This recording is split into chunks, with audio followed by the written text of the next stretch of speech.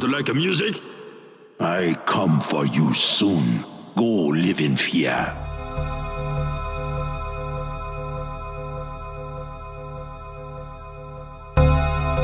I'm Jennifer. This is Slay Radio. And you're a lamer.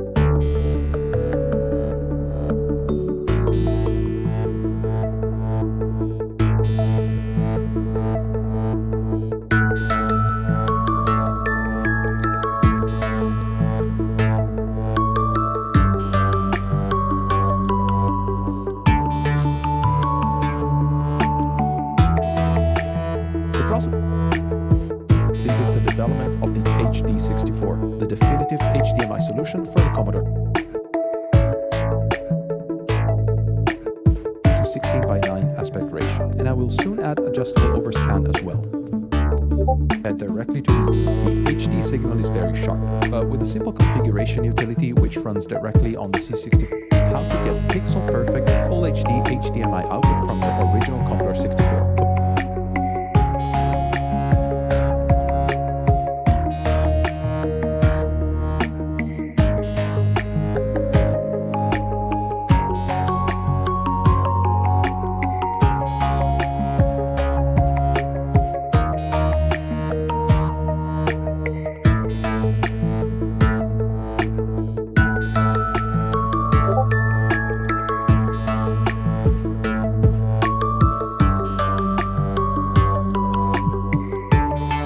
Hey everyone, thanks for tuning in.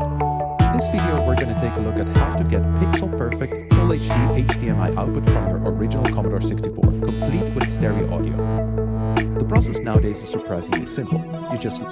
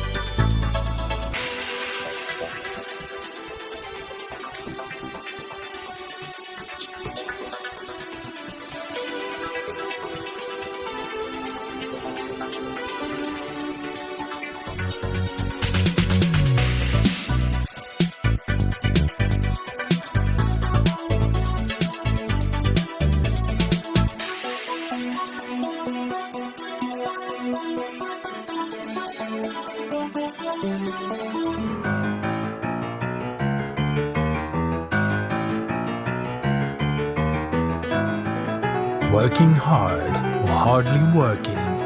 Make sure you don't hit that brick wall. Listen to Slay Radio.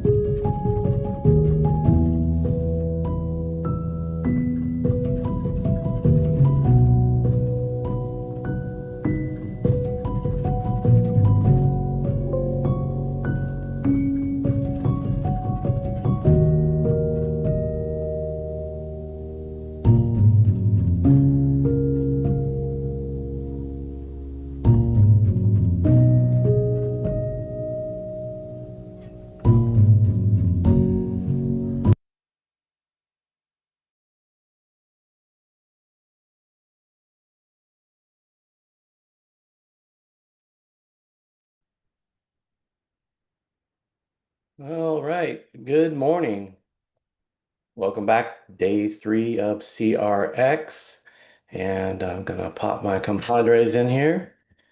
And we'll get this last day started. Oh, There we go. Gary, good morning to you. Yes, good morning. The How are last you? day, Last CRX day. 2025. We almost did it, Almost? but what could possibly go wrong if you're there, if you're this close? Rodolfo in the house. Rodolfo, what's up? Does it work? It Yes, it works. does. Okay, just making sure. Don't touch anything. It works. Do not touch what is not broken. That's awesome. Sure. How's it going, Rodolfo? Good. Just figured I better chime on in or at least hang out for a little bit just because I've been gone or missing MIAs ever since VCF. It feels like. Yeah, well, welcome Hey, back. you're not alone. You're not alone. It's, Yep. you know, but you've been in all of the virtual ones, so that counts for something, right? Yeah, a little bit. So, Right, you're basically hanging over or hung over from our 8-bit party last night? God, that thing is so long. I kept for some No. reason, I can't figure out how the time slots that were all well published versus the time that it actually is on the clock seems to be the same. Yet I'm still, falling asleep Right. due to exhaustion. I don't know what it is. What I really liked is it was pretty active chat going on as well. I really do like that the Oh, yeah. artists are making the time to be there, and some interesting technical questions being asked as well. I gotta think that they get some cool ideas as well of either new things to include in their mixes, or maybe even give a little bit more insight on how things were made and the equipment they used and all of that. So I did enjoy. I really did enjoy that. Yeah, I did too. Sharon Studios with that new pet synth was interesting. Yeah, Taking the very whole cool. computer apart and basically installing this board inside of it, and Yeah. it's I mean, if you're a MIDI guy, that's Hey, really that's great. the way to do it. I think Yeah. that maker community has never ceased to exist, I guess. So I do like how they extend it to all of these weird machines as well, that you're thinking like, okay, I would have never thought to see that in any musical arrangement, so I think that's really cool. I also think that the format that Saj chose for this year, kind of doing them all back to back, is the way to go. I Yeah. really do think that the engagement is much higher, cross engagement as well. I think that's really good. But obviously, Saj is the creative brain when it comes to this stuff. He'll come up with something to surprise all of us. Yep, for sure. Every time. Like being early. Being early and being on time. It Well- can very well be that the way the format he did it was, it lends itself to being, easier for him as well. I agree. Yeah. What I like as well is this year he made a conscious effort to try and get everything in as 4K based material as well, mix it like that, Yep. spend an inordinate amount of time on that. I think, preservation wise, 10 years from now, you're going to look at this again and you're going to appreciate that extra step was taken. Right. By Yeah, that for time, sure. we're all on 16K and it's no longer a TV, it's just a wallpaper. And Right. God knows or just implement it in our brain. We don't even actually look at anything. We just do a quick click of the button for data. Right. Well, God knows where it's going to go. What we have learned yesterday, though, Good. that from an AI perspective for retro computing, we'll probably have a few more episodes of the CRX event to go before we get to a stage that it is super useful. Right. Super useful for vibe coding on a Commodore 64. Yeah. I've been dreaming about that C65 ever since we had Dan on yesterday. Yeah. So, I was thinking about the AI thing. Remember earlier this year, we got this wild tangent for all of us to do music with AI. Yeah. I can't find those songs that we did. Oh, well, So I thank was looking goodness for for that, them. I would say, but maybe you're thinking differently there. I'm I've got a couple of friends that have become AI music composers, and in their mind, they've made it to Michael Jackson's state. Let me just tell you that both their moves and their songs are not going to be remembered. Right. Well, Yeah. no, but it's interesting that, it would have been a good thing to listen to for our AI discussion in general. But they weren't bad. I mean, they weren't like spectacular. I mean, it's not going to be, like Taylor Swift or anything, but Right. it's pretty It was good. fun to do. Yeah. I think this morning actually I was reading this article about this guy that's got ChatGPT going on the C64 now, Yeah. piping in and whatever. 45 minutes I think it took to get things through. I think it's cool. All these things are cool, If you kind of mix old and new technology, and with that get people interested to look either to the left or the right. Yeah. I think that's cool. I think all of these things are cool, and the creativity of the people never ceases to amaze me. They always come up with something new and funky. So I think that's really good. Yeah. Rodolfo, I know you've been in and out a little bit on the sessions that we've had. Anything that you wish you had seen or would have, or anything that stood out to you in these past days so far? Well, mainly or yesterday, like the whole pet ski, or no, sorry, not pet ski, but the pet for the MIDI, because I just wasn't ever sure of how far it actually went for music Right. composing, because anymore, it's just like your Commodores or anything else. But from a pet though, it's like, oh, that's interesting. And sure enough, Yeah. it happened. It happened. So I think Yeah. that actually stood Yeah. out to me, because not only did he take the step to make the hardware, but it's so thoroughly like explained. The instructions are very clear. Like, Yeah. this is what you're Yeah. getting, professionally packaged well too. Yeah, that's a Yeah. gift Yeah. as well, right? That's a gift as Uh-huh. well. It's I couldn't help but think about like the conversation we had with Dan yesterday on the Mega 65. He's obviously super passionate about the Mega 65, but the way he's helped lift that documentation to yet another level, Yeah. I think it's rare to kind of find people that can be that passionate and have the skills to do some of that stuff as well. If you can combine that with certain projects, and with that make it much more accessible and get more Sure. people interested to go and explore some of that, I think that's a gift. That's an absolute gift. For Yeah, no sure. doubt. So let's chat about what we're doing today. That's a good idea. What are we doing today? What's the Well, topic? we're just chatting about basically what happened overnight. And I will say that in my city, we had rain, which is not a big deal to a lot of people, but it's a big deal here because we only get 3 inches of rain. And so yesterday it flooded, much like California did, Southern Yeah, California. yeah, we had quite Wow. a bit of storming. I Oh, spent the whole morning cleaning up here. Yeah, it was in 2023 we had 18 months straight where there was not a single drop of rain here. And then so last night it rained, I think like an inch and a half or something like that. It was crazy for us and Right, flooded right. out. So that was my deal this morning, was to go out and look, see how much damage there was to everything. And so my shop actually has a big leak that I didn't know about. Oh, So oops. Anything got wet? oh no, no, it's just at the corner of the building, Oh, so okay. it's fine. But I was surprised to see that. So Yeah, because you don't have any rain to test anything with really normally, so you don't know if you've got a leak or not. right.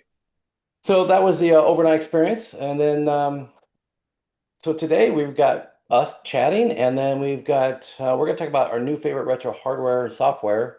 So How much time have we got for that? Because I got a whole list and I was actually starting forever. to pare We down the got an list. hour. We have an hour, and Oh, an I've got hour. a bunch That's of stuff fantastic. too. Yeah. Yeah, so we got a bunch of stuff to talk about. So we're gonna do that for an hour, and then our buddy Marco is coming Oh, back. fantastic. Yeah, so Marco's gonna. Y- I'll tell you what, Marco and Zarko, those two guys. It's the dynamic duo. I know not everybody likes being called the dynamic duo. They're the fantastic two. Let's call them that Yeah, I then. think too. Yeah. um, super, innovative, and you just never know, what's going to be coming out of those two. And Yeah, luckily for us, they're part of our CRX group, so we get to see what they're working on. But yeah, even us, we're surprised a lot of yeah, times about what they're yeah. doing. So Marco's going to show us this board he made to basically fix your stock power supply for your 64 to make it safe. Because that's the big, problem with the 64. Why we made the 64 saver Right. and CRX back in the day when we did a hardware build project. So Mark was going to show us this nifty new board, and it's an open source project, which is cool. Fantastic. And then we have our very own Jim Happel. And Yeah. Jim's going to talk about Meshtastic 64. And so Meshtastic is a networking system that was developed, and Jim's like everything he does, I got to build this, and and I've got to make it pretty, and it's got a cartridge case and all stuff. It Yeah. plays in the news report. It's amazing. We I got to think see Jim. I think Yeah. Jim is probably one of the best examples of someone that may procrastinate at times, but he will bring things to a finish line. Contrary to some of the dialogue that we had yesterday with certain people, he's very good at bringing it to the Absolutely. market. I think, and it's always something quirky. He's got a great sense for quirkiness. Yep. From the stupid pet tricks to Meshtastic 64. Yeah. Yeah. It's pretty good. It's so we're going to talk about that, and then after Jim, we're going to talk to me and see what I'm doing for next year and all my plans, which is going to be maybe somewhat surprising for some people. And then we can just chat about how the event was, and then we are done for the day. That is amazing. Yeah. It's Wrap amazing. it up. Right. No. I'm liking it. So anything else going on? So let's check about so VCF Midwest we all went to. Mhm. And we all Yeah. did the arcade thing. And if you caught Saj's Biscape, you know that this fine gentleman Rodolfo here, we were all with it's the NBA Jam competitor right there that barely won. Yeah. I was rusty. I was Destroyed was me. holding on. But so Rodolfo in the Uber on the way back to the hotel realized that he forgot his wallet. You don't have your wallet now. It's Yeah, like though his wallet was dropped it was in the somewhere. arcade, and luckily when he went back, it was there. Yep. A, Yeah, amazing, right? Yeah. good, or I can't say good Samaritan, but it was a well-known member there, I guess, who hangs out, happened to came across it. And it's funny because he mentioned that at what arcade, and I remember taking my phone out to take a picture to send to my oldest brother, and it was the Teenage Mutant Ninja Turtles, Turtles in Time arcade. I was like, oh yeah, cool. I haven't seen this in like so many years. Took my phone out. So whenever they mentioned that, oh yeah, he found it by that arcade, my mind replayed that scenario, taking my phone out, in which the wallet falls out. Yeah. So, but thankfully, someone, longtime member there, brought it back to the front desk, and I was forever grateful for that. And that's when me and Sasha stayed and played some more games. Yeah, it worked out for Saj. He was happy about that because he got to play a game that he wanted to play. Yeah. So that was good. So VCF Midwest in general was fun. We all had a booth basically to run around and play in, and we got to see 66,000 square feet of space. That was Yeah. for the event. And I know I was talking with the promoters of the event that they sold out all the tables like almost instantly. And then they had to actually turn away people. And I guess they were thinking about trying to expand it to, there's a little bit more room in that place, but not a lot apparently. And so they really had to be, finicky about who could be there just because of space Yeah. constraints. Right. So it could be Yeah. that, next year that VCF Midwest is 100,000 square feet instead of being 66,000, because I'm pretty sure they could fill it all based on what they had said, but they had to turn away. So retro is here, and I think it's going to get bigger for a while, especially with, Commodore's back, um, the Spectrum Next, and all those different things that are coming out from the retro. And VCF Midwest is a complete all genres type of event. So it's not just Commodore, just Apple or whatever. It's like a little bit of everybody in there. So Right. we're going to see probably a bigger event next year for VCF Midwest. I mean, they could certainly do it if they want to, I think. So, but it was fun. It was a fun event. I hadn't gone last year. I went the year before, and definitely bigger than the year before last. So, Yeah, Yeah. I do think that event obviously is clearly the largest one here stateside. yep.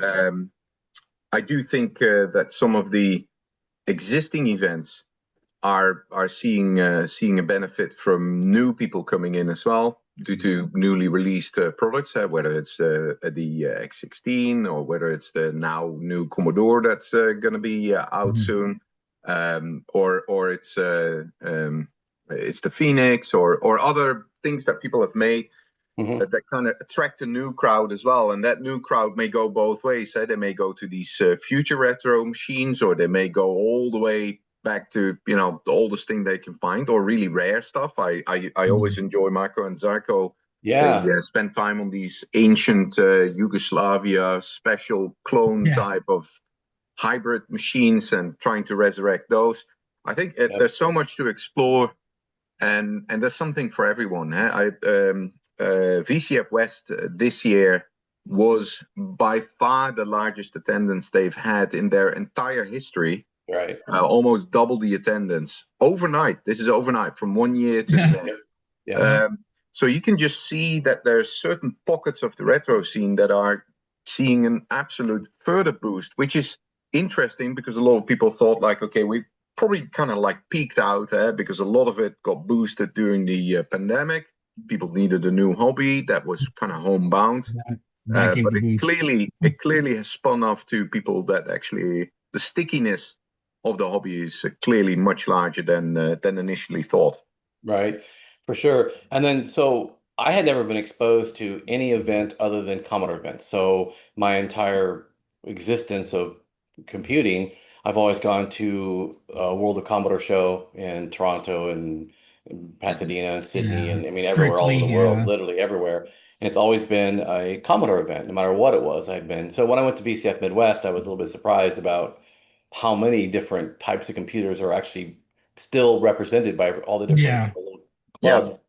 And it's funny because I remember back in the day, we had the Commodore groups, and then there was the Apple group, and then there was the Atari groups. And we all hated each other with a passion. I mean, that was just the way it was. You know, it was your rival. Oh, Atari sucked, you know, all that stuff like that. And you don't see that at VCF Midwest. I thought for sure there'd be some kind of like little rivalry, but nah, there's not. Everyone's all cordial, and you know, everybody's got the same kind of goal. They like their machines, and you know, it was fun actually. I was so surprised because I was so many years back in the day of that whole, you know, stigma, like don't you talk to the Atari people, and it was really bad between the Atari ST and the Amiga people. Yeah. Oh yeah. And so I used to razz those people a lot. I had a buddy of mine, his next door neighbor, and he had an Atari ST, had 520 and a 1040, and he was a MIDI guy. So, you know, the Atari's got MIDI built into it. So that's what he used for doing his keyboard work and stuff.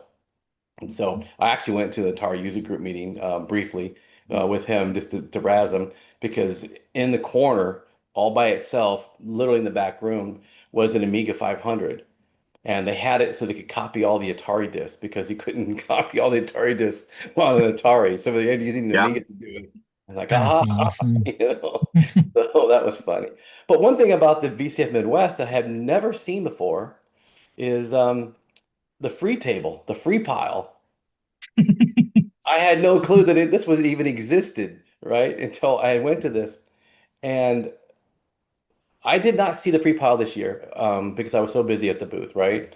But man, the year before last, that was crazy. And I know that like we always joke about Rodolfo about loading more stuff into his car. So what did you haul away to this year, Rodolfo? Dude, there was a lot. So I do. Yeah, Rodolfo, and give us the real story. Yeah. Okay, I always load the car up for the freebie pile. So I do contribute. I do get a bunch of stuff that, you know, hey, I can't throw it away. I'd feel bad if I throw it away. So I haul it with me to a VCF Midwest for the freebie pile. But throughout the day, I would just kind of make my rounds or laps around the event. Hey, this showed up. Oh, yoink, walk back up to the car. By the time I go to my car and swing back to the freebie table, oh, something else showed up, picked it up, went right back to the car. So it was a constant, I guess, swarm. But I mean, there was points or point of times where I was just doing something else, or I was just checking out other was it tables and stuff or their products and everything, just kind of checking it out for a while. So there was windows where I was like maybe didn't check for like an hour or two. So or just because like me and Saj were just walking around the event. So yeah, fun times though. Yes, and I'll kind of be doing the same thing. I'm sure I'll find more stuff to for the freebie pile for next year. So I contribute. It's interesting indeed. I've always wondered if you would bring back home stuff that you had put on the free pile, not recognizing it on your third round and loading it back up in your car. Thinking There's like, that's a good. there's stuff from the previous VCF before they went to the new venue that I found, and I just never got around to really using it or something like that. I put it right back in the free pile this year. I just brought it back. Yeah. At least you're not bringing back the stuff you brought originally, so that's good. Yeah, no. Yeah, Nope. yeah. That stuff has to disappear. And luckily by the time, give it an hour or two, the stuff all that I brought there was all gone. So Wow. yep, it's all gone. Well, that's good. So I think one of the things that obviously VCF Midwest kind of has become the de facto location where many of us that have met in person previously try to congregate. A, it's the largest event. B, we always have great hosting with the Happel family. Also, or offsite storage location. Sorry, Right, exactly. one day Especially the storage. I'll ship it all back. One day I'll ship it all back to California. One day. Someday. And it's for some people even a drivable distance, especially some of us that bring a whole bunch of stuff with them to either display, sell, or trade with others. So it's a really cool event. Now, obviously, with new Commodore coming in, hopefully, we could start orchestrating a little bit more of a, let's say, Commodore area or something. This year was the first time that the organizers tried to go that route as well, which I think was pretty successful. I think that worked out pretty well. Yeah, it did. Made a difference. Yeah, and then it's up to those that kind of are exhibiting there to start doing a better job at kind of integrating as well, because there's a lot that everybody could still do there as well. Sure. So now mostly individuals that are showcasing whatever they bring in, but you could easily see how there could be all kind of crosses going on in between as well. I think it was a great event. It had good speakers again. Jim, you had an opportunity to speak there as well, which I think was cool. Yeah, it was fun. It is a cool event. The one to watch for those people who are kind of planning their next year as well is VCF Southwest, which traditionally was held in Texas at the Texas University in Dallas. From what I understand, they're going to move location. So that's going to be an interesting one. That location was very odd, if you will, because it was spread over multiple buildings, multiple rooms. So that's something to see what's going to happen there. That's a busy show. There's a lot of people there. Obviously, rich history. If you kind of look at the Plano, Dallas X area, there's obviously Radio Shack. Radio Shack, TI, obviously. Yeah. So it's an interesting one. The other one that's interesting is going to be VCF West in the summer. VCF West has gotten confirmation already that the location is going to be available again on the original days. So no longer Friday, Saturday, but back to Saturday, Sunday. Now imagine this: Friday, Saturday, it was the largest audience they'd ever seen. Imagine if you're going to pull that fully into the weekends. They're going to fill up that location. That location is going to be an interesting one to see if that can last a few more years, because they're just taking up so much space now. So that's cool. That's cool to see. Yeah. And then who knows what more? Who knows what more? There's several other shows. So I'm trying to see about doing an actual live event for Vegas again, instead of being virtual, and Commodore related. Obviously our event's Commodore specific. So I've chatted slightly with Commodore about that whole premise, and so we'll revisit that next year at some point early on, I hope, and see if we can actually get the traditional show again, with actual Commodore stuff, and so it'll be interesting to see. I'm pretty excited Time about will the tell. possibility. Yeah, that'd be nice. Time will tell. Now, obviously, a couple of events that took place recently. Amiga 40 in Germany, fantastic event, very very large event. Yeah. And then the oldest Amiga show in the world, AMI West, was on 2-3 weeks ago here in Sacramento in California. Had a lot of the Amiga crew there, a lot of the original Amiga crew, and it's odd to see because these guys are kind of like reintroduced to their own machines as well. So half of the time, the dialogue that's going on there is them kind of catching up on what truth looked like and Right, kind of right. getting their story synced as well. But a very open event, very easy, and I do realize that if you're in Europe, you may not have been exposed to many of these folks. Where on this event you got 6 of them that just sitting together, and you're kind of sitting in between them and hearing these stories and all. It's pretty cool, and getting to meet these people while you know their technical knowledge and all is still fresh is pretty cool. Amiga 40, who would have ever thought? 40 years old, that thing, and still people like completely dedicated day in day out to working on these machines, It's so amazing. working with these machines. So yesterday also there was a huge Amiga event in Atlanta. Yeah. So they had an event there, and actually there was on the Discord, we had it under the promote your site. So there's they've got a Instagram page. So if you go into there, you can click on it, take a look at photos of the event and stuff. And so that was a big event there. I learned about that event through Mike Battilana, who people might know as Clanto, who is the copyright holder for Amiga the forever, Amiga right? ROMs and 64 ROMs and all that stuff. And so he actually told me about this event, and they actually have information about our event as well at that. So they were watching our event at their event, which was neat. So yeah, it's no matter where you are in the US or worldwide, you know, celebration for Commodore stuff in general, Amiga and Horse 4. And so I think this next year is going to be interesting because there's a lot of other new hardware you know, on the horizon for the Amiga as well as the 64, and even 128 stuff now is starting to pop up, which is kind of weird. Right. You know, it's one of those things, like I think the most powerful command on the 128 is Go 64. You know, that's what we always used because we didn't really use the 128 very much for the 128 mode. And that thing was very powerful at the time.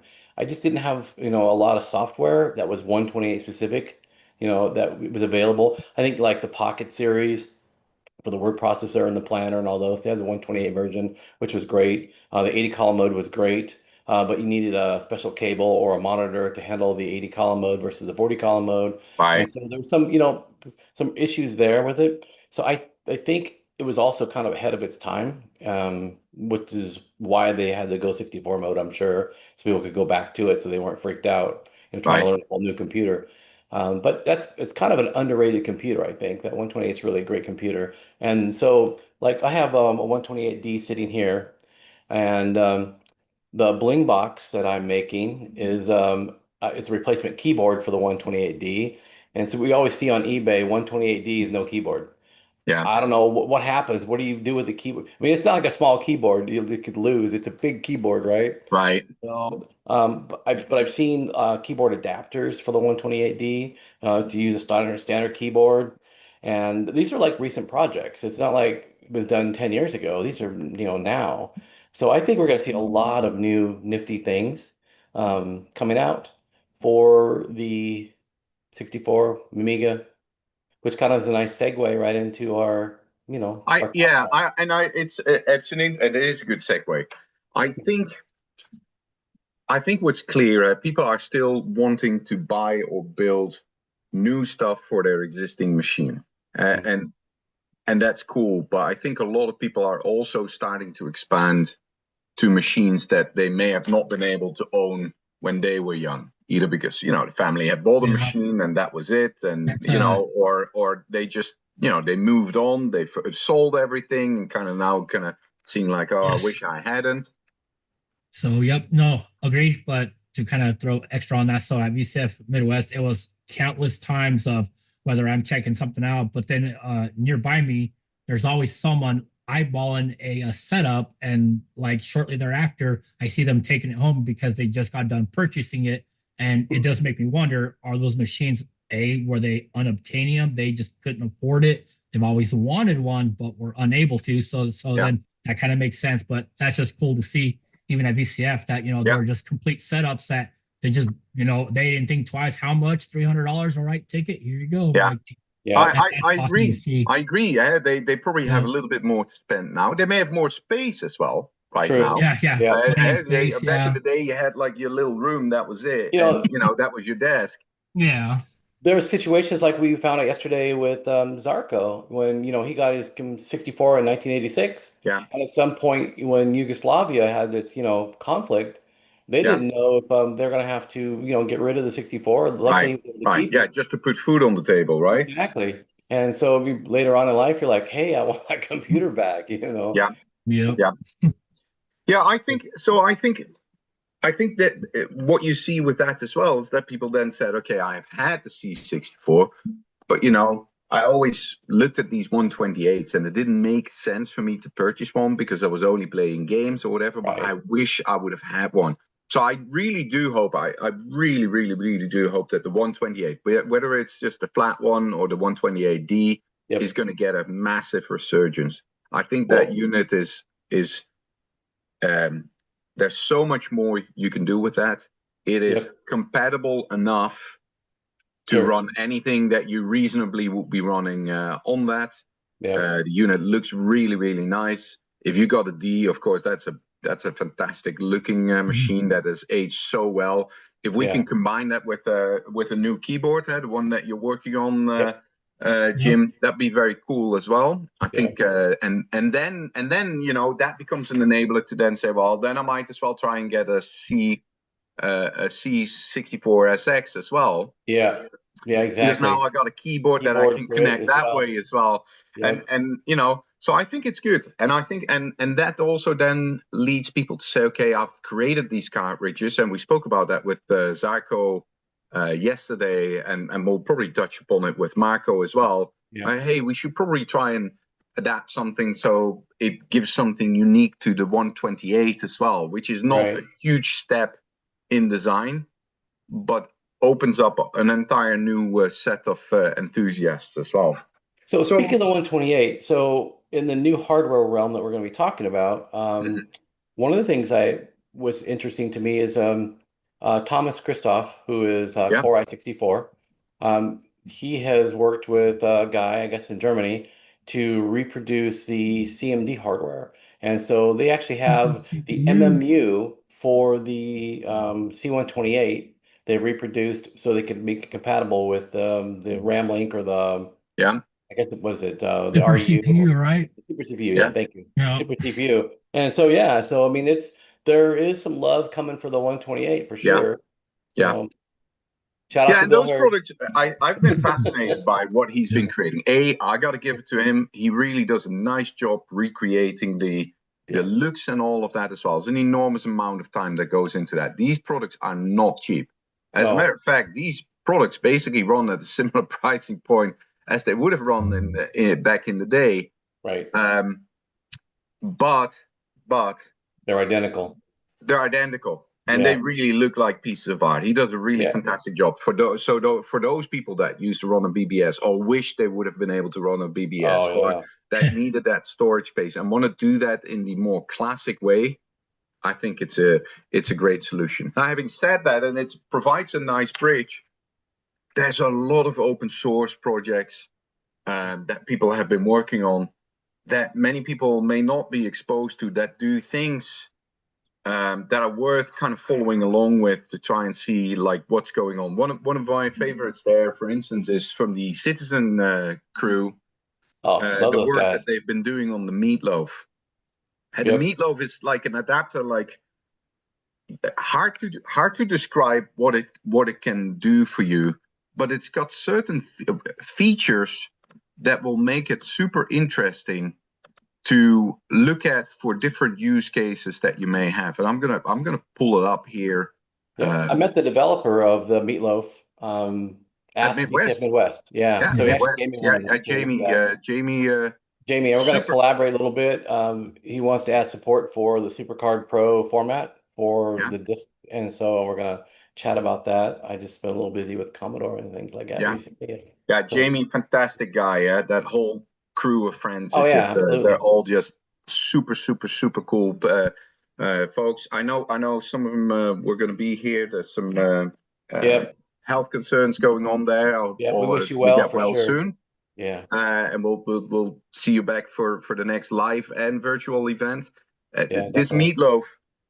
meatloaf, what is really cool about it that a lot of people have not realized, perhaps, it is a lot of people have moved to the SD2 IEC. Just from a practical point of view, it's a great simple solution. Yep. What the meatloaf can do is, unlike a single floppy drive, it can be configured to emulate up to 26 virtual drives. So from ID 4 to 30. And then each virtual drive can basically contain a different disk image. And that's basically effectively, you know, it's loading thousands of Long string of floppies 1541s. connected to your Yeah. machine. Can you just imagine what that's going to do? So it can connect to the internet. So it can function as a Wi-Fi modem. So you can connect to via telnet to a BBS. So you can already see what you could be doing with that. That, you know, would have been like Mission Impossible or so expensive Yeah. Sure. back in the day. These are such neat things where and it reminds me a lot of the dialogue with Travis. They created something and then find out like, oh, you're trying to do what with it? Oh, I never even thought of that. Yeah, I could probably add that, and with minor changes we can do this. And then it becomes its own ecosystem. Yep. Getting these out into the hands of more people so that they can experiment with this, and people with, you know, creative, crazy minds that help come up with other use cases is obviously what's going to flywheel some of these projects. So the meatloaf, and I'll be linking them in the Discord. The stuff that we talk about, that I'll talk about, I'll link in the Discord so people can check them out. Super cool product. Super cool people behind it. Like, awesome people. We don't have a room for new hardware. We don't. No. I'm sure we could repurpose one. Well, let's add one. Yeah. There we go. New We hardware, add yeah. another room. A That's room okay. galore here. Well, we have code dev. Let's repurpose code dev. Okay. Might as well. I'll repurpose that, and Yeah. So meatloaf. we'll call this. It's a hardware, a little hardware device. Great software built on top of that allows you to load software, access your disk images, and connect to online. You know, you can see where this is where this is going. It's very, very cool. And some cool use cases are like online high score cases taking place by using the online module functionality. It's just got really, really cool stuff going. I'm just going to Name the continue, room guys. hardware review. I'm gonna continue. I've got so many Yeah, here go on for screen. it. Yeah, I got a bunch too, so we're good to go. See, I love the C64 being ported to other little pieces of hardware, whether it's via emulation or whether it's via FPGA. They both have their own space, and they both make a lot of sense and invite you to play with them in different ways. One of the things I really like, obviously, we've got the Mr. DE10 platform. You can have, hardware identical setups coded into FPGA. But obviously, for a platform like the C64, you don't need that much horsepower. What is really cool, there's a new platform called the Tang Nano. And the Tang Nano now has its own Mr. Core-based C64 implementation. Here you've got a device, I think they're about between 25 and $30, that will do a hardware implementation of the C64, can output to HDMI. Very cool little unit that you could create, little case around it.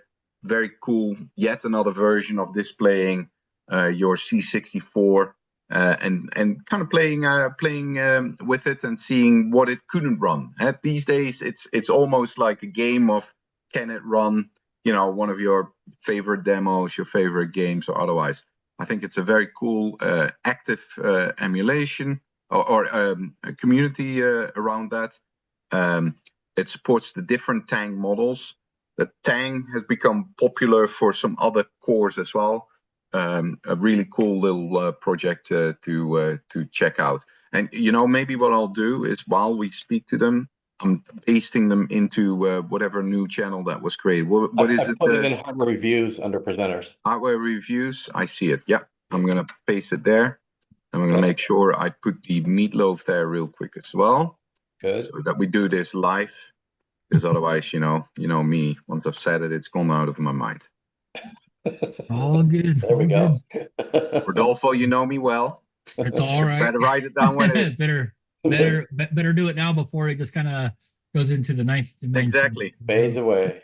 Now, I think one of the other challenges that we see is with connecting some of our retro gear up to screens. There's so many different solutions, from really simple ones to very complicated ones, to people scouring the internet for that specific LCD screen, or that can do 15 kilohertz and all of that.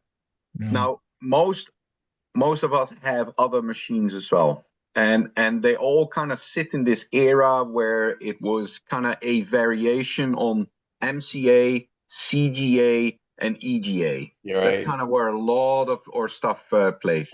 Yep. Back in the There's day. a really fun little cool project that's out. It's under heavy development. Very cool to see. KiCad schematics, everything, which is a simple standalone MCA, CGA, EGA to VGA adapter based on a Raspberry Pi Pico. Okay. So you just get a Pico or a Pico. Yep. And you have no need anymore for an upscaler. No more need for a 15K kilohertz compatible VGA monitor. It works with standard VGA modes. So it will do pixel perfect output for at VGA 640/400, for Right. CGA and EGA at 320 by 200, which is probably the most common one. Right. The 640/200 or the 640 by 350. It can do VGA 800 by 600 for the MDA mode. That's always a hard one to get out. Sure. That's the 720 by 350. Right. And then it can even do VGA 640/480 for both vertical solutions anywhere between 200 and 240. Now that's an interesting one as well, because some of these systems had these odd 225 or these really oddball solutions. Well, that's not oddball. That's NTSC. Right. And but it's a hard one. It's a hard one to get displayed if you some of this old stuff and you're trying to connect this up. It's For true. EGA, it has the brown color correction, which is always like a hard one to solve as well. It's got some on-screen messages. It's a through-hole PCB. And what more could you wish for? Nice. For sure. I think it's a really cool little project. Easy to assemble. And if you can't assemble it yourself, probably easy to get a hold of by an enthusiast that has some soldering skills. All right. So while we're on the subject of video, I have one, and there's actually a new HDMI video board for the 64. Woo! Yep. And there's actually a 5-minute video from YouTube, and I was just going to play it. Basically, it talks about the board. What do you think of that? Let's go and do it. Let's All right, figure out how we do that. Let me share my screen here. I'm going to put a video. And I'm assuming I can share my sound. Okay. Share. And that's not the screen I wanted to share, but that's okay. It was the right idea, wrong screen. Make sure you do audio pass-through. Yeah, that's what I did already. Let's try this one. This screen's good. Yeah, share audio. It's good. All right, so we'll try this one. Hey everyone, thanks for tuning in. In this video, we're going to take a look at how to get pixel perfect Full HD HDMI output from your original Commodore 64, complete with stereo audio. The process nowadays is surprisingly simple. You just locate the micro HDMI output on the back of the device, plug your monitor in, and you're ready to go. 1080p goodness with stereo audio, configurable scan lines, and more. But perhaps you'd like to know more about how we got here. It all started about a year ago when I bought one of these excellent boards from a developer known as Copper Dragon on GitHub. This is effectively a replacement board for the original RF modulator, which can also produce a nice and crisp RGB output.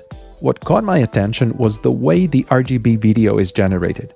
See, the VIC-2, the graphics chip of the Commodore 64, doesn't have a digital video output, and the analog video signal coming out of it is often noisy and distorted beyond repair. So just filtering or digitizing the VIC's output is not enough to get a sharp video signal.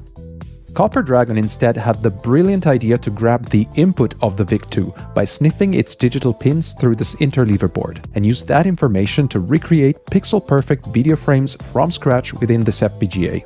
The digital video is then converted back to standard definition RGB analog and presented on this connector over here.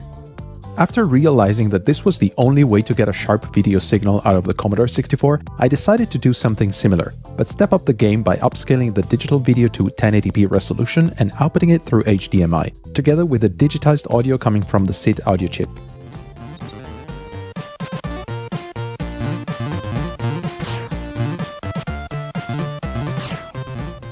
And thus, after almost a year of hard work, I finally completed the development of the HD64, the definitive HDMI solution for the Commodore 64.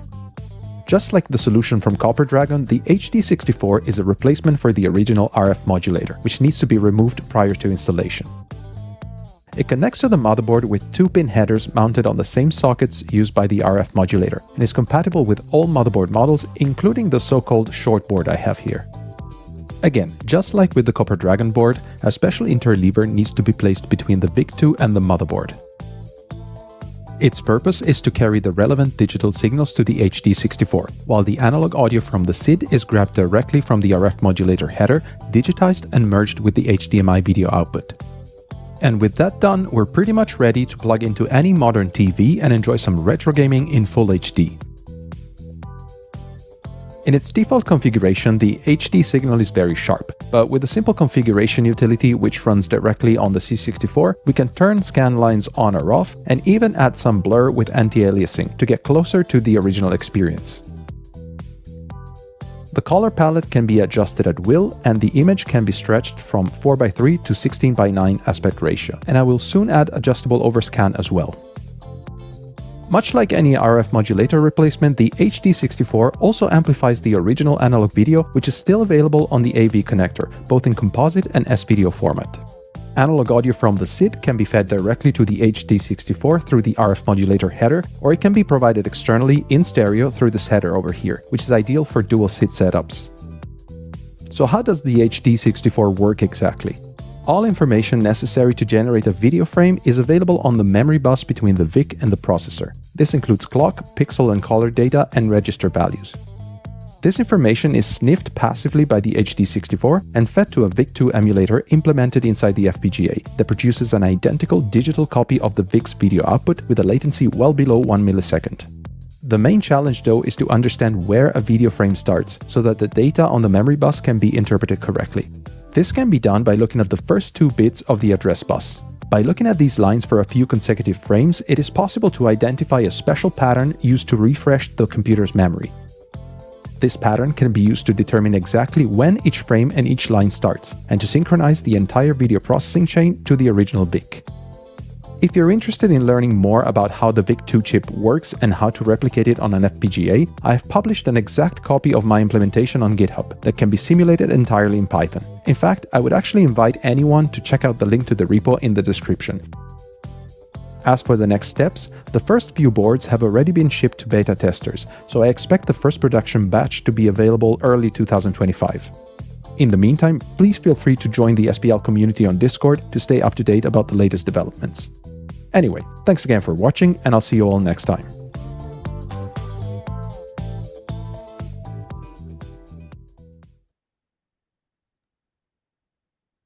Very cool indeed. You're muted. You're muted, Jim. Thanks. Yeah. There you are. There we go. Yeah. So yeah, that's pretty cool. Yeah. I was very surprised that it was that simple for the installation and stuff. I mean, so. Yeah, I think it's a great solution. I think these type of outputs, to modern displays are important to a whole bunch of people to just use their machines more often. And while you could always argue you ought to have like a real CRT setup, blah blah blah blah, I don't think that for a lot of people that's a practical solution.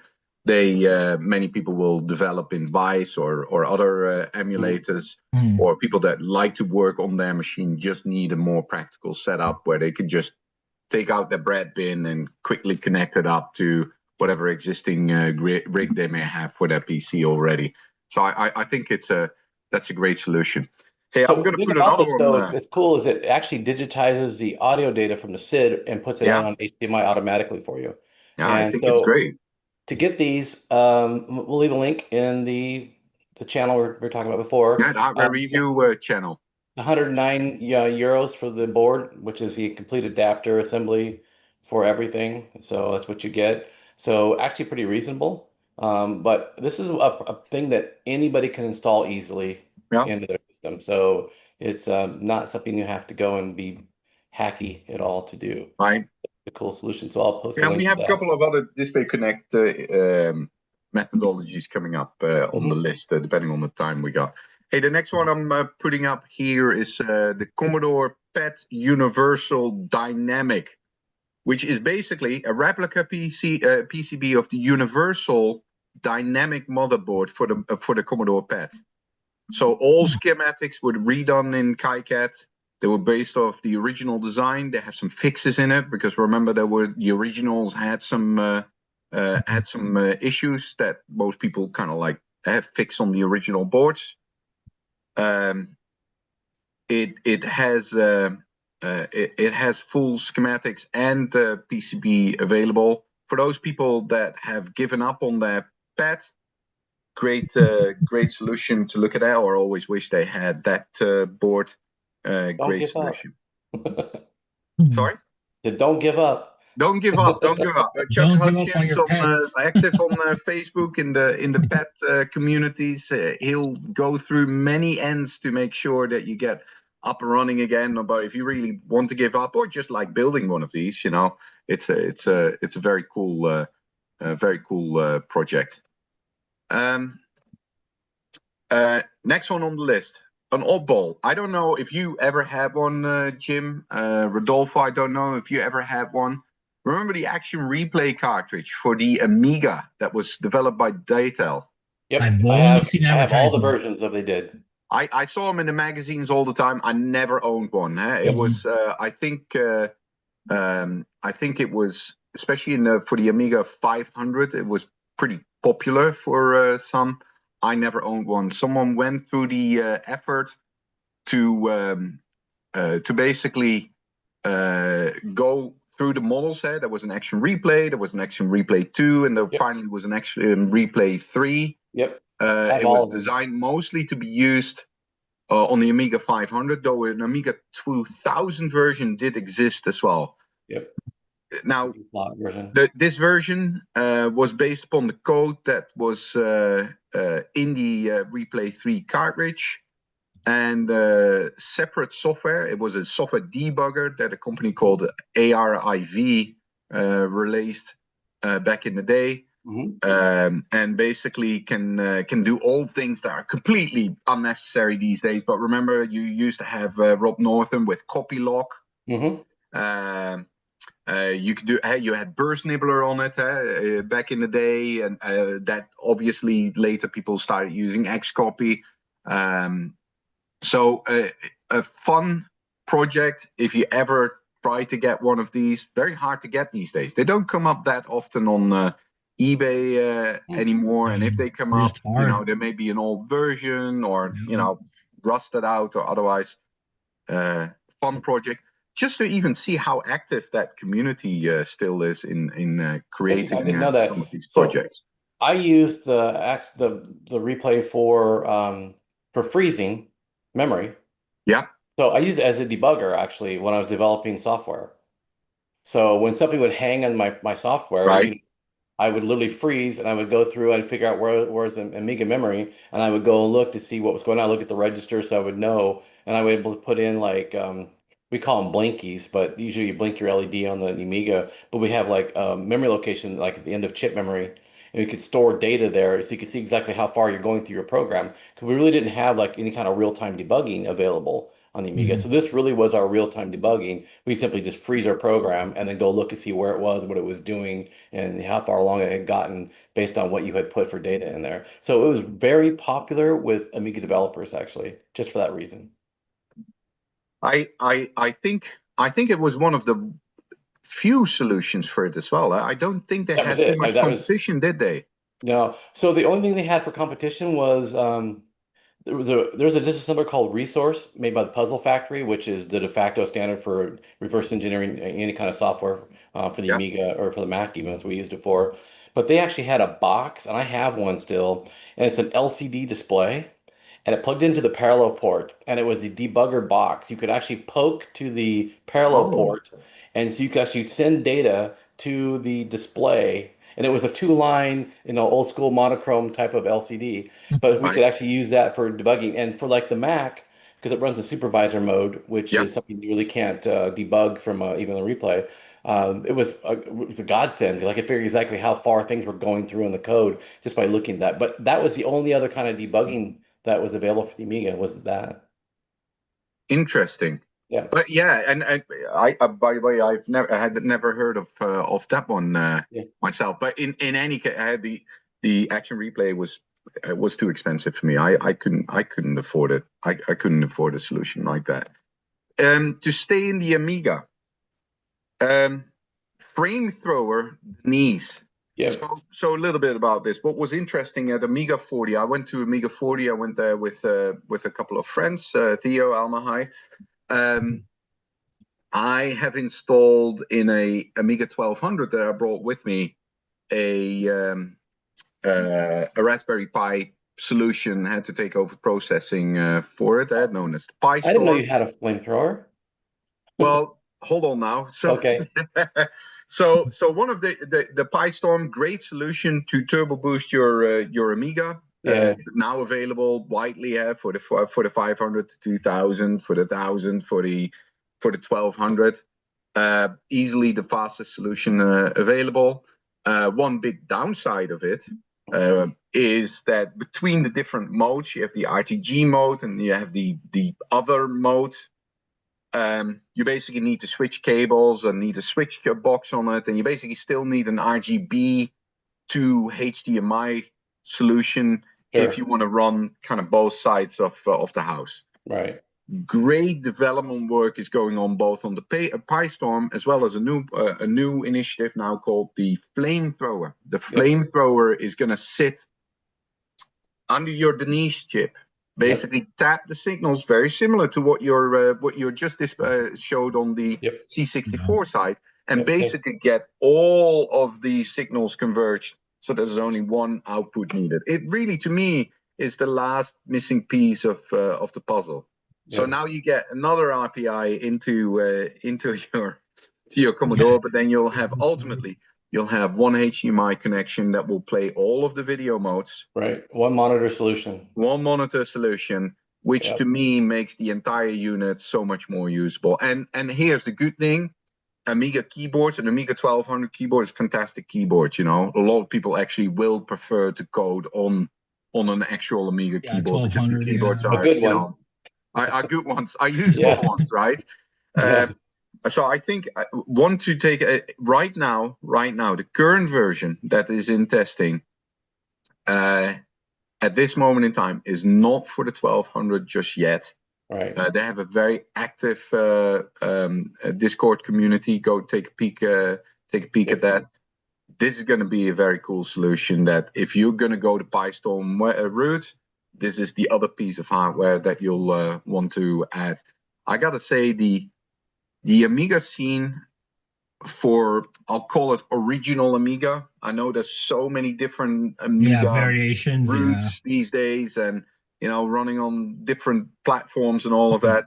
The OG Amiga space with a Pi Storm and like a Flamethrower is absolutely very, very, very cool. And once you get it set up and running, and even that side of the house, anybody that had ventured into Pi Storm land and had to do it all by hand, oh my goodness, the nightmares it's gotten so much easier. The tool sets created to create your initial SD card images that you need for Yeah, this it works so have good. gotten a lot better, a lot It works better. so Yeah. good. Because Yeah. that was terrible. Now, and that really, that barrier has been taken away. I really admire the people that have taken that route and said, I know it's a thankless job to create those tools, but that is really the biggest barrier to entry that's been taken away. Yeah, it's interesting. On the Amiga itself, it's always been a real pain to set up HD Toolbox and all your partitions and stuff like Totally. that. Oh, that's Yeah. painful. Yeah, it's painful. So when the PyStorm first came out, I made image files of my development machines for my 3000 stuff.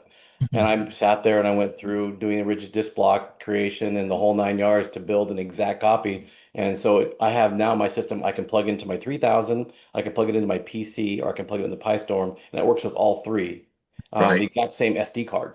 So I don't have to, like, if I want to like do some coding on this machine, I can do it and then take it out and put it in another machine.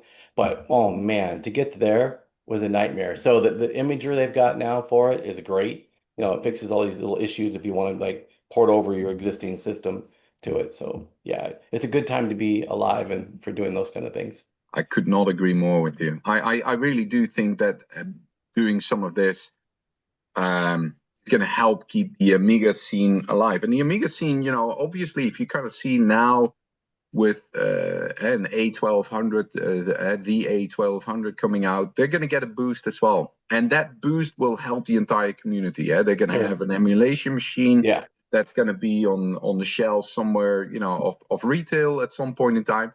That will cause those people not to just buy those units, but also to go back to the original units and say, Mhm. I want to own an original unit as well. I think all of these communities and all of these products kind of help each other.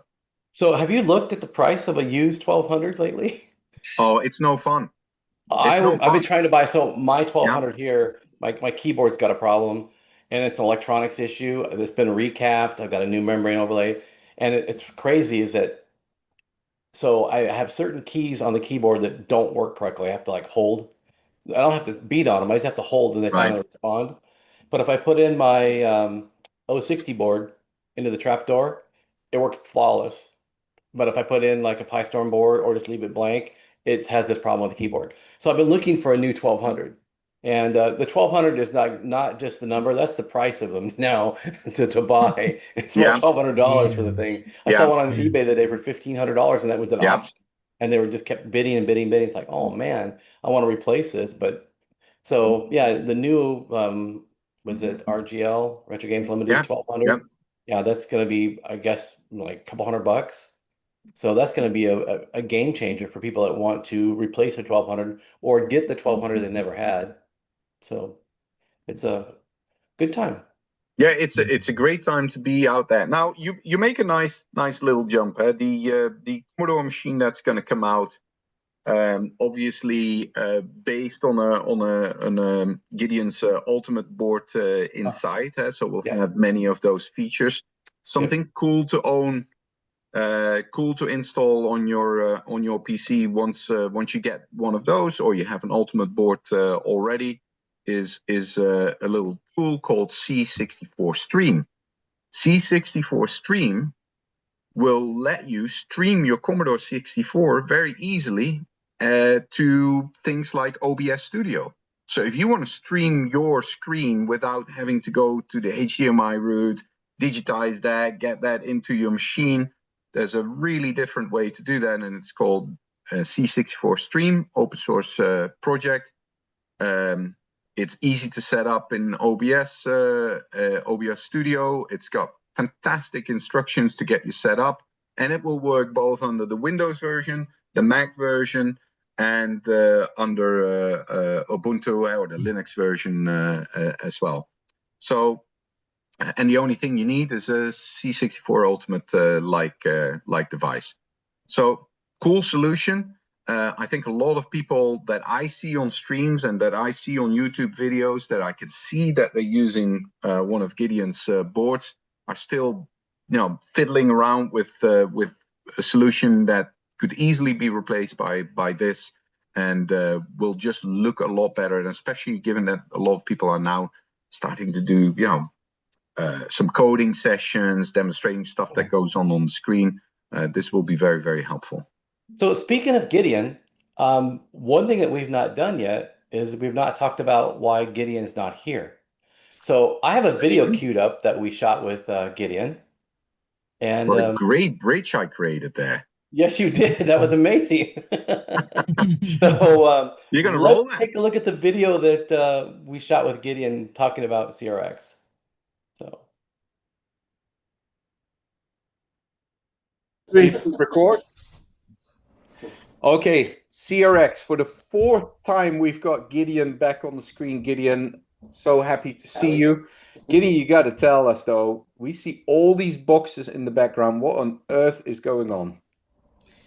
Yeah, well, thank you, Yuri, for having me. I have to cut this interview a little bit short. It has been crazy busy. Been working super hard, and yeah, behind me there are a couple of boxes that are still full with Ultimate 64 Elite 2s. That's going to be the last batch, so if you want one, take one.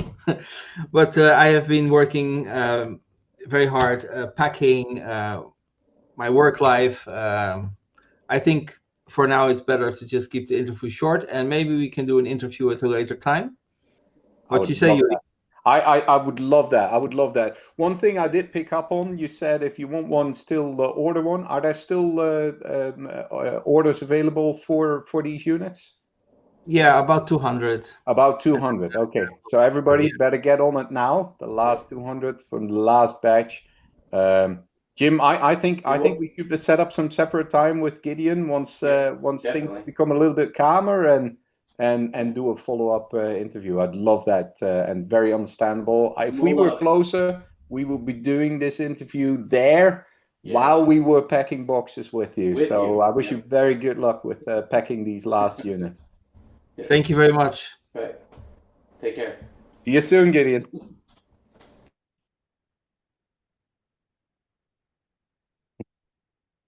You're muted now too. Yeah, You're poor lad must be so happy once these 200 are done. I did talk to him very briefly this morning. Oh, good guy. He's doing well. He is packing, and we'll have him on that at some later point in time. I don't envy him, and he actually.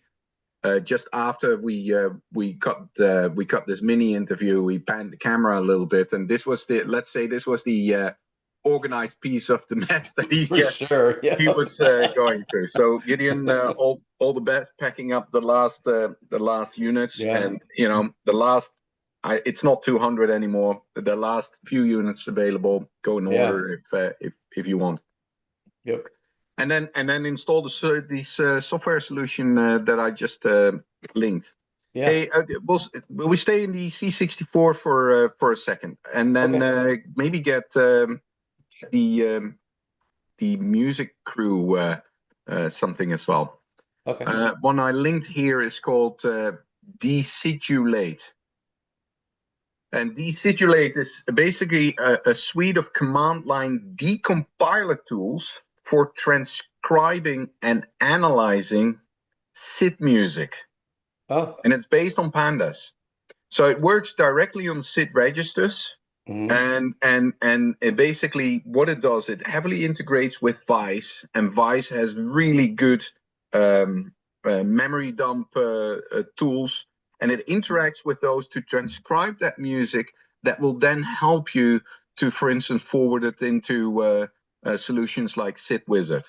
So for people that are in the creative field and that have been wondering, like, okay, how are certain passages of certain SID tunes kind of like, how they're set up and how can I learn from that? This is an absolutely fantastic tool to do deep analysis on that part of the machine code, if you will. It's a decompiler specifically used for music. I can't wait for some people to kind of do some analysis and maybe even do some write-up or some talks about specific tunes that were released in the past.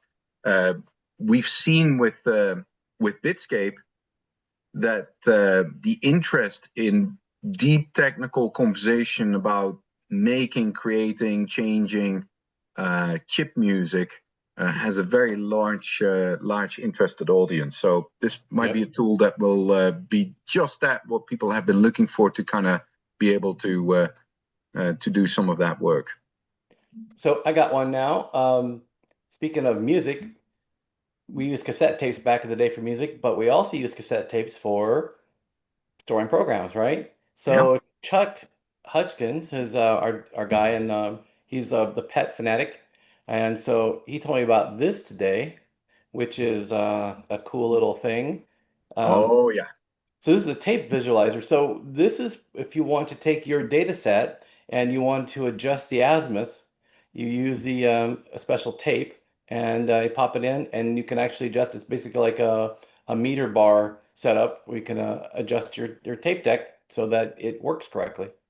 So, you know, people that are hardcore tape people that have worn out your tape deck, maybe replaced your The capstan, way maybe replaced your belts or whatever, and you want to you know, make sure that it's got the right alignment to read tapes. This is something for you, and so it's a GitHub project, and so I'll link to that. I love it. I love it. And it's made by Black. Black has done so Yeah, many a bunch. cool Yeah. things for the community. That's fantastic. Oh, that's a real cool one. I'll Yep. put that on my list of things to make. Yep. Yet another one. Yep. Um, Gives you getting let's free see. time. Let's see. We got so many. We'll go. We'll make a quick jump to pet. Why don't we do that? We'll go to pet.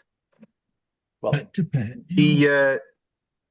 If you have a pet, obviously, Bitfixer, for instance, creates some really cool solutions, SD2 IAC type solutions to get to your data. You should have that. Really, it's the way to go. sure.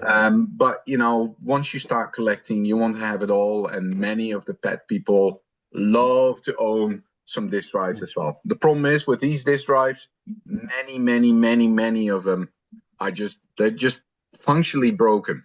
After cleaning, they're still not working. Something technically go wrong. Pierre Finelson, he created a really cool solution. He created a IEEE disk diagnostic ROM specifically for the 2040, the 3040, the 4040, the 850, and the 8250 disk drives. Oh, All of the ones that use the IEEE 488. sure. And it performs memory tests as well as other tests, and then can provide visual feedback through LEDs on Sure, the linking. on the drive Right, side. right. And if functional, if you're that lucky, via the IEEE port as well. Nifty. I think it's a cool project. It's something that can help a lot of people kind of trying to do initial diagnostics. And then there's a really lively community that is gung-ho on making sure that these things get brought back online as well. It's got really nice documentation with it. I think a really cool thing to try out.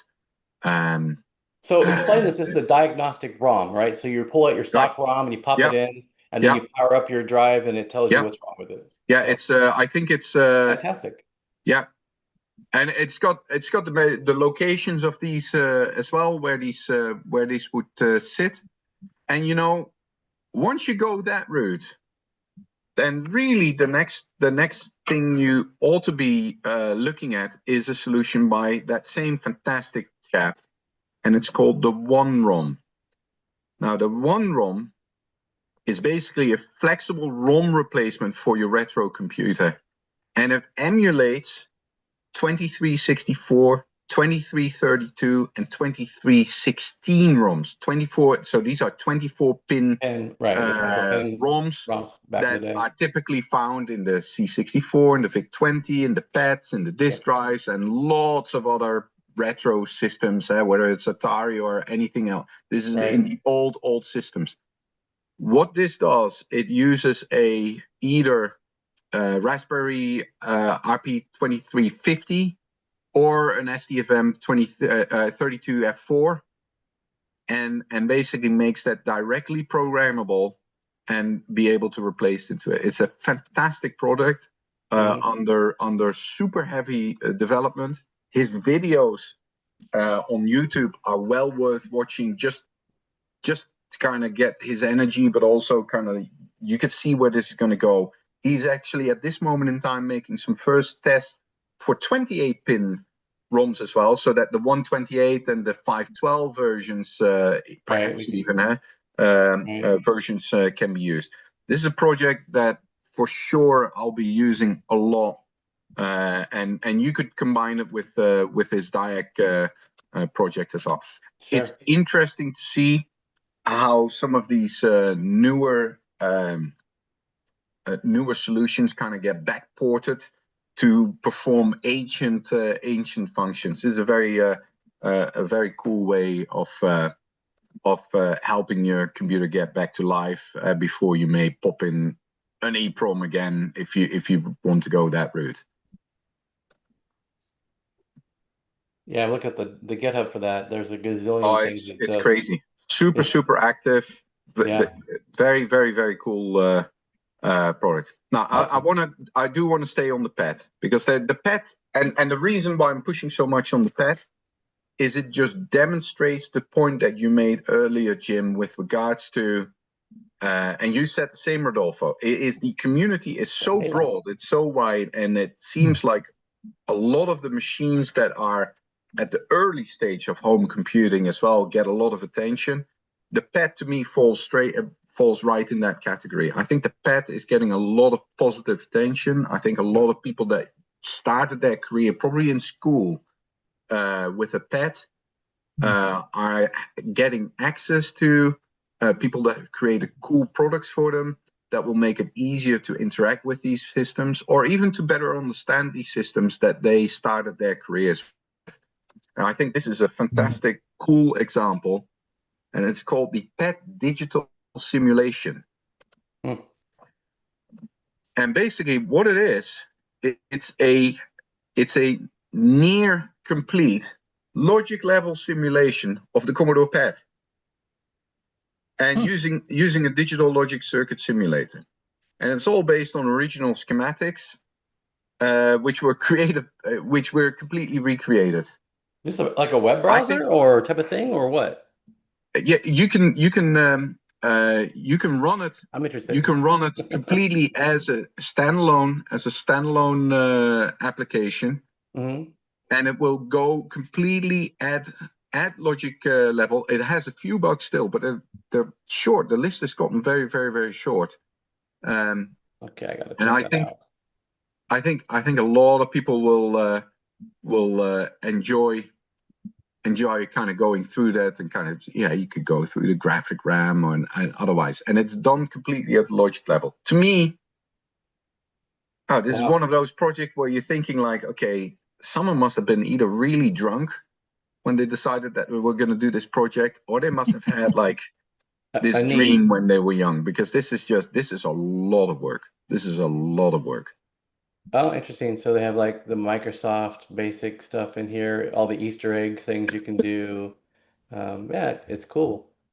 That's a lot of work too. That's a lot of work. That's a labor of love right there. That is truly a labor of love. But I think from an educational point of view, I could see a lot of good use for this, or just people that love working on these on a hardware level as well. Yeah. And the way this started, he said, was by watching videos of Curious Mark. Now, of course, Curious Mark and his mate Ken Sheriff, these guys are like, they went through the repair of a PET 2001. I think it was a year or two ago, and that kind of inspired him to kind of look at these schematics and say, well, what if we could kind of like reverse that to a visual setup? I think it's a fantastic project. Fantastic project. So it's funny, since we'll segue over this real quick. Since that PET was based on the original Microsoft Basic, that whole deal had happened where Commodore actually licensed the Basic perpetually for a very low fee compared to what they ended up using. Microsoft this year decided they were going to release the original source code for the 6502, and so it's the same source code that was used in the Right. 64, the PET, and all these things. So this is the original source code that they released. So we now have the original code. And shout out to one of the people that we know very well.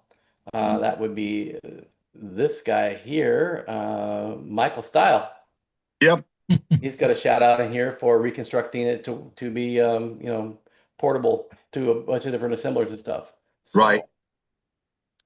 so That's that was cool. awesome. So that happened this year as well. So if you want to look at the original source code that ended up being in the PET and then derivative of for 64 and the VIC-20 and all those, it's available. That's pretty good. The next entry I was going to go and put up in here is the SD2IEC Snoop. Now, I think Sarko linked something with regards to a fast loader to the SD2IEC. I think an SD2IEC is probably most people that own a C64, they'll have a version of an SD2IEC connected to their machine. It's basically an easy way to load software from an SD card. One of the challenges with that is, and I found the same thing, I had one. It was one of my first purchases once I started getting back into C64. And that thing works, and that's probably all I know about it. And I've had several occasions where I thought like, okay, I need to change the drive letter or another setting. I know it's possible, but for the life of me, I couldn't figure out what the commands would be or otherwise. Yep. For the life of me, I cannot understand why not someone came up with this 8 years ago or 10 years ago or however long it was, but finally someone has and created a little helper tool for the SD2IEC floppy drive emulator running on the C64 itself, where it will make some of these commands a little easier. Drive version, changing the drive letter, all of that. To me, these little helper programs are really making it easier to not have what I wanted to do on the machine to be preceded by a whole project just figuring out how I even get things loaded. Because that really takes a lot of the joy away of working with these. Now, I hear you. If you have an Ultimate or you have an Ultimate cartridge, you don't need a lot of that. That's true. But sometimes going about with the other hardware that you have is so much more fun, or is something that you want to do, or you want to make sure that, it works on other machines as well. So I think really all the devices useful that we tool. use, Yuri, like ST2IEC and the IDE 64, all those, you have all different commands for everything. Right. So you got to have a cheat sheet for all this stuff. So yeah, a cheat wall. It has become. The older I get, the more space I need. So definitely, this makes things handy for people that maybe they're getting into this for the first time. Yeah. And want to be able to just to do something simple like switch the disk instead of having to go look it up. So definitely instead of having to look it up all. I think this makes it a lot easier. That's great. My list is so long. I'm trying to choose some within the time limit that we got. I'm going to put one up. What we've seen and what we'll see later as well with Jim Happel and the code, and he has a little video that he's going to share as well. Jim does a lot of stuff in BASIC. A lot of people are using more BASIC. I think Dan spoke highly of BASIC in general as well. The Commodore machines had a really good BASIC. Many people will have fond memories also of something called Simon's BASIC. Oh, yeah. Now, there's a project that went farther than that even. I used to play with Simon's BASIC as well. There's something called Tuned Simon's BASIC. Of course there is. Because why not? Of course. So what is cool about it, Simon's BASIC was super powerful. It allowed you to do a lot of stuff that would have been really, really hard to code around in normal Commodore BASIC. Now, what this person did, he took the source code or the debug of Simon's BASIC and then basically went through it and debugged it, shortened them, fixed them, and created a few extra commands since after he was done with that, he created some more space. So a new version of Simon's Basic, turbocharged, Right. and then it now supports the RU as well. Oh, And it's basically something that you didn't even know that existed back then, supercharged. yeah. So Simon's Basic was really popular in the US. The only problem was you had to have the cartridge. Yep. And so you couldn't run any of the programs unless you had the cartridge. And of course, it occupied the cartridge port. So if you wanted to have an RU at that point, you couldn't have them together. And so for this to have support for that, that's awesome. Yeah. Very, very, very cool. Very cool version. Now, okay, dude, we've got what, 3-4 minutes left before. Yeah, so I'm thinking, do we end with something non-Commodore, or do we talk about one more cool, crazy Commodore thing? Well, this is Commodore Retro Expo. We got to stick with Commodore, I think. All right, then we're gonna stick with Commodore. We're gonna do one more Commodore seal the deal version. Now, here's what I'm gonna bring up. What I'm gonna bring up here is one of the favorite tools I think here in the US used when it came to monitoring, hacking, cracking cartridges, but what freezer, whatever they were called here. The Super Snapshot, Super Snapshot version 5. Yeah. Super Snapshot version 5 was a fantastic cartridge, obviously, to work and take a peek in the running programs of the C64. There were very many versions of it. Often the producer of the cartridge or others that would relabel them with, mythical version numbers that would have fantastic extra features that may or may not have been implemented in those versions. Someone took the time to actually make an ultimate version of that cartridge and renamed it to be Snappy ROM version 5.34. And you could either burn it to an EEPROM, open up your cartridge, replace the EEPROM, and use it in your Super Snapshot version 5. To me, that is the way to do it. But you could also put it in your Easy Flash, or your Kung Fu Flash, or your Ultimate, or the tens of others. But what it offers you, it's a Turbo Macro Pro TMP is now in the ROM, which didn't used to be. Right. It's got a Jiffy DOS compatible loader, so compatible with the SD to IEC type devices. Most people would call it then Jaffy DOS. Right. It's got some further wedge improvements. So the add CD, for instance, can be used for a directory. It's mapped to a function key as well, which is pretty cool. And the default startup menu is now to exit to basic instead of the original setup to get back to it. It's a very cool solution. I think this cartridge is still used by a lot of people, probably in their original version, whatever version they happen to have picked up for. And I think this is, if you still have one of these cartridges, you probably will want to burn this to an EEPROM and put that in your cartridge, save the other EEPROM somewhere. Though those images are available as well. I think it's a cool product to have in your C64. So Marco, who's up next to speak, he actually just snuck in an entry in the hardware reviews. There's a Jiffy DOS patcher for use with the SD2IEC. Yeah, the Jiffy DOS, and that's exactly what they did. What they did with this one, the Jiffy DOS setup. Jiffy DOS, so it's got a file browser and stuff like that in there. So okay, and Marco is right. Without Jiffy DOS.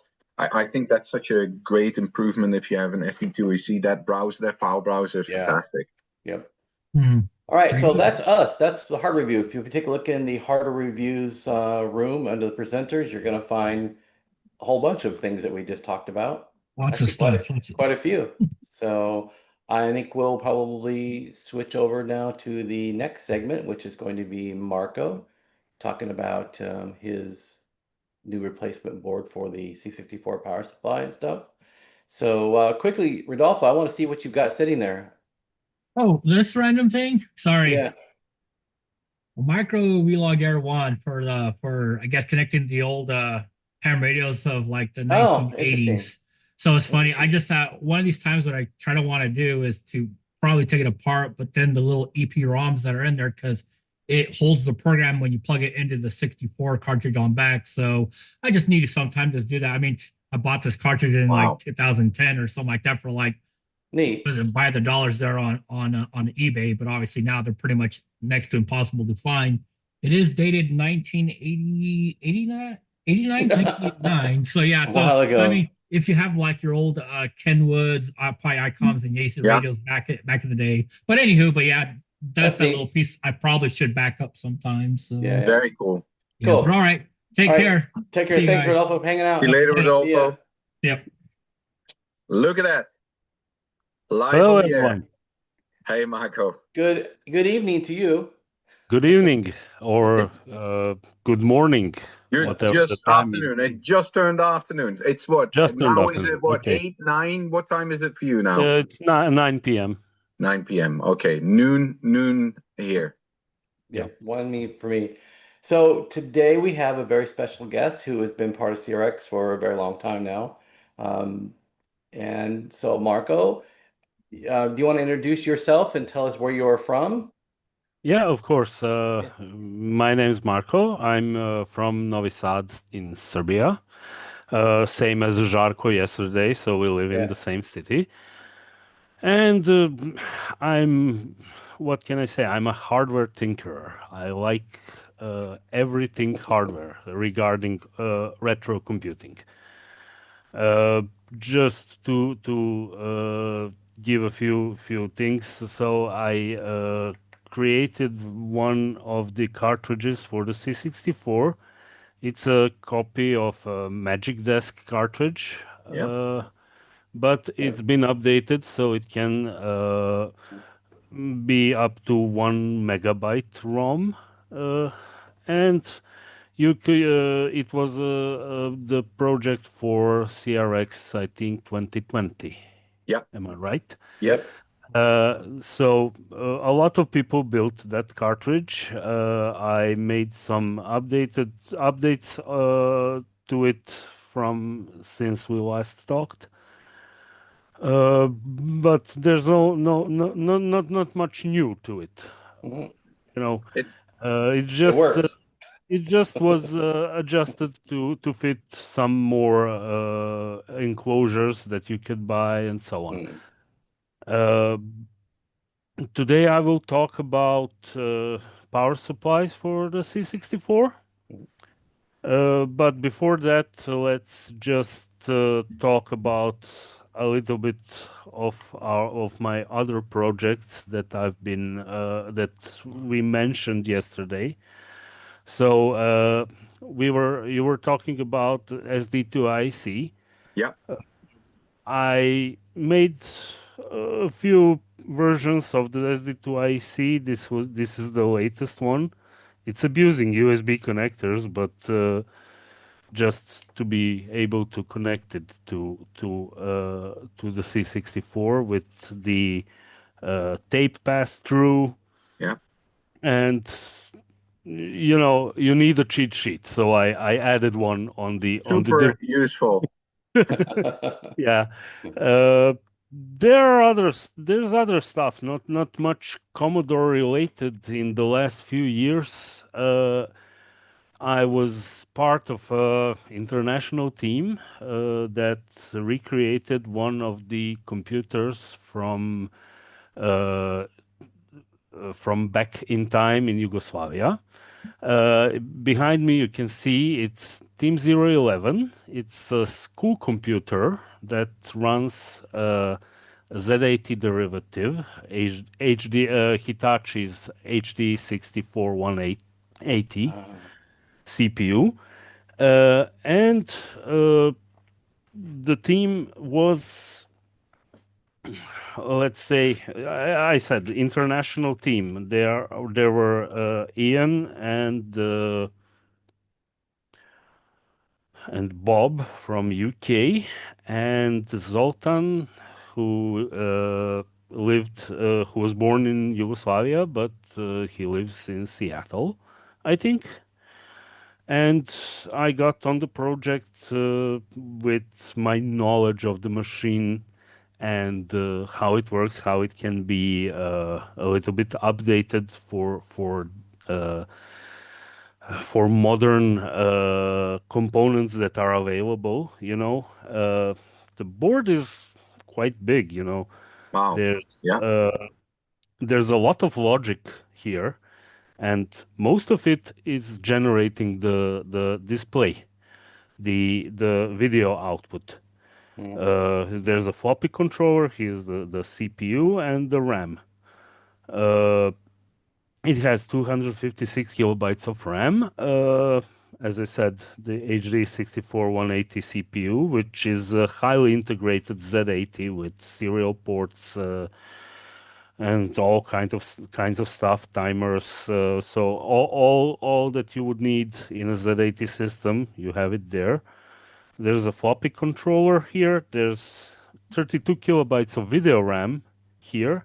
The resolution is quite high for the time, so we're talking about 87, 88, Yeah. I think. 512 by 256 in four colors. Right. And the computer was mainly envisioned as a school computer for school kids to learn how to program. It ran CPM, so you had your basic compiler, your Pascal compiler.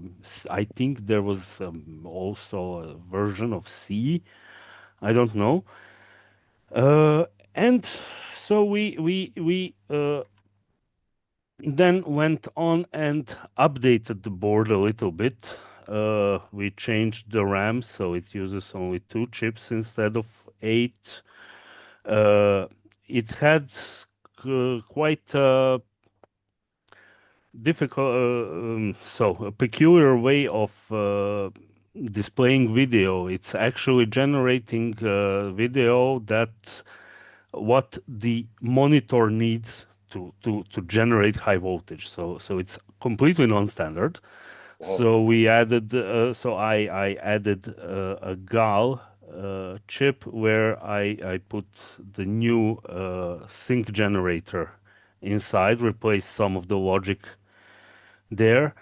Then we went on and made a bunch of add-on boards. So this is a SCSI interface. Wow. Because there was in the BIOS there was support for SCSI. Oh. For the first revision, we had to make a board which would, let's say, adapt to the video signal so it could be shown on a regular monitor. Yeah, composite out type of setup. Yeah, we had Yeah. to make a keyboard or translator board Wow. because it uses serial as a keyboard. So we made a PS2 to serial converter with the entire protocol inside. Then we made this is the old project that was originally published. The XT PC XT keyboard to adapter, but Right. it doesn't work. Then we made a sound card with joystick port on it. And the last thing we did was the compact flash card adapter. And so most of the stuff was done by Ian and Bob in the UK. I mean, hardware-wise, PCB layout and so on. I was mostly doing hardware improvements and software on it. So now we have a ROM that can also say, hey, there's no boot disk drive. When you turn that thing on, there's a Oh, the blank original display. doesn't do anything. It's Yeah, just yeah, there's completely it's completely blank. It's completely blank. And okay. if it Welcome does, to CPM. if you don't put in a disk inside, Yep. Yeah. It doesn't boot. It doesn't Yeah. say anything, you know. So we made I made a ROM that has display routines inside and so on. And the I will post the link on Discord later, but that's the UK board folk team, Yeah. and whoops, they do all kinds of stuff regarding old computers. They make a lot of replicas Yeah. of computers, and Bob, you might know him as the guy who made the 60 Yeah. The clone, 60 clone. Yeah. yeah, I Vicky know him. 20, Yeah. And he did and so also on. the Acorn BCB, the full size board. Yes, yes, and Yeah. the Electron and Yeah. C16 Oh, he did a lot more. Amstrad. Wow. He's been very Yeah, prolific. and there is more, but it's not public, you know. Okay. Yeah. Yeah. Yeah. And so that's a project that took a little bit of my time. I really enjoyed it. It was a shift to another CPU, you know. I do like the C64, but I also like all other 8-bit Yeah. Yeah. computers, you Yeah. know, and Yeah. 16-bit. So Right. and Yeah, I today, think Marco, you and Zarko are both you both exhibit some of these machines as well, and also display some of the more rare machines that were very specific to the region where you guys grew up. That maybe history would have forgotten about if it wasn't for people like yourself, kind of trying to resurrect them and display them. yes, yes. We do exhibit them at least once per year, maybe even more. This year we had an event called Retro Pulse, Yeah, which was a 2-day event where people could come see old computers, hear some stories, and right, see a documentary and so on. I like bringing this stuff to other people, you know. It's nice to see parents with kids come, and then a father says to his child, you know, this was my first computer. I yeah, learned to program on it. Mm-hmm. You see how it looks, and you know what you have now. yeah, yeah, yeah. I agree.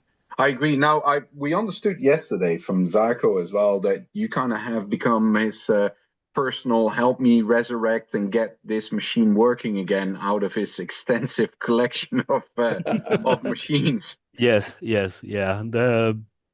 I I read a lot on the internet.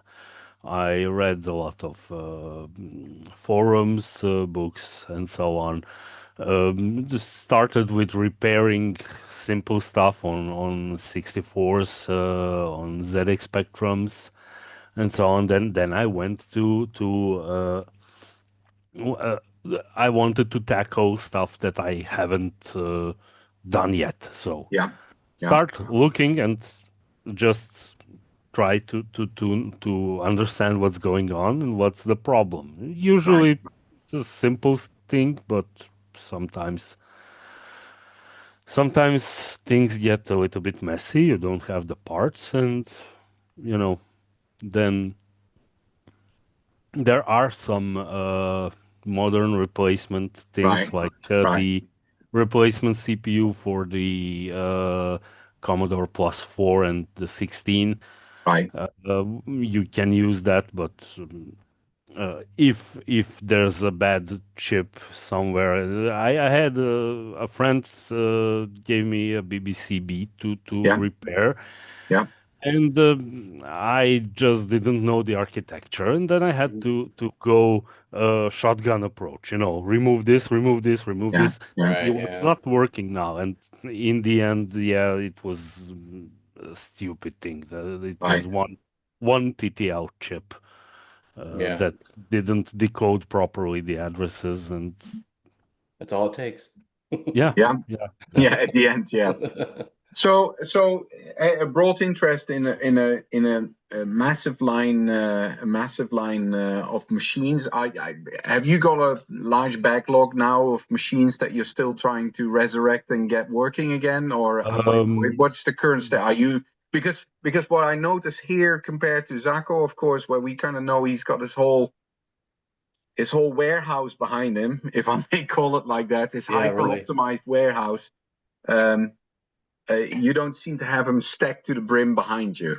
Because there's the door to the room. But if I would to move the camera to the right, you would see quite a mess. Yeah, I'm afraid to show that on camera. Don't worry. don't worry. Maybe in private somewhere, Yeah. but not But on the live stream. so do you always have a stack of machines kind of that you're working on, or is it are you trying to kind of like, okay, I fix it, then I box it up, I put it away, or where does for you kind of like the project end, if you will?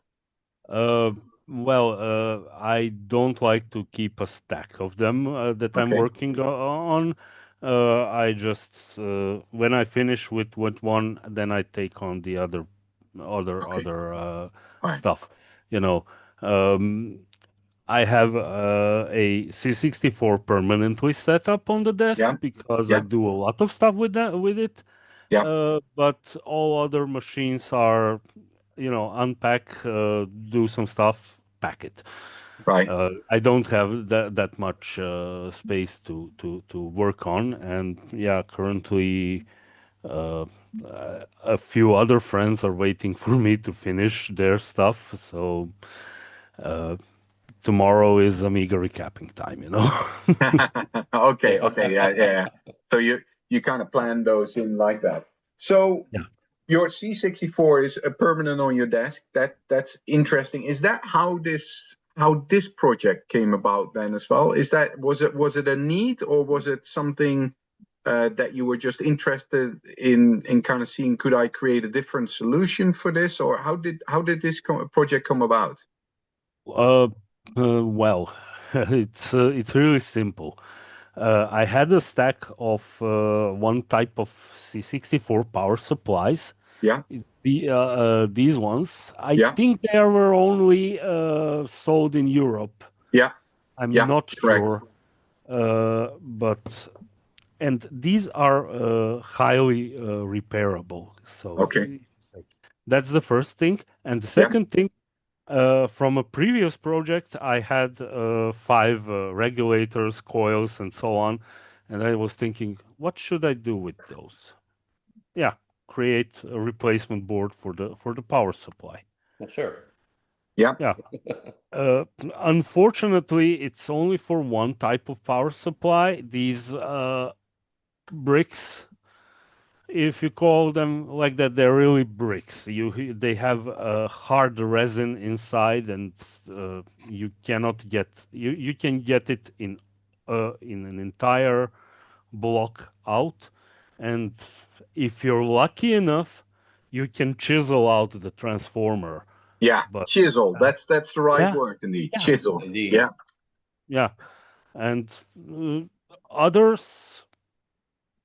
I think there are projects for the sloped wedge power supply. There is a project of a replacement board.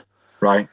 I'll have to check, but just let me get to this. So I had to undo everything from one power supply Right. because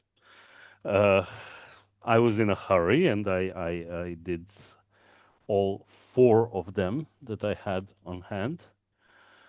But they are really easy to open up. They have 4 screws. Wrong. Yeah, screw. that's amazing already. Yeah. Actually, that's better than a screws, chisel. Yeah. And I can show you some photos I took. I like that you're doing this live, by the way. Just opening it up, yeah. So that's the type of power supply. Yeah. And Which is one of the 2 types you typically see in Europe. This one, and then the shorter one with the bigger slope. Yeah, and the brick.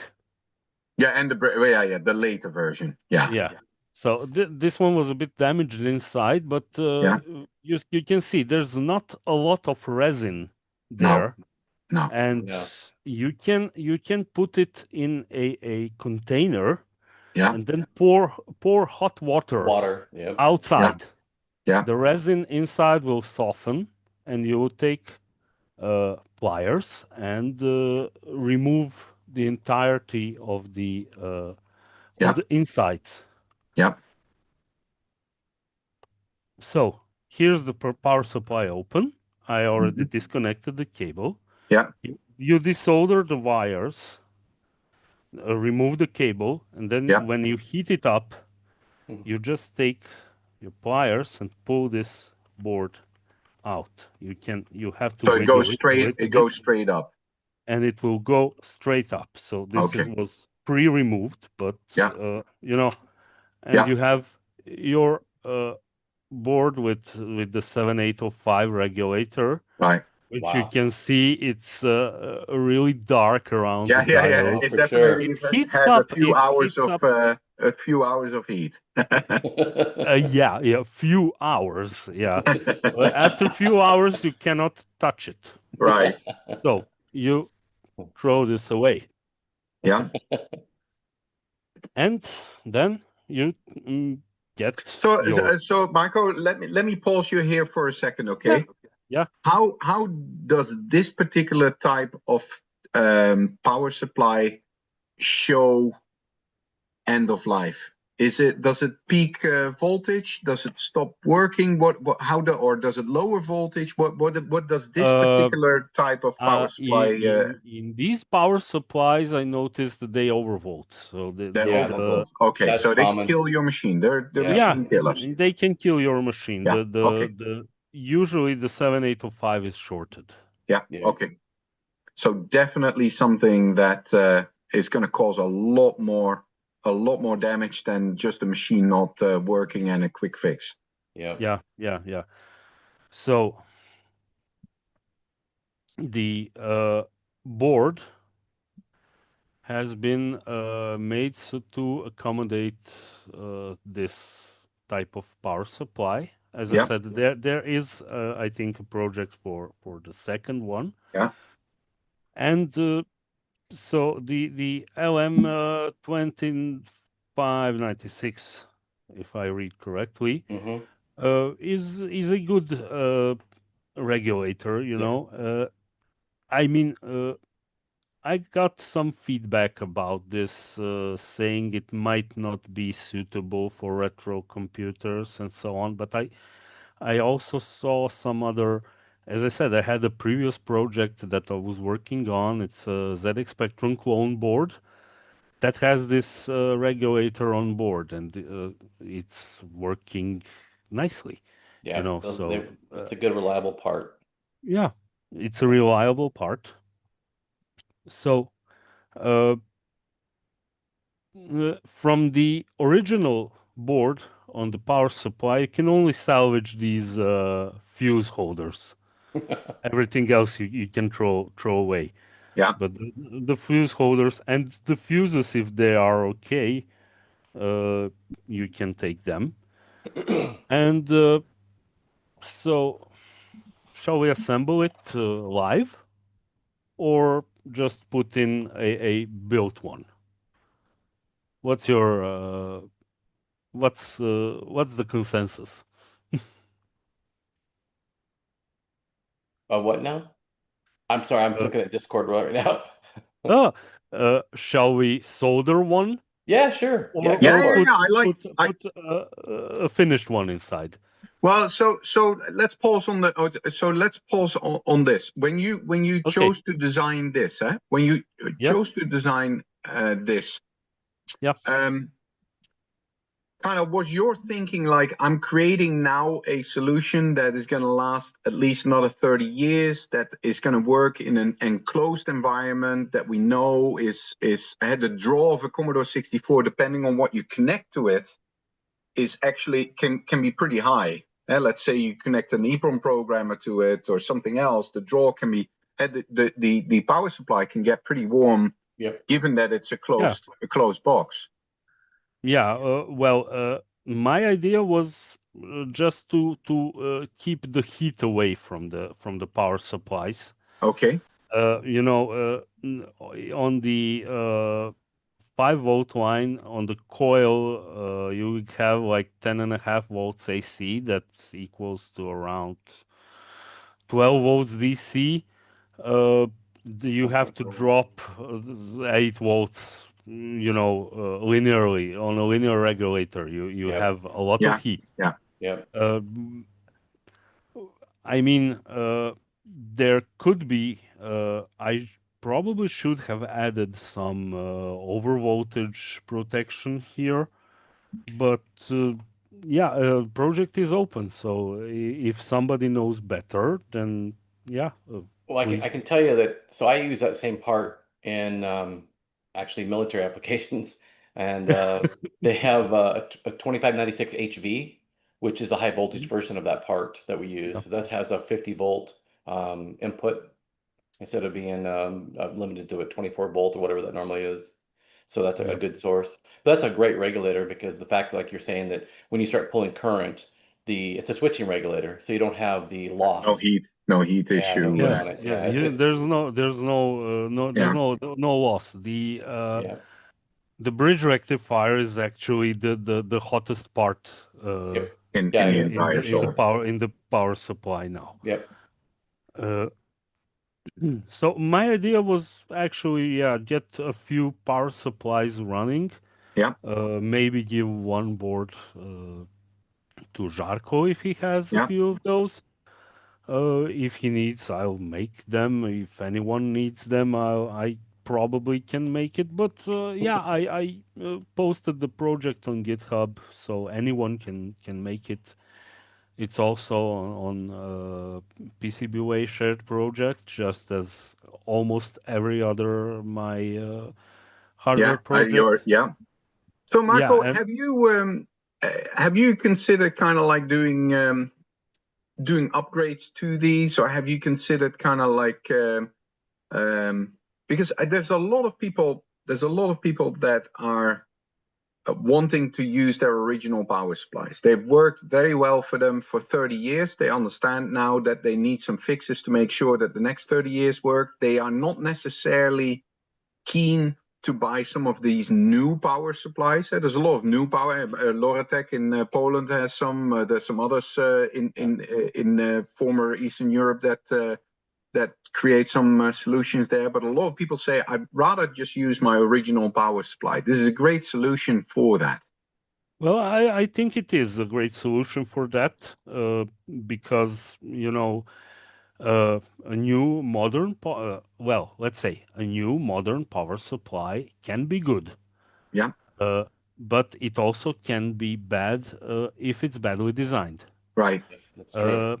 I saw some, let's say, newly made power supply that had both that could power both the C64 and the 1541. Yeah. And the 12-volt output on it was constantly dying. Oh, goodness. It would work for 30 seconds, 1 minute, and then just, you just hear that this drive stopped spinning Right, during right. loading. It had a warranty sticker on it, so I didn't open it, but who knows what was inside, and it was Right. sold as a modern replacement. Right. I think there are also other open source modern replacements for power supplies. Sven Petersen from Germany. Yeah. He's a great hardware designer. He made a few of power supply boards for the C64. Some of them are also dual voltage, so it can be used in US and Europe. And they use medical grade 5-volt switching regulators. So I have a few of those too. Yeah. You cannot have too many C64 power supplies. I have like I think 10, 15 C64s, but I up until I made this board, I had only one working power supply. Right. Right. So now you're slowly upgrading all of your existing power Yeah. supplies of this model Yeah. back Yes. Yes. back with this board. So That's great. show us Are how you it fits in the power supply. We want to see it put together. Oh, okay. We can put it together. Yeah, we So want to see how it fits together and how the heat Yeah, sink good idea. would Yeah. be used and all that. yeah, the heat sink. There's no heat sink. Right, exactly. Where we're going, there's no heat sinks. Yeah. So, okay, I have the soldering iron heated up, Mhm. and let's go. There's a provision here on the board, so you can raise a little bit the output voltage. Okay. The cables are not that good, so there's a lot of voltage drop in them. Right. And I checked in the data sheet, the fixed regulator can be you can add two resistors, a resistor divider, Yep. to raise the output voltage to, let's say, 5.2 volts. Okay. Or if you are using the adjustable version, Yep. you can also populate these and then get 5.3 Okay. with regularly available parts. I think for 5.2 you would need some exotic resistor value. Okay. Uh, First up, let's solder the resistors. So this is 10K. So what we found when we look at the 64 with a stock power supply is that the power supply might be outputting, 5.00 volts exactly. But at the motherboard, because of the cable loss, we might Yeah. see 4.7 volts at the Yeah. user port. Because remember that the user port's located a long ways away from where the 7-pin DIN is for the power input. And Yes, yes. I mean, there's traces that are only so wide on the 64, the stock one. Yeah. And that when you get 4.7 volts or 4.75 volts, you got to remember that if you're dealing with CMOS versus TTL, CMOS is going to have a problem typically when the voltage starts dropping dramatically, or TTL does not so much. But you have like an EEPROM programmer or some device on the user port that really needs to have the full 5 volts. That becomes a real problem. And I remember back in the day with the Jason Ramheim promenade, the C1, um, they really had a problem with low voltage. So we ended up putting like wires across from the DIN connector underneath the 64 motherboard all the way over to the user port and tried to reduce the amount of loss that we had. And they had a booster in that, but it still was it was and it used a lot of power. That thing was a current hog anyway. You could pull one and a Yes, half or 2 amps out of the EEPROM programmer trying to burn an EEPROM. And yes, so it's yes. But I think that most of the EEPROM programmers do actually use the 9-volt AC from the power supply. Yeah, Ramheims did not. It used Uh, 5 volts. 5 At least volts. the Oh, yeah. early ones did. So that was the problem with it. I remember we always were having to pull the motherboard apart and soldering big wires on the bottom side of the board to try to get power over to it. And the solution really was to have a better power supply that you could adjust, like what you're doing now with being 5.1 volts or 5.2, just to compensate for the loss that goes across it. And you're going to find a loss even on when you get to like the VIC chip or to the RAMs or to any of the chips in there, you're going to see a loss. And the loss comes through the connector itself. It Yeah. comes through the Yes, passage of yes. all the. I mean, there's a lot of loss everywhere you Yeah. go through the board. So when I Yeah. did the ICS 64 motherboard, I actually focused a lot on that. I made everything oversized, double-sided, stitched where I could, just to try to reduce the amount of loss. And there's still Yeah, a yes. loss no matter what you do because copper's copper. You got a distance of it, it's going to have a loss. Yeah. Fun fact, so one of the original boards in these power supplies, it was a little bit different in the way where the cables went in. It had also two resistors here, so it would adjust to 5.3 volts Oh, it did. Oh, on the interesting. So Wow. they original. must have seen during that testing that they had too much drop. I was Yeah. just going to say with Probably, yeah. regards I was going to say with regards to when you're going to make one of these in Europe, because it's a Europe specific solution. Yep. If you're going to make one of these, what you may want to do is just get your favorite cartridge inserted, and then on the user port on pin 1 and 2, that's where the 5 volt is. Yep. Just check what that voltage reads, and with that decide whether or not you're going to install these extra components to lift the voltage just a little bit, because you may have one where the cable is really good and where the connector on the unit, that's a good point that you made there, Jim.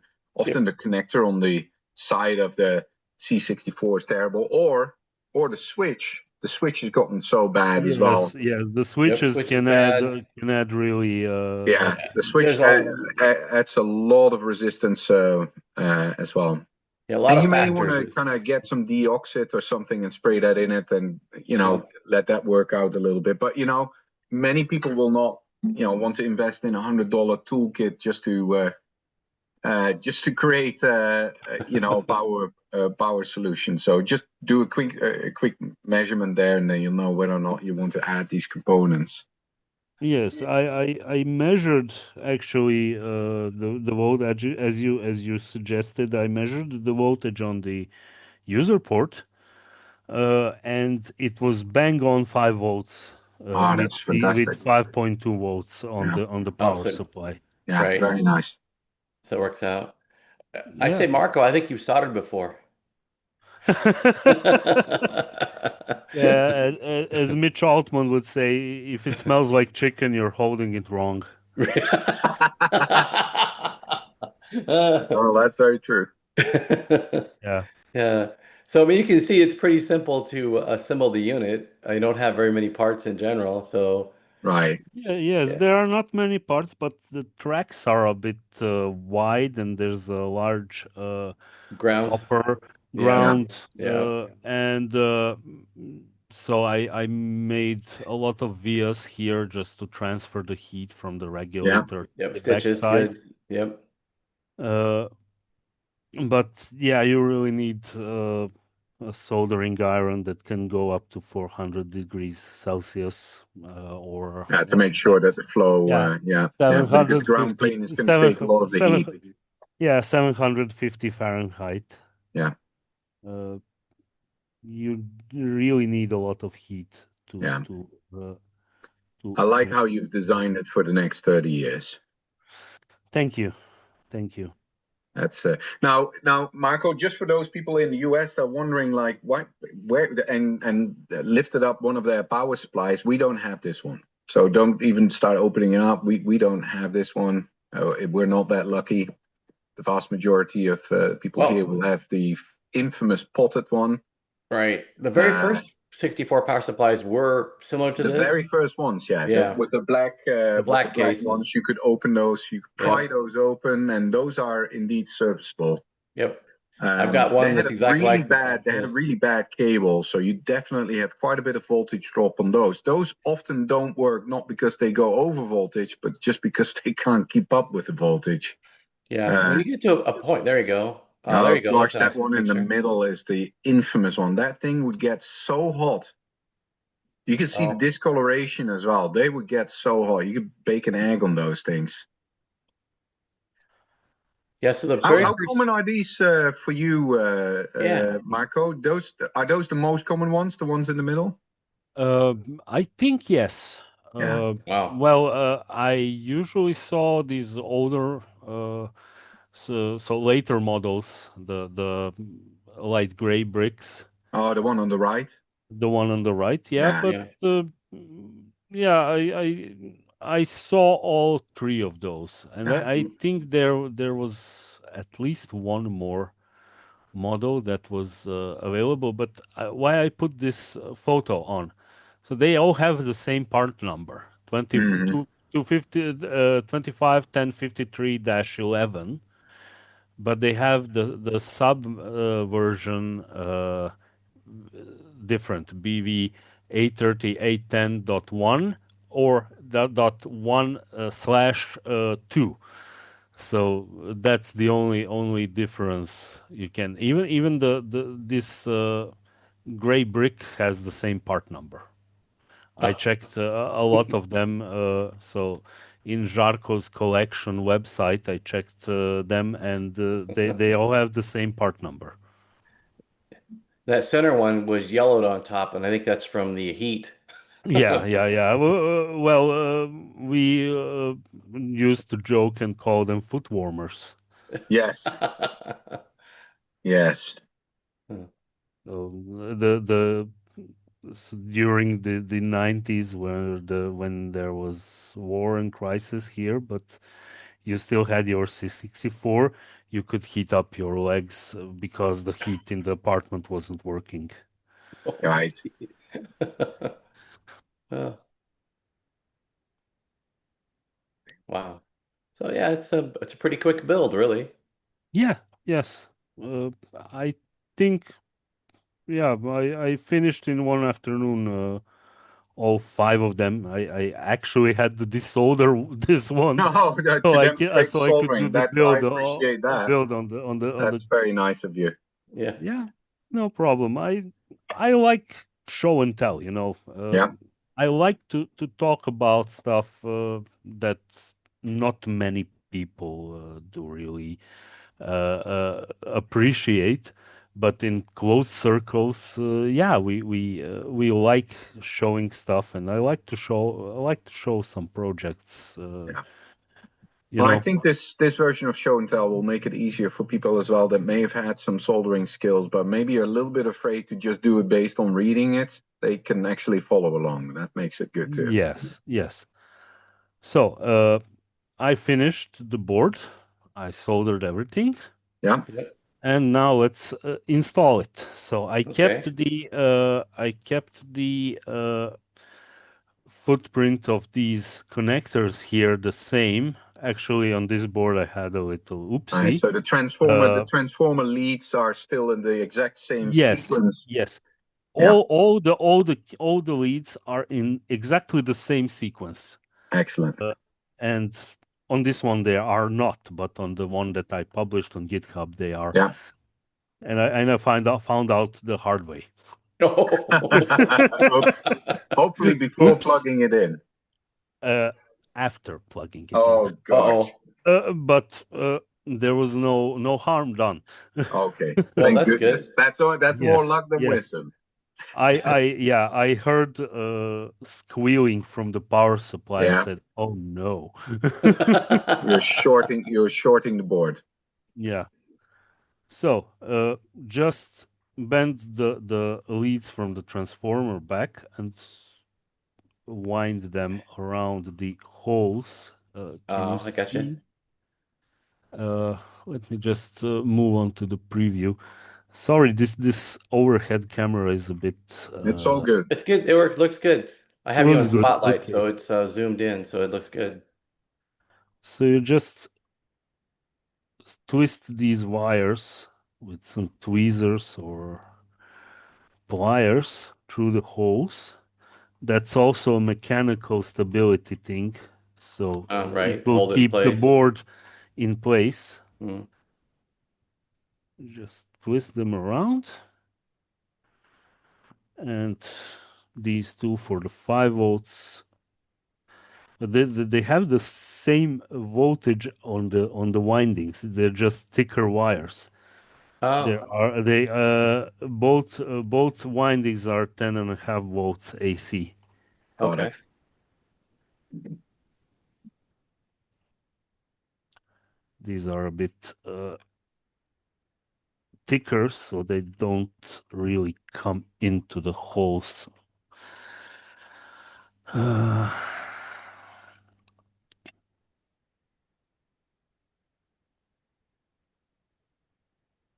Should we play some chip tunes behind while I'm not talking? No, I think people get the. We should play the some idea Mission of this as Impossible well, right? sound effects. Yeah.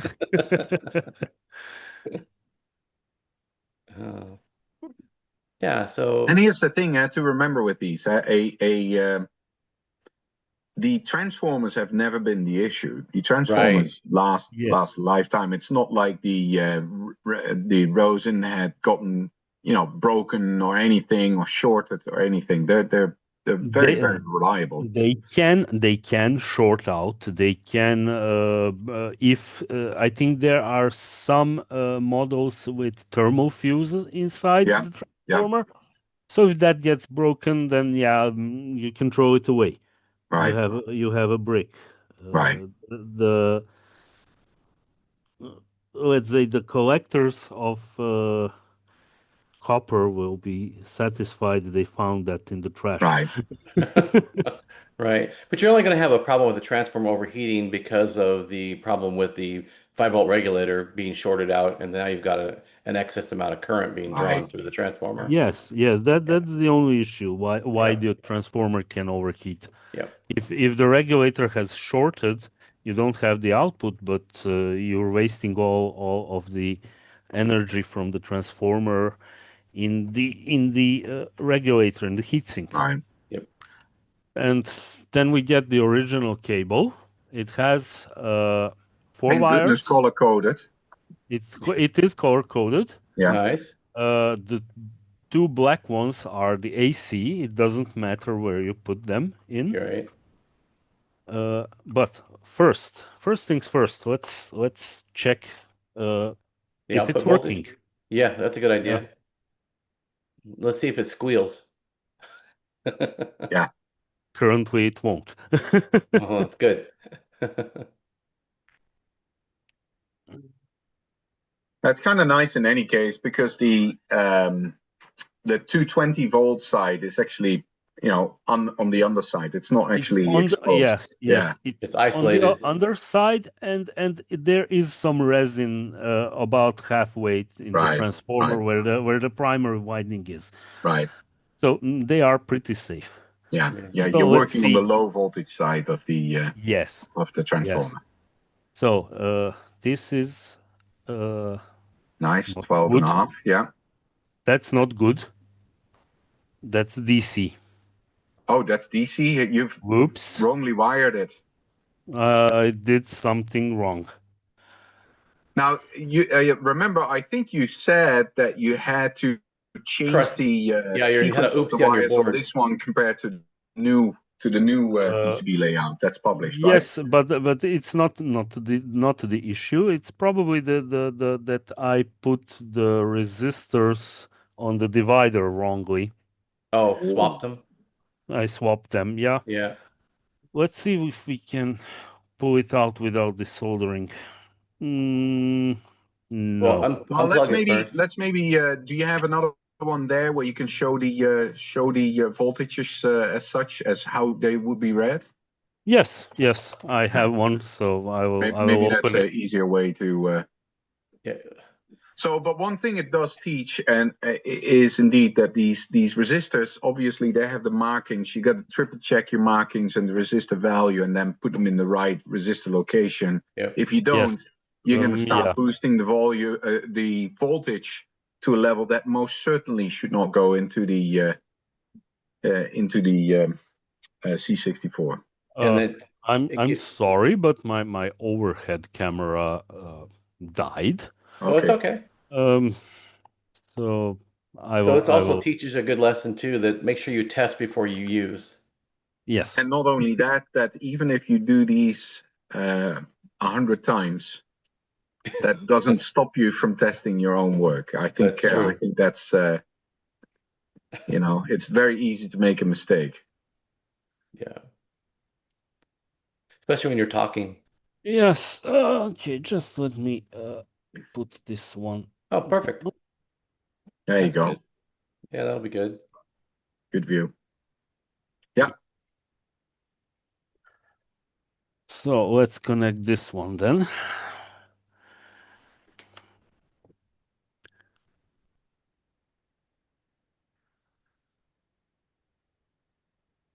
So this one has a bit different cable because the original was gone, but so we have here 5 volts and ground. Yeah. And so this is the DC side of the house. Yes. So 5.18, 5.2. That's great. Yeah, good. Yeah. 5.18. Yep. Yeah.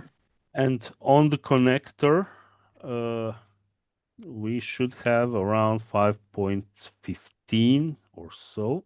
Which tells you how much loss there is through the cable. Yeah. Uh, Grounded 6. That one. There we go. Yeah, There you go. 5.15. Very good. Hardly any Yes. drop.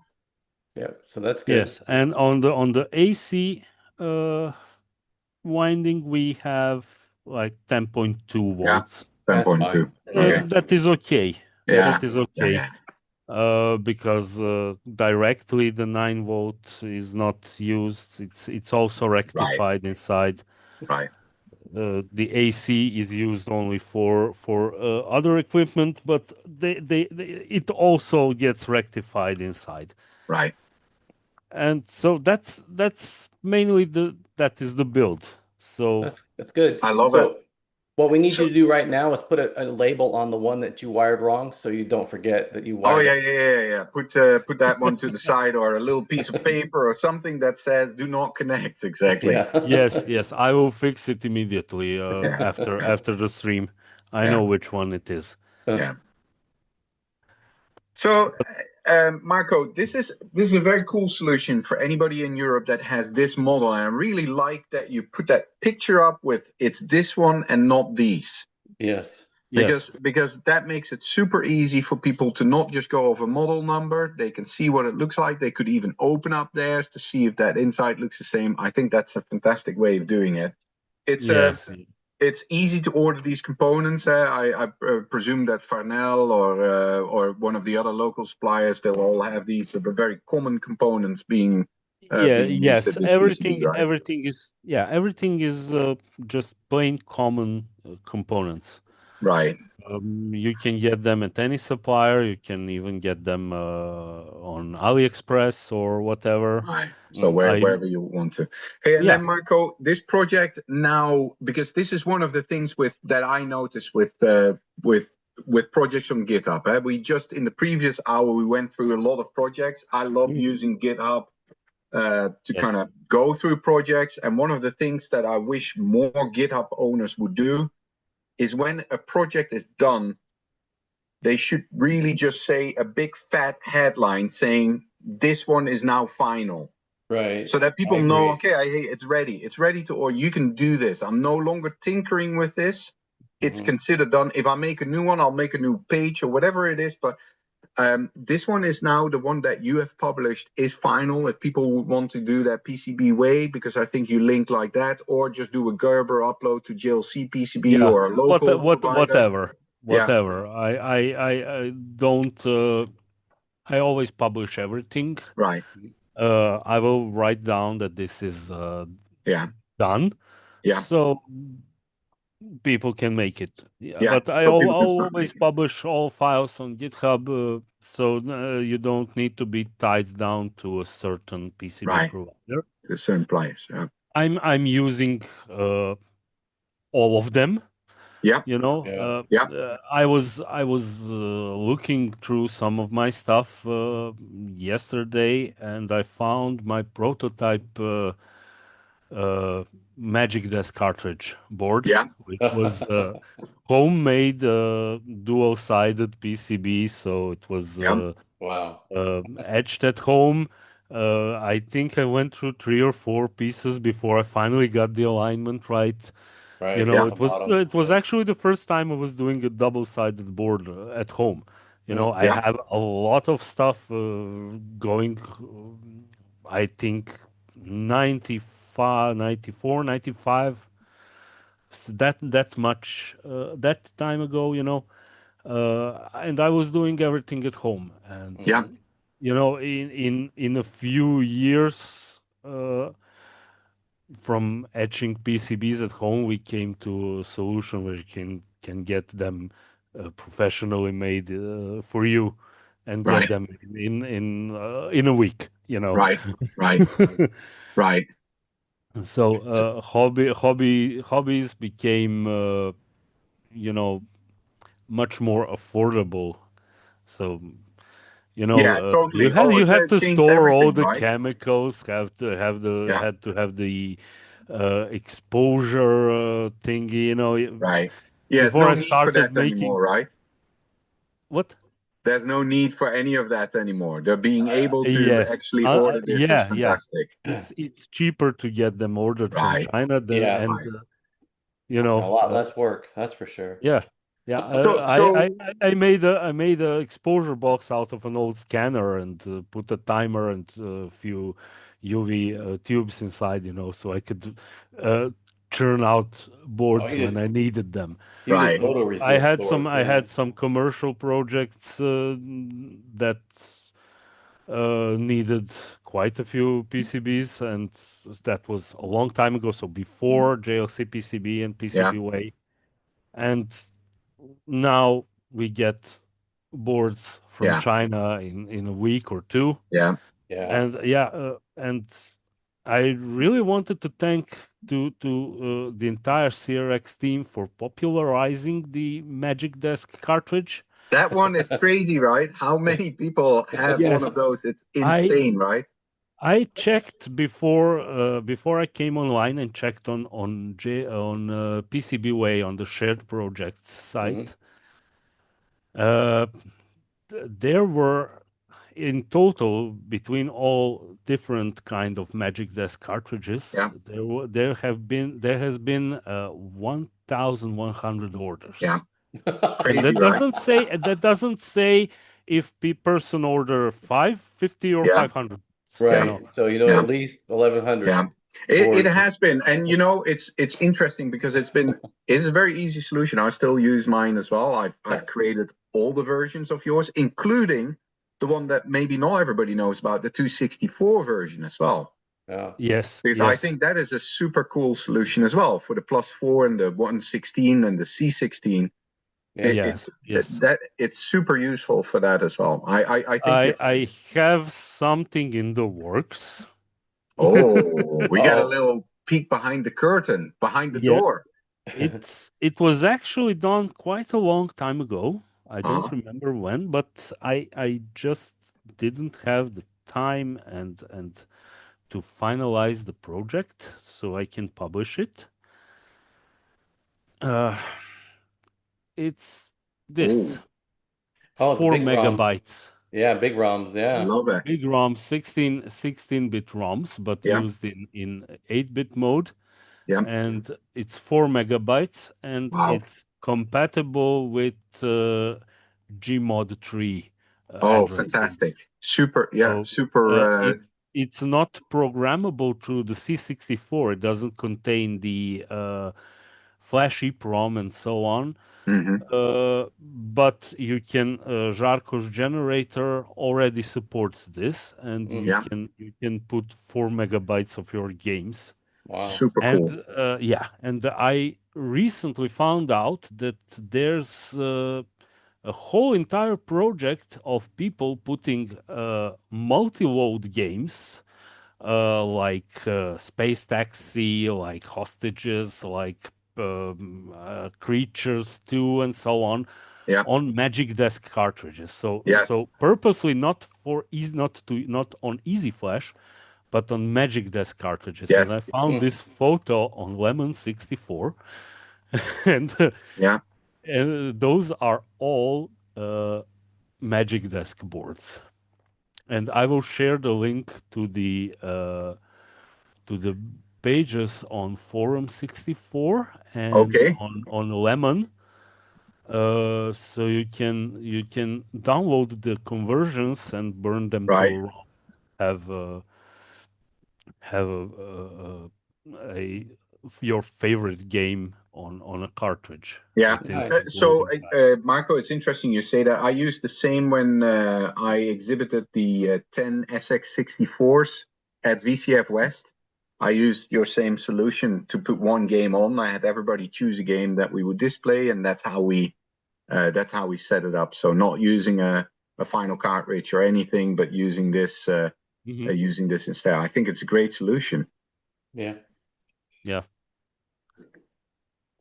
Okay. Marco, Awesome. it was a pleasure having you and your buddy on this year Yeah. again. Thank you. Obviously, I'm going to It repeat was what a we said. pleasure being here again.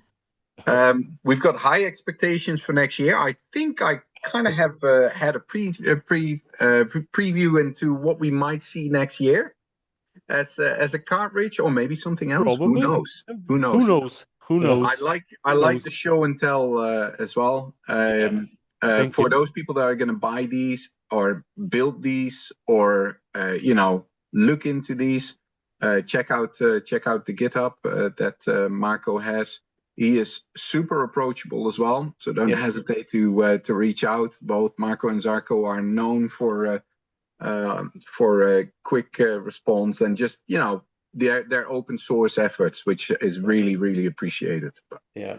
Yeah. Definitely. Thank you for having me this year again, and I hope I'll see you next time. For We sure. hope so too. Thank you. Thank you Thank so you. much, Marco. Bye. Have a good Bye evening. bye. Goodbye. Hey, Jim, that was cool. I like the show and tell that we had there as well. Do we have Mr. Happel next? We do, and I have allowed him into the room, so He should be showing up any second. he will be transporting in, materializing. All the way from Chicago on fiber. Oh, hey. Hey everybody, How Hey, you doing, Jim? how's it going? how's it going? You guys see the light at the end of the tunnel? Yeah, I think it's a train. I'm sure it's a little train. A little bit.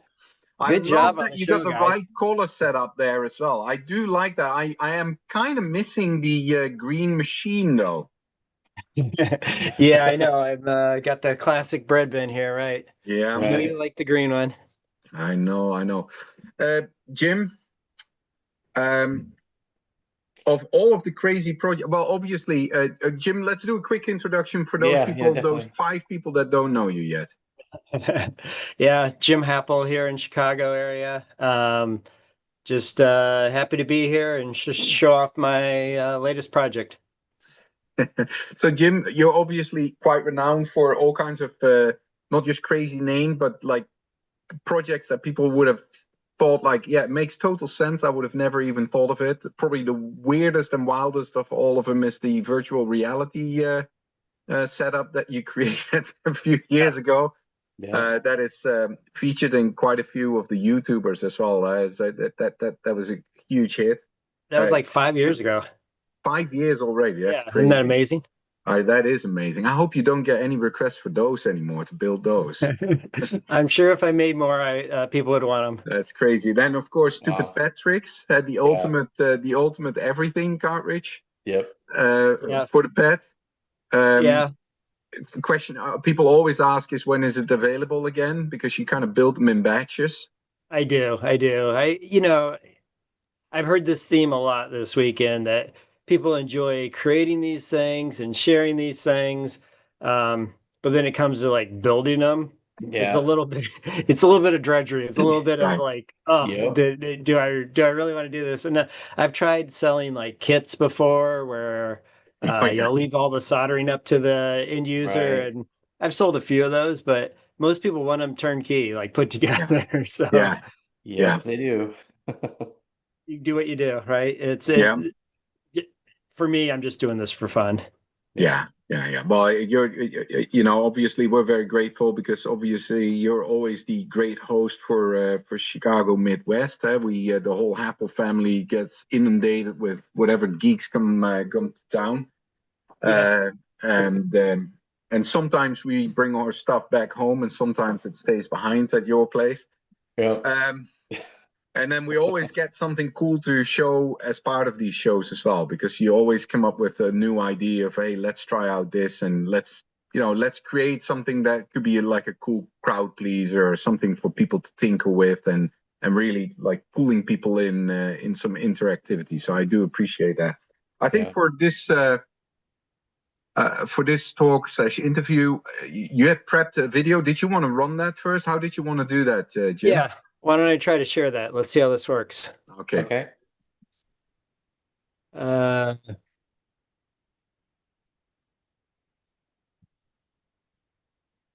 Under share, I don't see video. Is that where I'm supposed to find this? Yeah, so share and then it'd be like in the third page over, it's called under advanced, and then you'll select Okay. the video file, and then make sure you've got share sound and optimize for sharing selected as well. Okay, I think we got it. Awesome.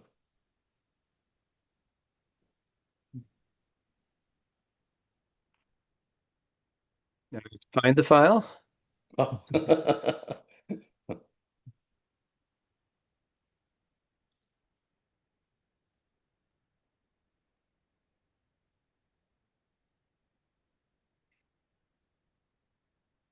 It's there. All right, here we go.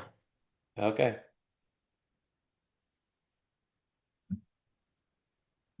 You see it? Yes, we do.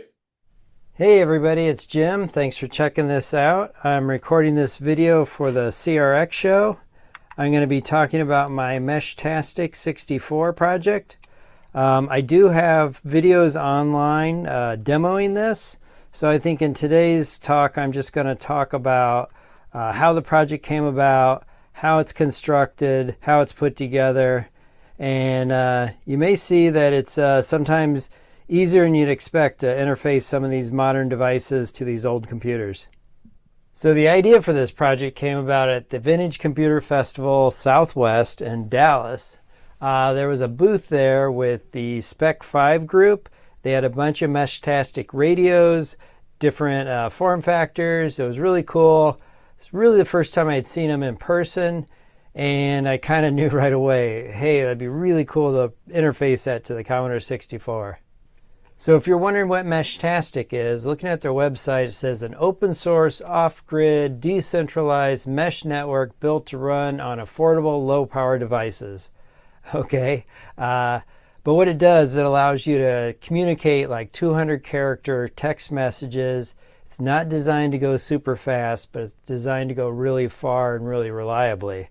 So I guess in most applications, people get 1 to 3 miles between nodes. These nodes mesh together and create a whole network. If you have line of sight, you can even go much, much further than that. And this has really become kind of a builder, hacker, tech YouTube thing that people are really into. So that was kind of another reason I thought it'd be really fun to pair this with the Commodore 64. All right, when I started playing with these, I started with this Heltec board. It's easy to buy, easy to get. Was able to get it up and running really quickly. So I eventually built that into this first prototype that plugs into the user port. It didn't look this crazy till the end when I added all these LEDs to the end, and this kind of was broken off. But you can see here the modules in here that I'm buying, interfaced it to the Commodore 64. And here's what's really happening here. We got transmit and receive on the user port.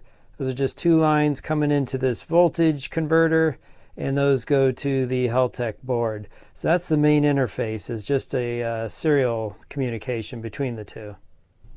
All right, here's the schematic. Kind of looks like there's some stuff going on here, but it's really quite simple. The main thing here, this is the user port, this is the Heltec. There's the receive lines on the user port, transmit lines. Those are hooked straight across to pins 45 and 46 on the Heltec, which are acting as receive and transmit. There is a level converter in here that shifts from 5 volts to 3.3 volts, but I just got that design right off the shelf, so I didn't really have to think about that at all. I did add LEDs here, totally just for fun, accessory. And I did implement traces for the UP9600 hack, but I ended up not even using that. So really, it can be a very simple design to connect these two. And then to configure the serial port on the Heltec, you got to go into serial config, enable that. Set the baud to 600 baud, that's what I'm using in my software. I set the mode to text message. This means that any text sent to the Heltec gets sent out over the primary channel, and any message received over the primary channel is sent back over the serial port, and in our case back to the Commodore 64. And then the receive pin and the transmit pin have to be set to pin 45 and 46, which is what we saw in the schematic. Okay, here I've got the program that I wrote that works on the Commodore 64 that operates the Meshtastic.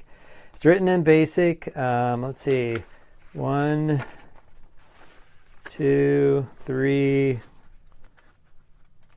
4, 5, 6. So almost 6 pages of basic listings. I kind of went overboard. I have like the little input box at the bottom of the screen. I've got the pet ASCII fun. We're sending pet ASCII messages. So I had a lot of fun with this. It's fun writing a big basic program. Works great for the slow communication speeds that are needed here. I did have people ask me, how's the code work? How could I port this to another computer? And so, this code is a little complicated because all the things I did there. So I just wrote a single page version of the program with none of the fancy input boxes, none of the PETSCII graphic images, messages. And so I'm publishing this so people can really understand how it works and how simple it is. Really, half of this program is converting from ASCII to PETSCII. Okay, for the mechanical construction, I started with plastic cases from Retro Innovations. Worked great. I've got the user port sticking out the bottom so that it can plug into the user port or the card edge connector. And you can see in here how it all kind of fits together. There's a big slot in the middle for this battery. It's careful to design it so this edge of the plastic is right under the board to support it there. A lot of thought went into this connector, the USB-C, so that is accessible from the outside of the cartridge. And the display just worked out perfectly to fit right below that label area. You can see here, we're using another cartridge case. It's basically line on line, the display with the front case, and that's exactly what you want. So that worked out great. And you can see to get that construction, I've got to solder this card. Let's see, here's one. I got to solder that Heltec connector, Heltec board really close to the circuit board. So I'm actually sticking headers from the back, soldering on the front surface, then pulling off the plastic housings and soldering it from the back side.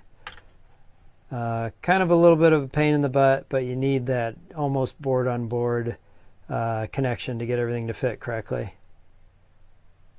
And the hardest part was figuring out how to get these buttons accessible from the front of the case. So I ended up drilling holes directly above the buttons, and then I found these rubber O-rings that I was able to glue into the case, and it looks horrific from this side, but that allowed me to take these acrylic rods, cut them to the exact right length, put them through the holes, held them in place, and they became the button actuator. It worked really, really well. And of course, attach this folding antenna on the back. The idea is when it's in the Commodore 64, you want the antenna sticking straight up. But if you're using it, outside of the Commodore 64 with your phone or computer, maybe you're going to have it upright.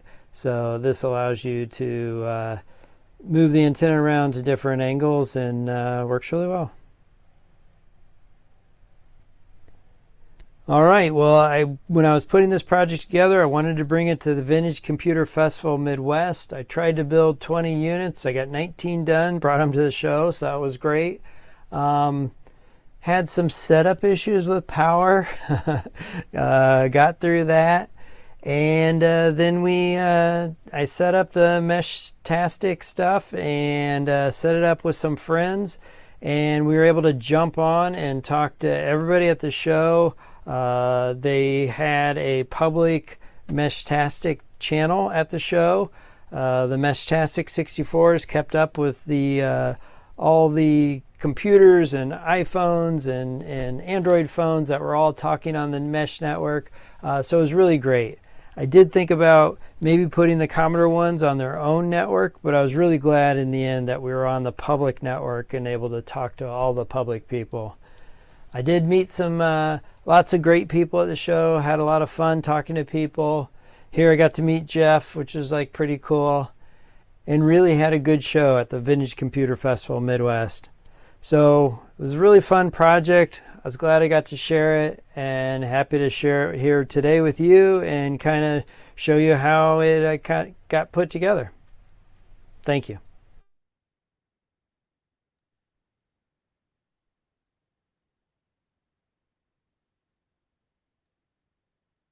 That was fantastic to have video of that actually put together so well. Thanks. Hopefully that worked pretty well, sharing it like that. That worked fantastic. You know, the what's interesting is this thing really had the paint dripping by the time Midwest started, right? You had just finished, I think, just finished the basic code because you were well on the way, and then you thought, like, I've got so much time left. Let's add a feature with this whole Petsky setup. Yeah, I added the Petsky message so that Commodore to Commodore, you could create a Petsky graphic and send it to another Commodore computer. Of course, the PCs and whatnot that were on the network would just see it as garbage. But of course, that was a huge detour and a lot of work. And people play with it a little bit at the show, but really the magic was jumping in and talking to everybody else on a Commodore 64, and you're talking to all the people on, modern systems. That is so cool. So you're building these units, you're selling these units. I think the units that you sell don't have the whole row with the LEDs in them anymore. Eh? That's No, they still do. Yeah, they still do. Oh my goodness! Yeah. So it's a completely decked out version of the Meshtastic. So this is the first board that I've ever had assembled, in China for me. I guess I should look at the board, but I'm getting the LED surface mounted on there, so it's really not a big deal once it's designed on there. Excellent. Yep. Yeah. Pre-assembled. Yeah. Pre-assembled, right? It's the first time I've done that, so that's kind of cool for me. Yeah. Well, yeah, very cool. Much easier for sure. Yeah, and of course, right as all the tariff whole thing was going crazy, it's trying to order boards. Guess what? The first version, somehow the whole connector was backwards. Oh, yeah. So you had to make a revised version with a flat cable. Oh, that's funny. Yeah, this was just to test it, make sure we were doing okay with the design, but then I had to order a whole new set of boards, at the 11th hour, of course. Right. So, Jim, from a technical aspect of this, let's talk about the mesh part of this, of the what kind of distance can you get out of this? So, I've read quotes where people can go hundreds of miles or something crazy like that, but that has to be like perfect situation, Linus. Sorry, perfect situation. I saw other quotes saying people get typically 1 to 3 miles. Anytime you get leaves or trees or anything in the way, it starts limiting the transmission distance. I get about a mile in my community without line of sight, just like through buildings, bouncing around. So that's pretty kind of cool. That's pretty cool, I think, to get a mile without line of sight. Right. So this Meshtastic works on 900 megahertz, correct? It's correct. In the US, yes. Right. Yeah, so it's 868 megahertz for Europe. And then we can have 433 megahertz here if you have 25 milliwatts or less, or you've got a license for it. The reason why I know is we use 433 for UAV industry because we're doing aircraft stuff with the exact same technology. It's what you're using. It's low bandwidth, for, long range communication and telemetry. And so we're doing small aircraft, literally 80, 90, 100 miles away. We can actually control and get video that far. Yeah, but that's obviously not line of sight, but it's in the air, which is a big difference because we have no obstructions at all. We don't have buildings and leaves of trees or whatever. We're up and it's the most Right. ideal circumstances. So, but the mesh part of it, can you explain how that actually works? I cannot explain exactly how it works because Okay, it's very well, but as complex, far as but what the mesh actually does, what it means for yeah. everybody. So, I mean, the great thing about this project is I'm able to buy those modules off the shelf, and this is all built in. But Right. they create a network by hopping from one node to another node, from one module to another module. Each module is called a node, and it just automatically creates this mesh network. So at the show, all these random people were showing up. When they got in range, they just became part of the network, and they could all talk to each other. Um, there's different channels, just kind of like IRC or Discord or something like Mhm. that. And there's the public channel that, basically everybody can get on and talk. And then you can create a smaller channel for your group or whatever and hand out the encryption code. And so only your group gets in that channel and talks to each other. So, there's different levels to play with this at, and it's just kind of fun and crazy cool technology that you can, just to buy a module off Amazon and start playing with no license, no experience, just Right. going on the web and figuring it out. Yeah, Right. it's a very cool setup, and so basically every unit is a sender, receiver, repeater type of setup, if you will. Right. That's correct. And you can tweak them so that they are only a bridge or only a sender. Okay. But by default, yeah, they do the full gamut. Right. So it's And cool. They then could have a Meshtastic day where you could have people in different parts of the city, and literally, if you had enough people in a row located far enough apart, you could go from Chicago to New York and have right, packets going between them because of the way the right. mesh works, which is a really cool thing. So maybe they'll do a Meshtastic day and see how far they can spread out the mesh. So the configuration of the actual module then you do on your phone, I think I saw that. So the basic program that you wrote is really just the communication with the text communication enablement via the C64. The actual setup you can just do via your phone, and that's why you can also use it independent from your C64. Is that how I understood it? Yeah, you're correct. So the setup for the module, if you really want to tweak some of the settings, you either need to connect to it via Bluetooth from your phone or something like that, or via USB cable from your PC. Okay. Um, And yeah, I'm using in the video I talked about that real quickly, the text mode uh, setting on the serial port. And so anything that is sent over the primary channel that comes in gets sent through the Yeah. user port Yeah. to the Commodore 64. Anything the Commodore 64 sends out its user port goes out the primary channel.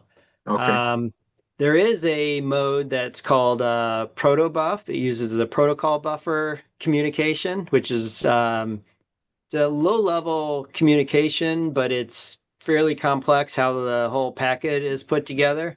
Yeah. And in that mode, you could control everything from the Commodore Okay. 64. Okay. And there's a software development project there. And if Oh, somebody wants to work on that, I would love to partner with somebody Yeah. and Yeah. help develop that. But of course, for this first pass, I went for the communication mode only. Right. Right. Right. Which makes perfect sense. Now, you created a condensed version of the program as well, a one pager, so that people that kind of want to connect this to one of the other units, because VIC-20, PET, you could easily, they're all similar setup. They could easily port the code, if you will, towards those units as well. Then I guess. Yeah, in fact, the basic program would work, I think, out of the gate with a VIC-20, Oh, the yeah. real simple one. The PET's a little bit more complex because it does not have RS-232 Me too. routines right, in the kernel, Yeah. so right, you'd have to do something on that end. Yeah. yeah, But yeah, if somebody wants to port it to a ZX Spectrum or yeah, some other computer, I just laid it out so that it's really simple to read and you can understand what's going on and Right. tweak it for the other platforms, right? That's very cool. Now, you spoke about this developer mode, if you will, and further enhancing that. You're not specifically looking at that, I presume. For you, should we consider kind of like this project kind of finished, and you might or might not partner up with someone at some point in time, but it's not Well, really in the books as such.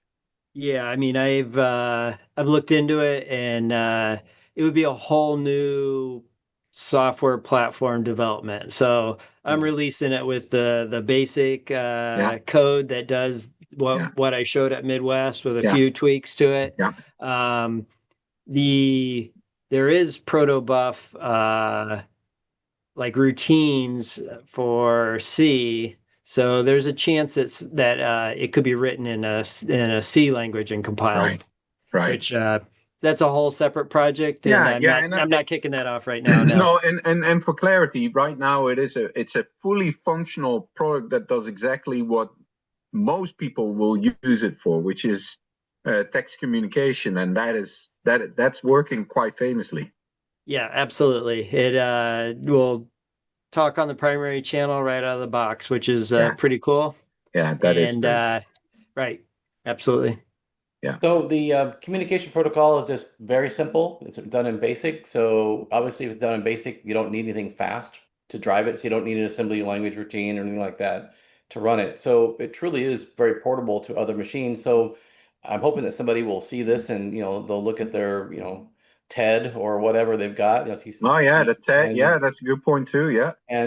just it's got a user port that you can plug into, and you could write some software for Hey, it. Pretty I'm simple. telling you, the way to go with this is get Marcos Zarco's cartridge, load up the PRG, have that in your cartridge port, this one in the Yeah. user port, turn your machine on, and you've Then got an you're instant instantly ready to go. Yeah. mesh-tastic, client or bridge to the network, And how many of these C64s were sold? 12,000, I think, in this Oh, the new latest ones? round Yeah. with Commodore. Yep. 12,000 units. Now, And counting. rumor says that you're still drilling all the holes and all in the cartridge yourself. You did not opt to go to JLC PCB and have them design a cartridge or create the cartridge for you. But these injection molded shells from Retro Innovations are just awesome. So Yeah, I'm just using those. I do have to drill 2 holes yeah. and cut a slot for the USB-C, but Okay. that's really it for the mechanics on the case. So that's okay. But you have a So lot of can experience you doing talk those about that cases. USB-C? Why is that USB-C needed? If you want to charge it when it's not on the Commodore 64, you can charge it externally. If you want Okay. to talk to your PC, you can tether it to your PC. So Okay. it's nice to have that exposed. Okay. Uh, you would never use this and the user port at the same time, though. Okay. Okay. So this unit you can use it without connecting to anything else, no power on your C64. You can connect it to your PC, use it in a similar fashion, or you can connect it like this because it's got a battery, if you will, and therefore you can communicate via the Bluetooth into the mesh tastic. Is that how I understand it? That's correct. Most people, when they get into Meshtastic, they have a battery operated small handheld item with an antenna Okay. on it. But for the Okay. user interface, they usually use their phone via Bluetooth for the Okay. keyboard and the display Okay. to type in the message and see the messages coming in. So Okay. you're not using the phone for networking, but it almost feels like you're cheating because you got this like high power communication device in your hand. Right. So I wanted to preserve that ability to use this with your phone, with your PC, use it outside of the Commodore 64. So that's Right. why I did put the battery in there. That's why I exposed the USB-C port. So it can be used more like a traditional mesh-tastic device Right. too. Right. And it's got a cool display. Yeah, and there was a lot of like happy accidents that worked out really well. That display being like centered right in the middle of Yeah. the label Commodore. slot Yeah. and space just so the USB-C fits Yeah. right out of the side of the cartridge is just amazing that It all was worked meant out to so be. well. Yeah. Yeah. And I just found the perfect battery that fit in this case that Yeah. has like what 1,000 milliamp hours. So Yep. Wow. it's a okay size battery. It just worked out pretty well. It's a lot of Yeah. fun. Yeah. That's fantastic. So, are you now the designated node for Chicago, or how do I imagine this? I am the designated node for my community, my Okay. my suburban community of Chicago. I've Okay. got a antenna in my attic, and so it's called the attic node. Yeah. Um, and I need somebody just a little bit to the east of me to connect me here to Chicago. So I Okay. can see all these nodes in Chicago, but I can't Yeah. get constant communication with them. It's just a little bit too far out. Yeah. Now I happen to know there's a building with a lot of singing very close to you. Perhaps they'll allow you to maybe put one up in the top of that building. Yeah. The church tower. Oh That Exactly. would yeah, be a exactly. beautiful place to put a That would antenna. be Correct. fantastic, wouldn't it? It's spread the word that Yeah, way. you could do a video you scaling the building in the middle of the night. Right. Right. Hey, so this is another cool project that kind of came about due to your curiosity peaked or during one of the other events, Southwest in this case, where these guys were kind of like demonstrating this technology and trying to see they were measuring interest more than anything else. I don't know if they were really selling at that moment in time. Did these guys saw your solution as well? I presume. Yeah, they were at the Midwest show too. They came Yeah. over and talked for quite a while. They were super happy that people were doing fun, different integrations with Yeah. this type of technology, and Right. they're doing some fun things too. They're pretty serious about this. They're Yeah. making some pretty rugged, beautiful devices, but then they've got some games on their website that they play over the mesh network. Right. Like turn-based games like chess and things like that. Right. Sure. So yeah, that was fun to talk to them because they're invested in this space. They Yeah. really believe in this whole mesh networking. They believe in the kind of the democratization of it. You Right. own the personal communication versus going through a big corporation and things Right. like that. Right. And of course, I'm wanting to have fun with it with my Commodore 64. Right. Yeah. Right. That makes perfect sense indeed. Yeah, I Yeah. think it's a very cool. It's yet another very cool product. So now in the lineup of products that have been created versus that are available to purchase, what is at this moment in time available from Apple products? We've got a batch of the Meshtastic 64s that's almost sold out that I'm ordering parts for right now and building.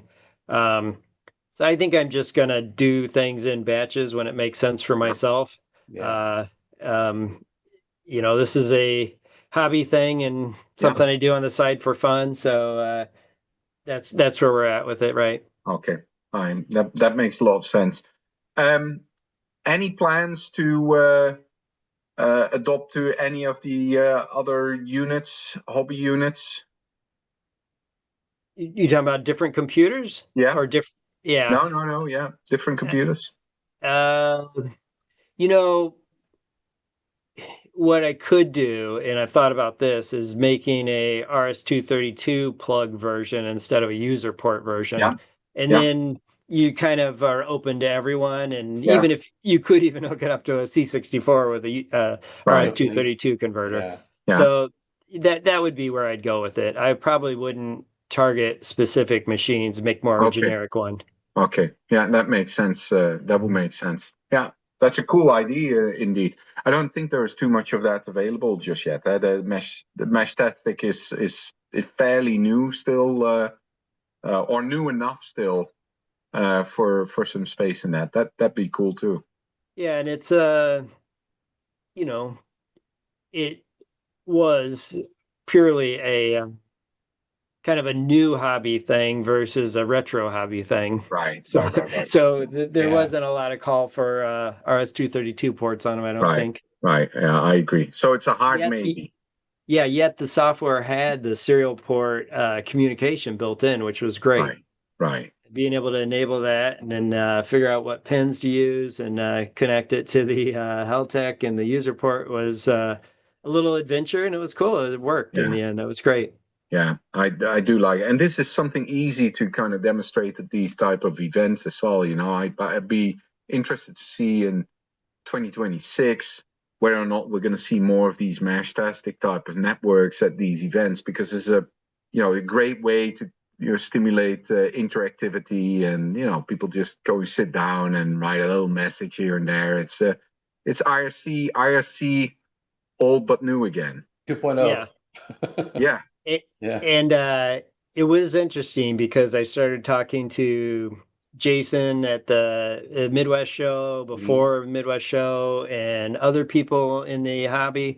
And there was a lot of people that were in this retro hobby that were also into Meshtastic, but they hadn't been like really combined yet. And so when I started like telling people before the show, like, hey, bring your mesh stuff, and I got a project and stuff, people were getting really excited and thought it was really a fun thing to think about. And so yeah, Jason kind of promoted it before the show, and then there was what somebody said there was 200 nodes at the show talking at once, which is Wow. you know, it was really cool, really amazing. Yeah. Yep. Yeah, that's pretty cool. That's pretty cool indeed. Jim, for 2026, what should we expect? Should we expect is something new brewing somewhere in the Apple Productions Limited Corporation? No.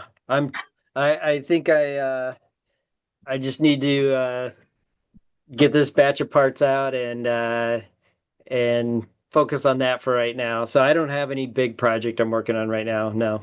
Yeah, but you didn't have this project before either. This also just popped out of the blue. This is very It did. optimistic, right?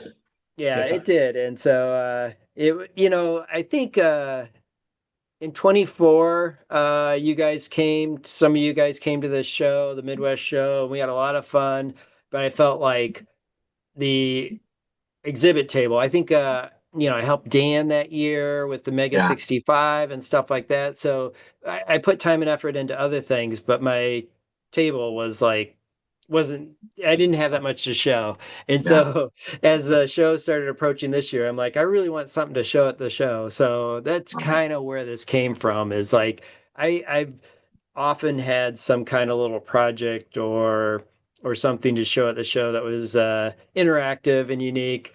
And Yuri, you brought the whole game to the show Oh, this yeah. year. So I, you know, you're on the same page. Having something Yeah. interactive, something people can play Yeah. with, is so much fun.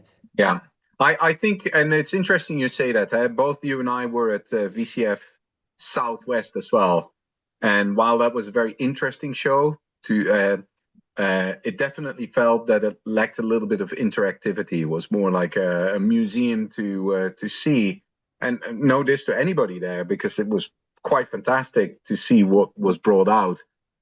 Midwest has really good space to promote interaction. The layout is really well set up for that, and I do agree with you. It makes it a lot more fun to kind of get something out there that people can interact with, and with that, you know, broach a conversation or otherwise. So I agree with you, and I think this was a genius add to that again. The Jim,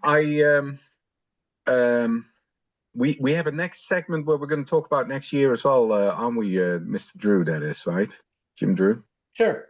Yeah. We can talk. I do think that we should try and get some of the CRX crew into that as well.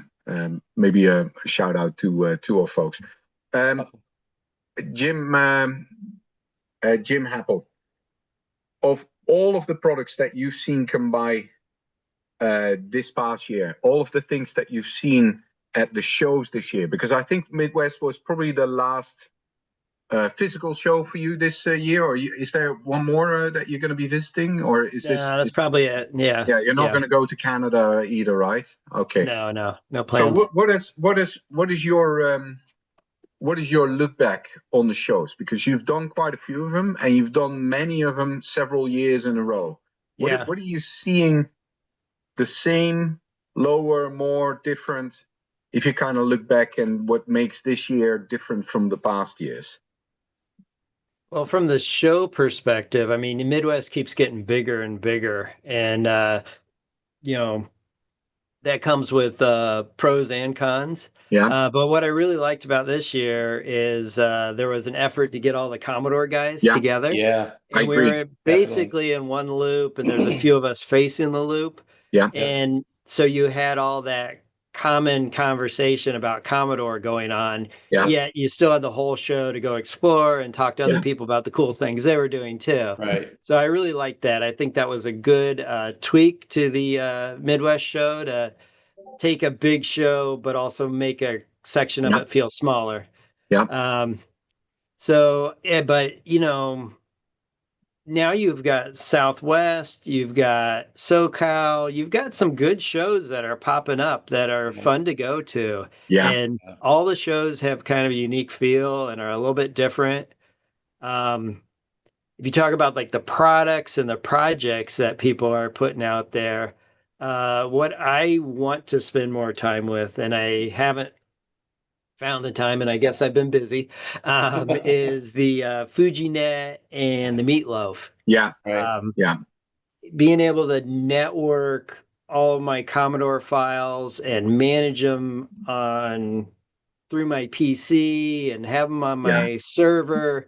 Yeah. I have a bag full of SD cards with all kinds of Yeah. stuff on them. I've got stuff on my PC, which, in theory is the master files. I've still got floppies around. So I think that whole networking, not only the modern networking portion of it, but just being able to organize your files, I really want to spend some more time on those products and figure out Yeah. what makes sense for me. I think Yeah. those are really cool. Yeah, I think so too. And especially when I started looking at the Meatloaf and the implementation of that, and the active coding into that, and features, and kind of seeking more feedback. And there's going to be some really smart people coming up with cool solutions that like, oh, that's how I should have organized things. This is what I'm going to subscribe to, and this is how I'm going to do it. Because I think all of us are in a similar position. We got just so much of everything, probably triplicated everywhere. And it's more now, where do I find it, and how do I then bring it to my classic machine to actually use it? We spend more time on figuring that out than actually using it. Yeah, sometimes it's easier to go online and find something instead of going to your own collection. Right. Which is sad, right? That gets you the 6th version of that same piece. Yeah. Right. Yeah. Yeah, So and I don't mind pairing a really powerful, I mean, everybody does retro their own way and has their Right. own fun with it, right? But I like pairing, I don't care how powerful it is, as long as the Commodore 64 is communicating with it and the Commodore 64 is controlling it, then to me that's retro. That is analogous to the smart drives that Commodore had and the smart peripherals. Sure. If the C64 is in charge and controlling it, that's perfectly okay with me. Yeah. I agree. Obviously, the processing power in that little Heltec module is, so much more than ever was available back in the day. Yeah. But that's okay. We're talking to it over a serial port and sending commands to it, and it's doing its stuff and sending messages back. Yeah. Right. And to me, that's cool. Yeah. I agree. Yeah, and I think getting those type of projects a little bit more exposure among the general kind of retro public is going to help, like, boost them pretty quickly in adoption rate, and with other users as well. We saw it of course with game high scores being used over over the internet or for like silly games that have been created and that type. I'm like genius, just complete genius. Yeah. And I think in that case, that's where the Citizen crew kind of This is pushed great. that They're the and got it ID. integrated in there. And I don't Yeah, remember if that was integrated directly in or something they wrote or whatever, but via it's Meatloaf. Yeah, via the yeah. Meatloaf. Yeah. They combine those two. Yeah, you need Yeah. people as genius as that crew to come up with these badass, crazy ideas Yeah. that can then be reused for all kinds of stuff, whether it's something serious or something silly or otherwise. I just admire the thinking there and how they progress whole new avenues in the retro scene. Right. Agreed. So speaking of progression, when we were at VCF Midwest, I happened to be in the station with all of us in the Commodore crew. And to the right of me, with the left of me was Dan with the Mega 65. To the Yep. right of me was the company that makes the double 1581 disk Oh drive. yeah. Yep. And I thought it was rather interesting to see that actually in person, especially the 3D printing they had done for the cases, which were all in 3D printing. And, what they've taken that, Commodore would have had maybe one of those. I'm sure there was a prototype somewhere they hacked together, but it was really neat to see that. And then next to them was Jim Brain. Yeah. So it was like a nice collective, retro, you name it, we've got it type of Right. thing in the comic community. So I really think they've got to keep that for VCF, and I think it's a great idea for any of the shows really to try to not so much alienate every group, but put them together. That way, it kind of gives us free time too, because we all get to walk around occasionally here and Yeah. there, and we had people to look over our stuff while we were Right. gone. So if you're concerned Right. about that, I was never concerned about that, and I had some stuff there that was, like prototype stuff of, Commodore stuff. Well, it's my stuff, but identical to Commodore's coming out. So it was very, easy for me to walk around, not worry about Yeah. stuff missing and such like that. But I think it's great to have the groups together like that, and then we can go and look and see what people's are. And your booth was busy, Jim. I mean, constantly with people over there, and they weren't Commodore people per se. I mean, I watched it many a time, like, oh, I got this one, and Right. those little portable mesh-tastic devices in their hand, and like what we can do, we can talk to you from this, and it was very, very cool. And Yeah. so I guess kind of be the progression of how retro is going to be, I hope, where we basically, it's not so much of the old school where we were a clique. It's more of we are a group that's very friendly and, very friendly with other groups too. So I think that's kind of the progression of retro because I've never seen so much crossover in everything. I mean, Right. like look at the Mister project and look at, like the Spectrum Next, and there may be cores for the new Commodore 64. I mean, there's things now that didn't used to be that way back in the Right. day because we always had our groups. Yeah, I think, and the whole maker Yeah. maker space again. There's so many new projects coming Yeah. out, and then people finding different ways of using these projects or products. I think that's cool as well, and you kind of see how that opens up avenues to people that say, okay, I've been still a little bit on this hobby, but now I see another avenue that I'm going to dive deep into and bring that forward. I think that's good, and that needs to be something that people can touch. I think that's with all these retro exhibitions. Yep. It's gotta be something that people can touch and feel. And I did like in Midwest, they had that big soldering area Oh as yeah. well, where people Yeah. get to learn how to do some of that. We Yep. did that at Midwest, but almost 10 years ago now. I don't know how long ago. CRX, I thought that was CRX, really good. CRX we did, yeah. Yeah, Yeah. I think that was really good. That type of stuff Yeah. is we should see a lot more. I think it's what surprised me about Midwest the most really is it's hands-on. And Yeah. it's a lot different than like the museum attitude that a lot of people could have had in the past. Where you can actually go up to somebody's booth and you're not afraid to go, hey, you pick it up and look at, what Right. this is, or you type on something. And to Right. me, that was a very different experience because I'm not used to seeing that kind of thing. So Right. it's a better, to me, it's a much better vibe in general. And Yeah. it lends to be, more friendly for everybody, which Yeah. lends to be more of a crossover and people start talking. And then you got Jim Happel that does some kind of a project that somebody's going to look at the 64 Meshtastic and you're going to find it next week on a ZX81, so Yeah.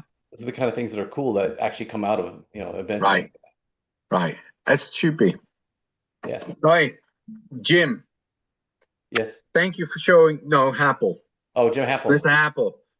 Thank you for showing your Meshtastic 64. It was a bit of a tame name in the line of products that we've seen so far. Is that something that we should expect seeing going forward, or is that just like more an exception to put people kind of on a like, what is he going to do next? I think the name needs to convey what it is immediately. So Okay.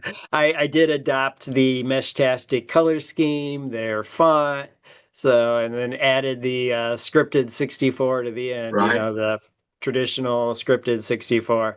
So it ended up being a fun meshing of the two without me having to do something on my own. So Right. yeah, let's see on the back of the you get the Oh, there you go. Yeah. Meshtastic 64 on the Right, the back of the logo. PC boards. Yeah. That's awesome. Hey, and for clarity, you're not doing kits on these, you're selling them whole. Because and I thought that was a pretty interesting remark you made. You've seen the same with the stupid pet tricks. People were just as a whole, they were just buying the full product. I made a assembly manual and all this stuff for Yeah. the stupid pet tricks and like sold 3 of them or something. Yeah. Yeah. Right. Three kits. It wasn't worth it. And right. Yeah. Yeah. And that's fine too. All right. It is what it is. Yeah. Jim, thanks a lot for making it to CRX this year, virtual. Thanks a lot for another cool, crazy product. It's going to be interesting to see how many nodes powered by the C64 we're going to see in this coming year. Yeah. It's There's going to be quite a few of them out there, and then people are going to be able to play with them. And I mean, they hop right on the network. You communicate with the network directly, so it's to the network. It's no different than any other Meshtastic radio. So it's a lot of fun. That's awesome.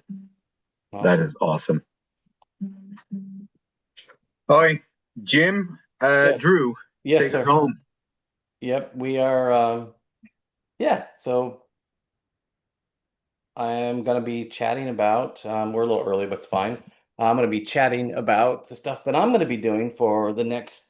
I don't know who knows how long of my life, and starting with 2026. So so obviously the elephant in the room has always been what the new Commodore is doing, and it's no secret that I'm making the new keyboards for Commodore, and to reduce the cost of the keyboard, I redesigned. Well, it's kind of funny. I didn't really redesign. I had this design originally, and then I opted not to use it for the Blingboard campaign. And then I basically revamped it for what Commodore needed, because the campaign took a life of its own, and people wanted to do crazy things, and so I ended up releasing the campaign the way it is. So I'll kind of explain that. So I did a Blingboard 64 campaign, and we've been waiting on keycaps forever, and that's been the story of my life is keycaps. And so finally, there's actually keycaps in production. I get updates every single day. So keycaps are being made for me and being made for Commodore, and they're getting their keyboards and they're making machines and getting ready to ship out all the orders for everybody. And so that's going to be a great thing for everybody to get that out. But the Blingboard 64 was a replacement keyboard that I wanted to make originally, and it's for me because I wanted originally when Dallas Moore had found the original molds for the C64C and made them. Um, I immediately wanted to have a clear case, and I wanted clear keycaps because I thought that would be cool. And then the keycap campaign happened through Phase 5, and that failed, and then I started mine and it got funded, and then COVID happened, and then it just the whole mess happened. Finally delivered all the keycaps to everybody, but I still didn't have the initial thing I wanted, which was a new keyboard, because the 64 keyboard is not the greatest keyboard to type on. But granted, it was designed in 70s, and literally, because that's what they use for the pads and stuff. So I made a new campaign and it got funded, and the it's kind of like Yuri. Yuri's the fault in this whole thing, I think. We can just blame Yuri because he is the master of feature creep for things that I do typically. And he's like shaking his head, like, no, yeah, whatever. And so, um, one of the things that happened with the campaign is kind of like the keycap campaign as well, is that when you do a campaign, you have a few stretch goals, you know, and then unfortunately, if you don't have those stretch goals way out there, they get met pretty quick. And so now you're doing other stretch goals and you're inventing things on the fly. And then you're starting to read the feedback from people and they're like, what if it did this? And what if it did that? And I'm like, well, we can do that. And so it kind of mutated. The whole campaign was only designed to be a keyboard. That was it. I mean, literally, that was it. So what it ended up being, um, this is one of the prototypes. In fact, this is the one that's in the video. It ended up being from a standard style integrated little PIC microchip part, which is literally like that size right there. It's a little tiny chip right there on the keyboard. And it turned in from that into something that was modular where we could actually plug in a new board into a header. And of course, because you have to make it work with the 64C, you've got to have headers on both sides because the cable is closer to one than the other. And so there was an original board that was the basic board. And then after, I don't know how many stretch goals, it got ridiculous. I ended up using this. So this is the actual board that comes with it's called the Super Duper board. And so this has an ESP32 S3, and so it has two 240 megahertz CPUs and 2 megs of memory, and it'll play Doom, basically, literally.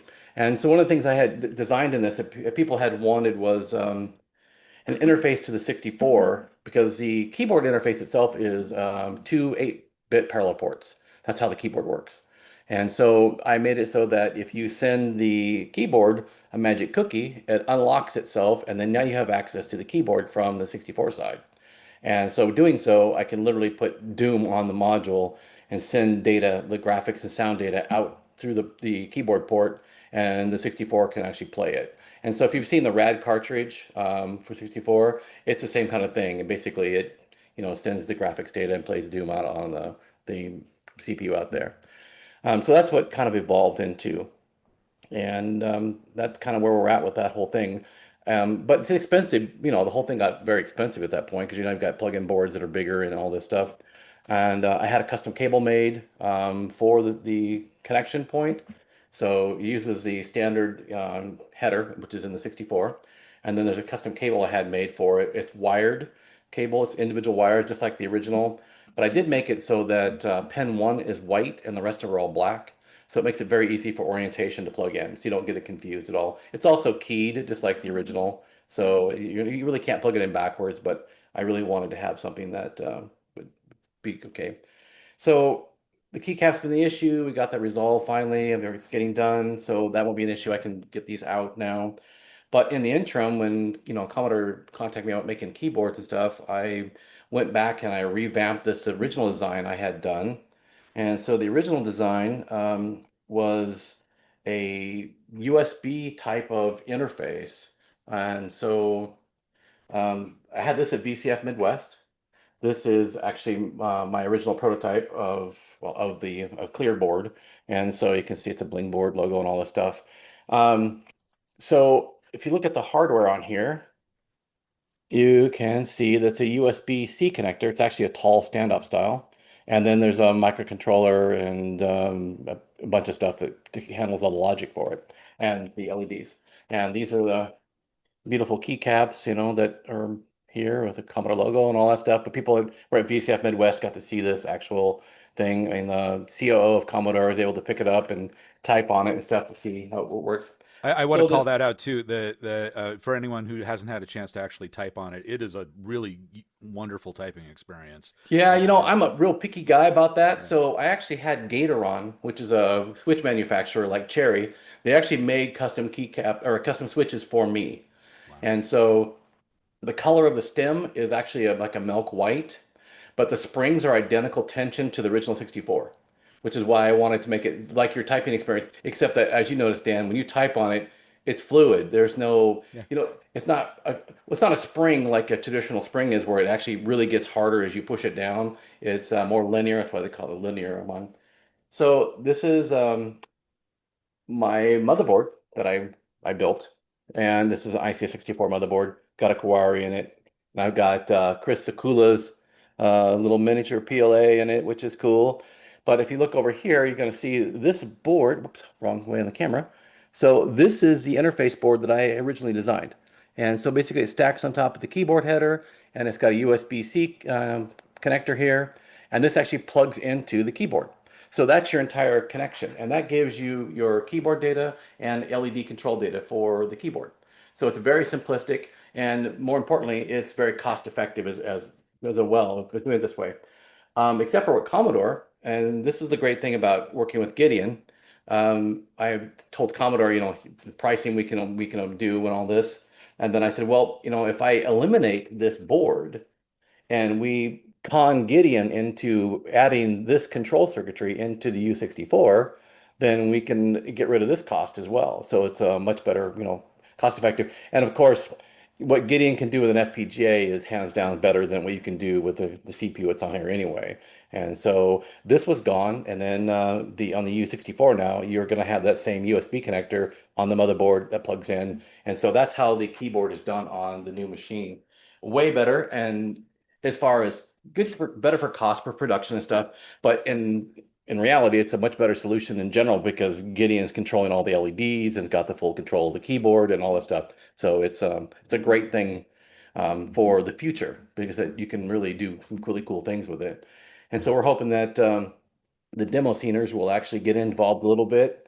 And I had talked to one of the groups a long time ago about with the Blingboard 64, where if you had your 64 sitting in front of your 1701 monitor, the graphics in it would be going and it would actually jump onto the keyboard and the keyboard lighting would follow and then jump back onto the monitor and do things like that. So there's some neat things you can do. And Gideon's got a really good, amazing FPGA based LED engine that he wrote for it. And I'm pretty flabbergasted about how good it is actually, because I had given some coding and stuff to Gideon before about how I do patterns, like from the video of the Blingboard 64 that was on Indiegogo. There's a video of all the LED sequencing and things like this, and so he asked me, how'd you do this? And I just sent him the code for it, and then lo and behold, he's able to do all the stuff in FPGA. So it's pretty cool.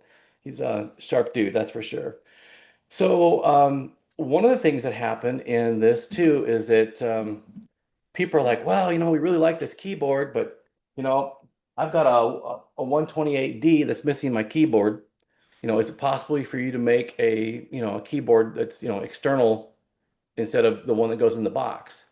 I'm like, well, anything is possible, but I don't think I really want to do that. And then dummy me, I made it a stretch goal. And so lo and behold, we have a bling box. This is an actual production unit. So I've got these in, and again, I've got the clear keycaps on here, so I can actually type on it. And so this is a keyboard that is external. It's got a DB25 connector on it, and you can actually plug this into your C128D, or you can plug it into your SX64. Or you can plug it into your PC because there's a USB-C connector here. So you can actually plug this into your PC. You can set the key mapping for Vice, and you can use this as your Commodore 64 keyboard under Vice. So things like run, stop, restore work instead of having to figure out which key set it is on your PC, which is kind of a pain. And I also made it as a stretch goal because apparently I'm not smart enough not to make stretch goals. If you take a look at this, there's little caps that are here. And so it's an optional board that you can get. And actually what this gives you is two DB9 connectors. And so you can plug joysticks into it. And so now you could actually plug joysticks into here because the way joysticks work on the 64 is that they're actually key presses, basically is what they are, except for the paddles. And then I don't know if I did a stretch goal for the paddles, but I just implemented paddles anyway. So I've got paddle control, and then one of the things it can do is basically it can send the data to emulate the paddles. So there's a board that goes inside of here. Otherwise, there's a cap that replaces this in the plastic. And so yeah, you can have a 64 with external keyboard and plug your joysticks into here for your Vice at that point, because this becomes a what's called a composite device, a USB composite device. So it becomes a keyboard, a mouse, and serial interface as well, all in one unit inside of it. And it uses, show you this board. So this is just a respin of the original board. It ends up looking like this. So this is the board that goes in there. You can see the USB connector is over here and the DB25. And so this actually gets put into the same board. So the same exact circuit board for the Bling board is used for both. And I just made it so that I can just swap whatever boards I want in here for that. And of course, I also have connectors on here because I like future proofing things. So this connector is over here. That's the joystick port. It actually, it's a little jumper cable plugs into the joystick port. And then these two connectors, one is for a LCD display, and the other one is for generic IOs. So it is possible, because I actually put a breakout slot in the back of the case here, a little slot, that you could run a ribbon cable out, and somebody could 3D print a display here, like a 3-inch display or a 5-inch display, put it on here. And if you wanted to emulate the 64, the CPU actually being used in this is powerful enough to emulate a 64. So if you just put a display on here, you could actually make a 64 completely like this, with a little kick-up display. And so these are the, there's a ton of possibilities, and it's wireless firmware upgrade. So we can change the firmware anytime we want to. But yeah, that's an actual production unit that I've got in. Little flip down things for the thing, and the height actually is pretty good for this way. And then when you flip this up, you can see how much of an angle you can actually make the keyboard. It's pretty natural for typing. The first version I had done actually had a beveled angle here for this. And after typing on it for about 2 minutes, I like it's too hard in your palm or your wrist, and depending on how you hold your keyboard. So I made it round so it's all smooth. This is actually a rubberized coating, and they guarantee, we'll see, that it won't be yucky in 10 years, when they get gooey. So, but it feels really cool. It's easy to hang on to, and it's nice. And the keyboard's heavy. It's really very heavy. And so I had custom made rubber pieces for the bottom, if you can see them here on both sides. So when you put it down, they're anti-skid.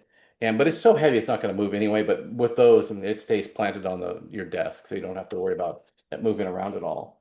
So that's pretty much the keyboard project. Like I said, finally, I posted a thing on Indiegogo a while ago about the update for what's happened, and it's just been one drama after the next with keycaps, and I think everything is, I think, sorted out. I actually bought new molds because production is so slow with what Commodore needs, because they've got like all one color. So my molds were designed for the original keycap campaign, where we needed a whole lot of different colors for the different keycaps. So the molds I had made originally, one mold for small keycaps, and one mold is for all the large keycaps. So that's the function keys, the shift, restore, control, return, and the space bar. So there's 10 keys in that mold. And that worked out great for what we needed for the campaign, because I needed, 5,000 of this color and 4,000 of this color. People wanted to mix and match, and that's how they were able to buy the keycaps. With Commodore's keyboards, of course, they're the original color, so it's all brown and orange function keys, or with the Starlight, it's transparent black and transparent red. So it required a lot of shots of each one of them, and then we were throwing away keycaps for them. So I ended up just making new molds for the future, because it makes it sense now, I guess. I've learned from the campaign what people really need, and mixing and matching is not so bad when you've got full sets, and it's just a lot faster for production. And they're newer, better, not better. It's the same shape as we've always had. It's just a different process you're using for it. So it should be, they're going to be great, because we're going to sample stuff. And so just one more thing I've got, but I'll have basically two sets of molds at that point to do production. So that's good because it can run more machines and things like that as well. So it's all good. Just, things I didn't really want to do so much, but now I'm glad I did because there really was needed to do it. So that's that. The other thing, let's talk about my Y modems for the 64 and for the RS-232 version. So the 64, I've been out of stock forever, and I've have a version that I had made forever ago, and it's actually an interesting little version of it. So this ends up being, it's probably even dusty. This is the version I made. It's got plug-in modules into it. And so I also use a high-end CPU on this as well. And I think it's a Y modem 2. So the modules I've got are like audio output, audio input. It's got an input for doing video capturing, an output for video for like another monitor. If you wanted to have an 80 column monitor, so 80 column like a terminal program, you can do all that. Basically, in fact, I was going to rename it to the kitchen sink because it basically can do anything and everything. It has a tape interface. It goes into the cassette port, and it has auto loading of software via the cassette port. So you don't need a disk or anything like that for loading any programs at all. You can auto start from the cassette port, which is a neat trick that you can do. If you just hit load, like the Commodore Shift or whatever run stop, you can actually load up the entire menu system without having a disk or anything at all, which is neat. So that's something I'm be working on finishing the rest of it for next year. The biggest problem I've got right now is the Y Modem 232 Pro. Everybody wants it. It's a great product. It's cool looking. It works amazing. But there's one issue that all Wi-Fi modems have, and that is Z modem transfers. So Z modem is the most popular transfer protocol that we have, but it's also the most problematic for doing with Wi-Fi. And the reason being is that when Z modem was introduced, it has retries, and it's like the best protocol ever. Because if you got any kind of a problem, it'll retry the packets over and over again. The issue, though, is designed for phone lines. And so back in the day when we actually had these things called landlines and real telephones that you picked up, the amount of time it takes to get from point A to point B is extremely fast, speed of light. And so the only issues you'd ever have is if I was going to try to talk to Yuri in the Netherlands, it has to go through a switch. And so the switches were very slow initially, and then they fixed those and they were very fast. So Z-modem protocol requires a ping time or acknowledgement time of a packet of 50 milliseconds or less. And the problem with Wi-Fi is that you could have, with a slow router or a congested area, you could have 50 milliseconds of ping time just going to your router from the modem. And so what happens is that it basically the path is your Y modem to your router, router goes to your ISP, ISP goes to whatever your destination is, and then it has to come back as the acknowledgement for the packet. There's a lot of steps between there, and normally it wouldn't be a big deal. Like with a landline, it's not a problem at all. But with Wi-Fi, because you have a wireless component and you have to have the communication protocols for it that have to acknowledged itself, there's just enough latency in there a lot of times to really have problems with Z-modem transfers. And so to circumvent that, I use Expressive CPUs on most everything nowadays because they're inexpensive and they just work. Expressive has a ESP32 C6 or C5, like C5, and that one has 2.4 gigahertz and 5 gigahertz Wi-Fi support.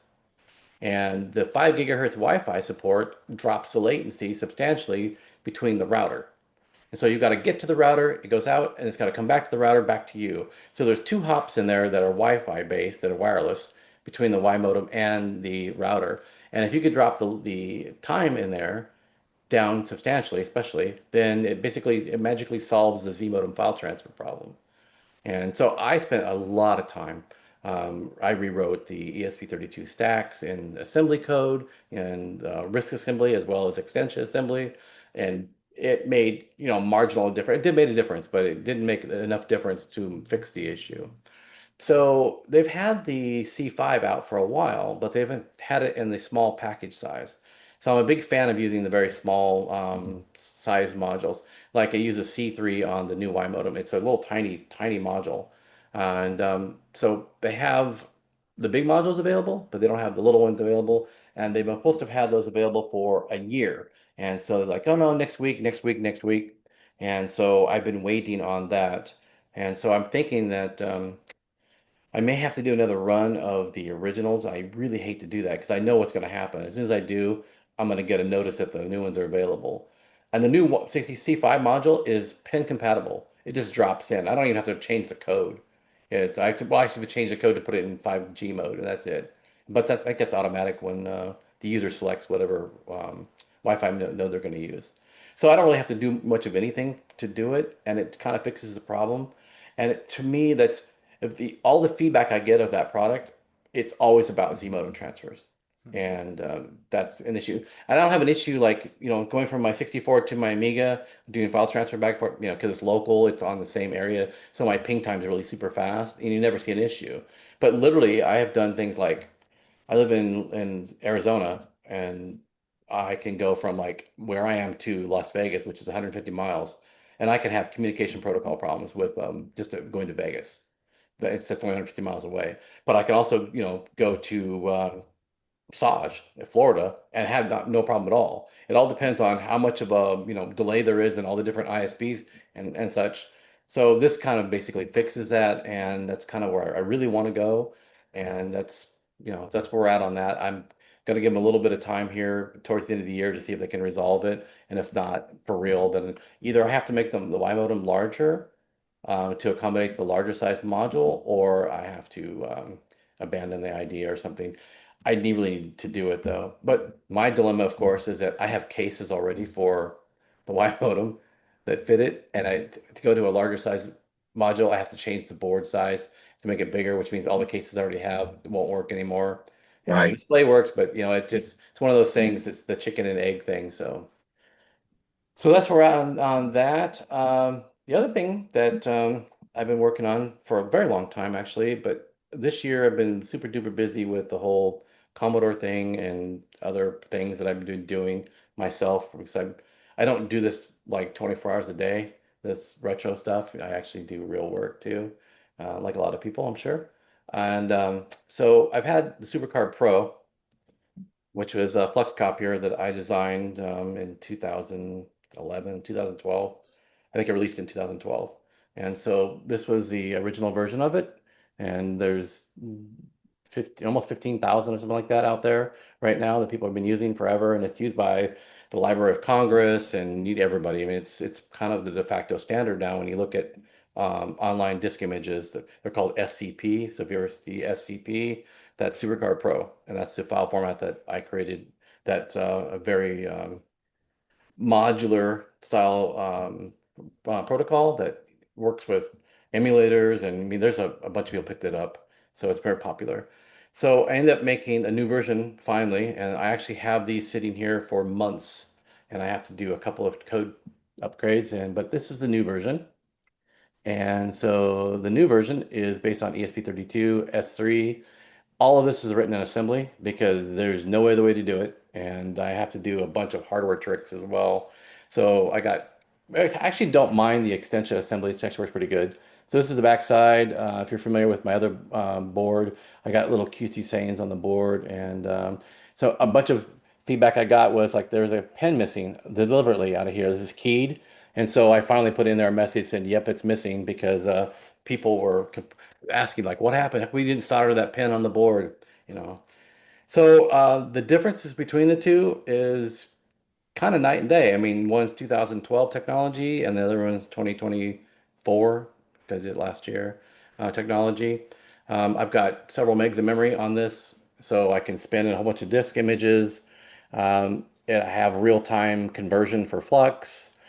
So now when you go to read like a 1541 disk and a drive, instead of taking, a minute and a half or whatever it is to dump all the data, I can actually convert and salvage, which is important to me, sector data. I can do an entire disk in 7 seconds. So it's like the old school parallel, mode on the 1541 with the 64, super fast. Amiga disks are 28 seconds to do a complete dump. And so I've got SD card on here that you can send files to directly. It has PC support with the USB-C, or you can use Linux, you can use Mac OS. I have a new software that I wrote it originally in VB6, and there's a new VB6 replacement. Well, not new so much, but and it worked for a long time, but was new to me when I found it. It's called Twin Basic, and the Twin Basic is really cool because it takes a VB6 project, imports it, and you can use it directly. And they have an export module coming out shortly that actually generates Macintosh file. So you can actually run the executable on the Mac at that point, and which is cool. So it basically takes care of a Mac OS version of the software. And it's also super duper fast by comparison because it compiles into like a native code instead of being like a P code like the normal Visual Basic is. So super fast. I have a expansion port on here. And this is basically the biggest thing that's new, besides the flux copying, what it can do for speed wise. There's an expansion port, and the reason why I did that is that I wanted to be able to make a copy station. And so I have basically created this. I will have files available. You can actually 3D print your own copy station, and it looks like this. I have some labels for this, and I'll show you the face panel in a second up close. But the supercard board actually screws to the back side of here, and there's actually a power supply. I'm just make sure it doesn't like fall apart. No, it's good. There's a power supply that I designed in here. In fact, if you saw today when we were talking with Marco, you might recognize that the power supply, because I use the 2596 and this exact same thing as well that Marco's using on his replacement power supply for 64. So it's a power supply for it. Nice piece of fuzz. Oh, no. No, it's actually stringing from the plastic. But so I made a web mesh piece in here for the side support. It's super strong. Basically it bolts together, and this was basically Yuri's fault that I ended up doing this because we were talking about this for a long time. And so the faceplate is done like, let me actually unplug this from here. It's pity it's not lit up because it was actually really nice with the. I show it in a second. Yeah. So this is the faceplate. I created a nice label for the thing, but there's actually a real circuit board and stuff in here. And this display, as you can buy on Amazon and every place, it's just a generic IPS display, but it's a beautiful display. And so this plugs into the expansion port that's on the board. And let's see if I can let's unplug the disk drive so that makes it easy. So I can plug this in to here. So you can see it's plugged into the board itself. It's a simple ribbon cable. And then when I plug in the USB connector to give it power, I have screens like this. So it's a super high res display. So we can actually go through a menu system as a copy station, and you can dump disks, Amiga disks, 64 disks, whatever, and you can do regular flux copies. It's all wireless as well. So I have a server communication, so you can read and write disks right to the server if you want to.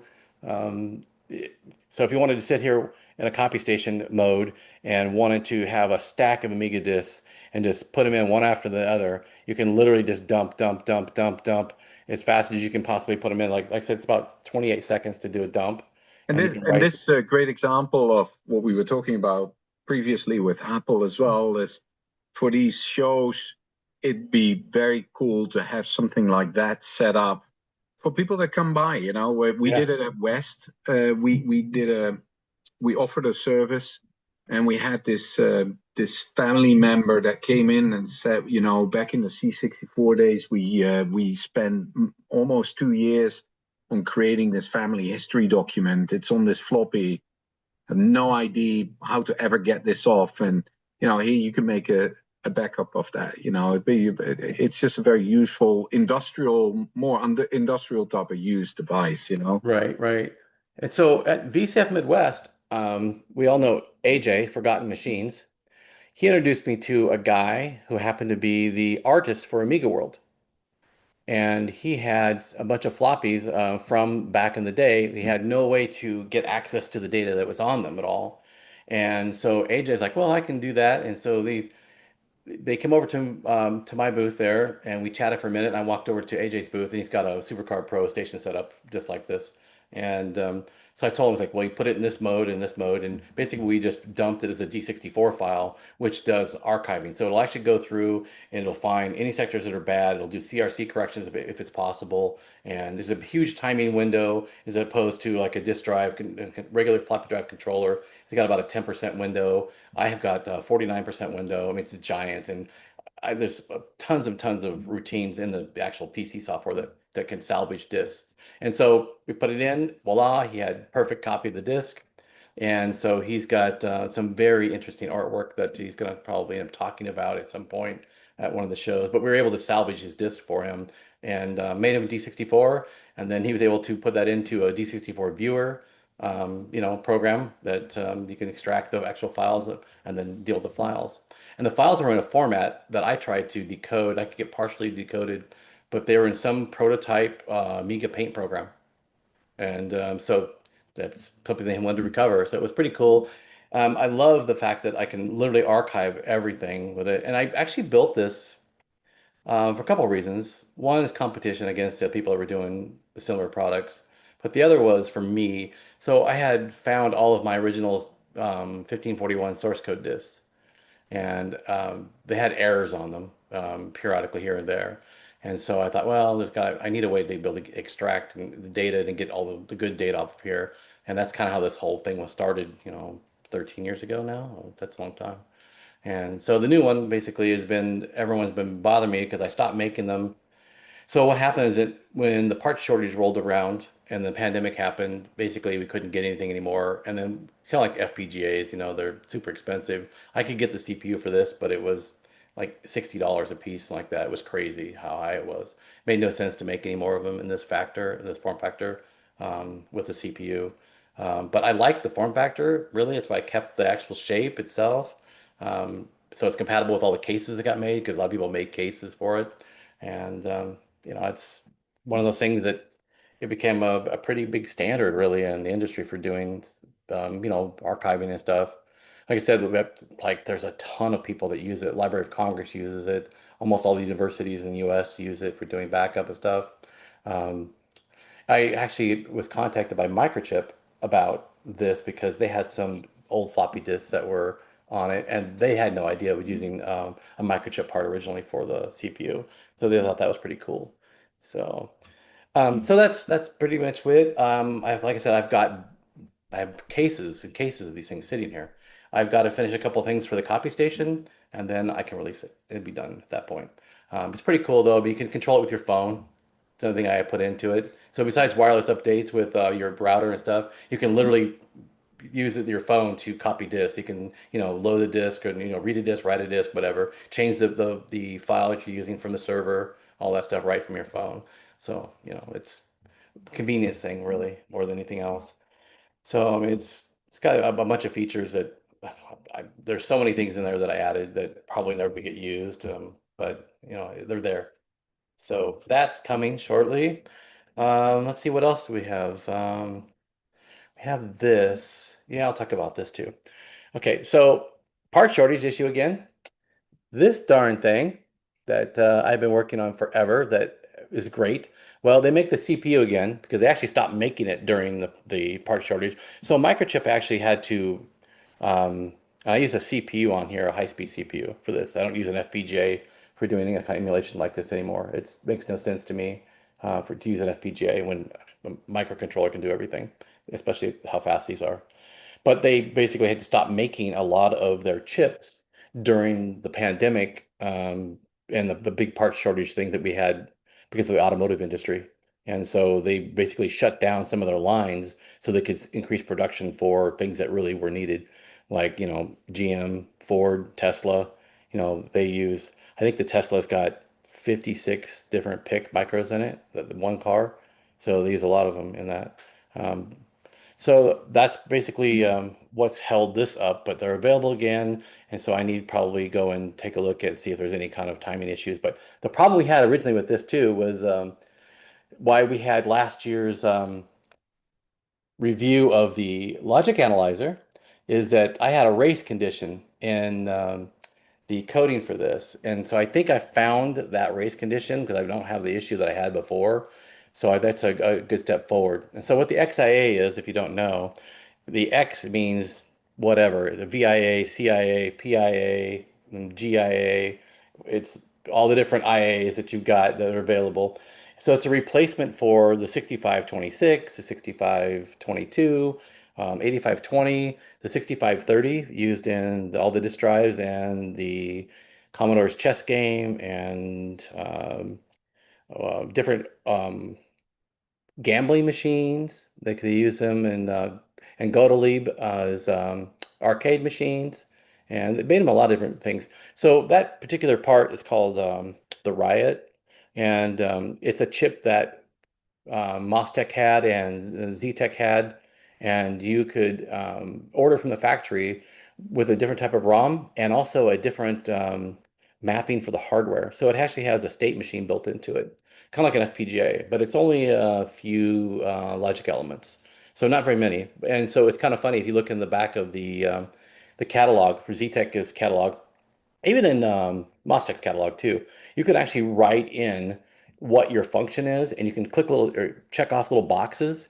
and you could order it with a state machine a particular way, and you provide your ROM. They program the ROM mask into the chip, and that's what you would get as your device.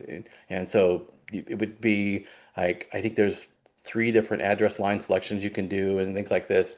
So you basically you can do some control of the interfacing of your chip into your circuitry with this particular state machine. Well, the state machines are all different. And so I have 47 different versions of the 6530 that have located. And I have got the ROM mask for and the state machine mask for. So I have those built into this as well. And so this is kind of a one chip wonder or one board wonder, basically, chip replacement. There's a push button and there's a couple LEDs on it, and you can actually select what exactly you're using this function for. And it stays permanently locked into that until you change it. So you can make it a 6522 or 6526 or 8521. There's a slew of things. So 6530, and then there's another derivative of that as well, that like a 32, 6532 that you can do as well. I think there's what 16 or 17 different chips that it supports, and just one box does all the different chips. So that's my goal now that I found my little race condition, and now that the parts are being made, is to put that into production. So it's an inexpensive board to make, so it's pretty inexpensive for to use. And I'm going to use that solution probably in my new 64 that I'm making as well. So the news that's going to be a little bit surprising for people, I think, is I have Fusion 4. So Fusion is my Mac emulation that I did for the Amiga, and I've been tinkering with it for a long time. And the reality is that people are going to run it on modern hardware, really, like the PyStorm, and they'll use EMU68, or they'll use the regular PyStorm software, which is a lot slower. Not so much being used on like O20 machine or something like that. And so I been waiting and waiting and waiting for EMU68 to have MMU support and proper FPU support for the Mac. And I understand, it's open source and all that. That's fine. And so I I found that the new version that was just released, beta, it'll be released shortly, I think, um, actually fixes a lot of the issues, and it's a lot faster as a result of that. So the problem is that, like EMA68 is amazing. I mean, it's a JIT compiler, and it works great, super duper fast. But when you clear the cache on the 68000 or 68040, whatever you're using, it cleared the cache, the JIT cache as well. And so basically, when you clear the JIT cache, you have to rebuild the entire program as you run. And so if you're flushing the cache no less than every vertical blank, which is what the Mac does, and also every single function call, API call from Mac OS, it flushes the cache. Basically, the Mac is very crippled at that point.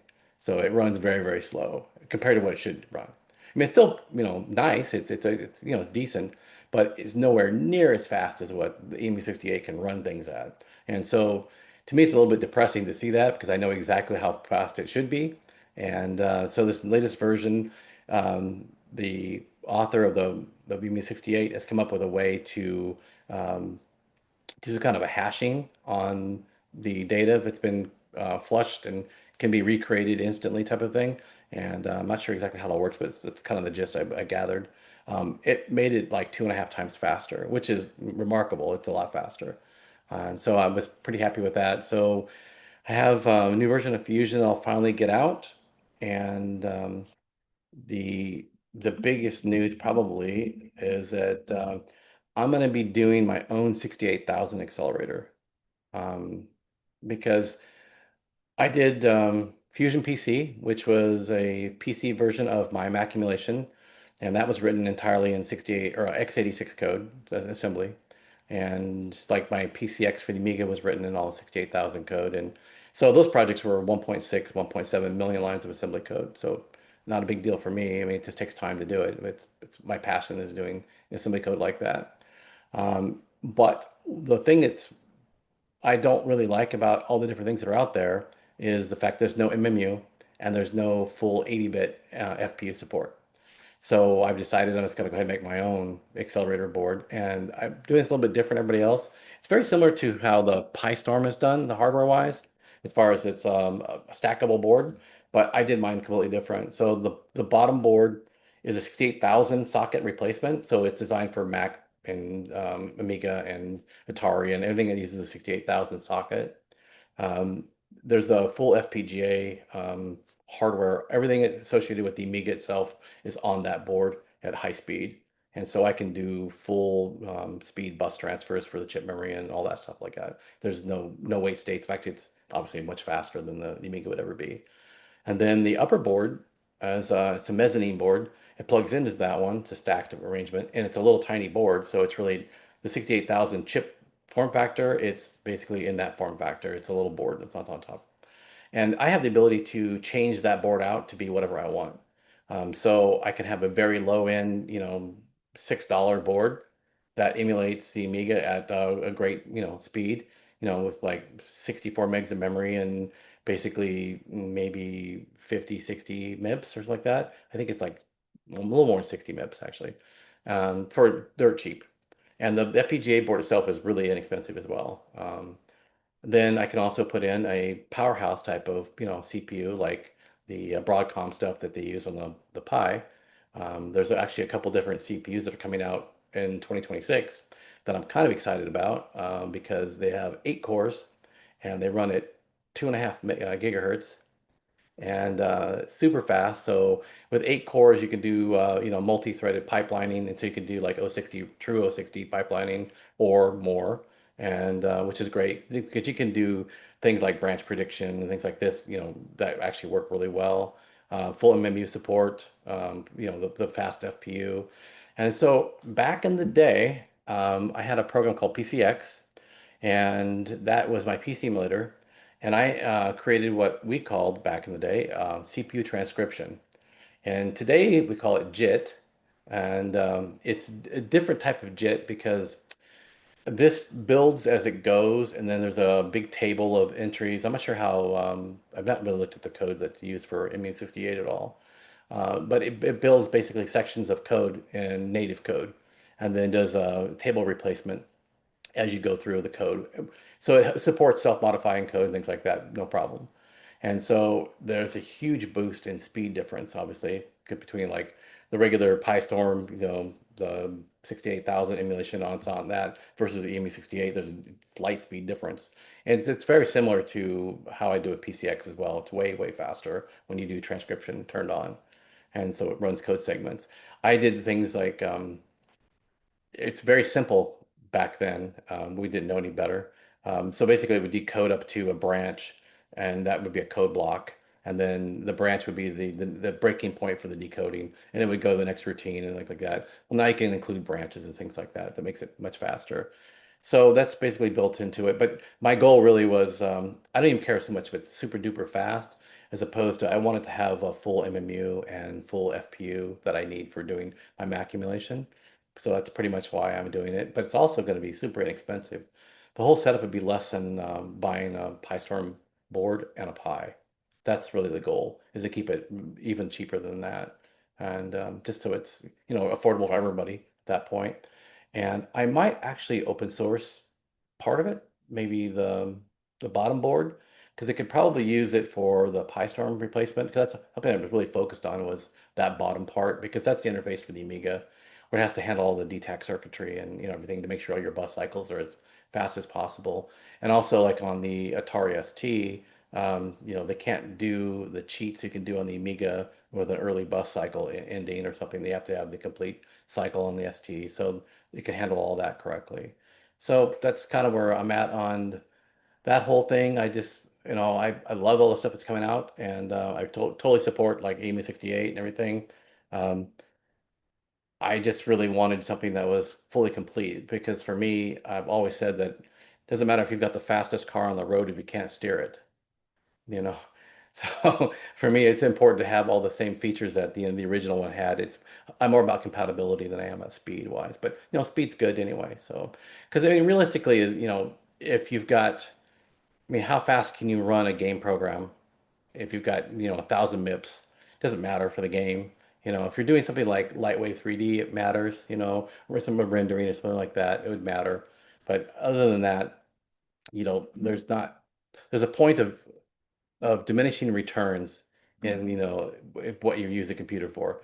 I mean, you can open up a window, it's a little snappier at a faster speed, but does it really matter in the grand scheme of things? It's kind of like bragging rights, and my bragging right would be 100% compatibility, where I can run my Mac OS on my Amiga, and I can use virtual memory and things that require MMU. That's, to me, is more important. So that's what I'm working on. That's to be a 2026 thing. And so I've got all these different projects. And my goal here is literally, and some of the guys in the CRX crew know, that I'm going to get out of my day job completely and kind of leave. It's kind of sad in a way, because I've been doing it for the UAV industry for 20 years now, literally 20 years this year.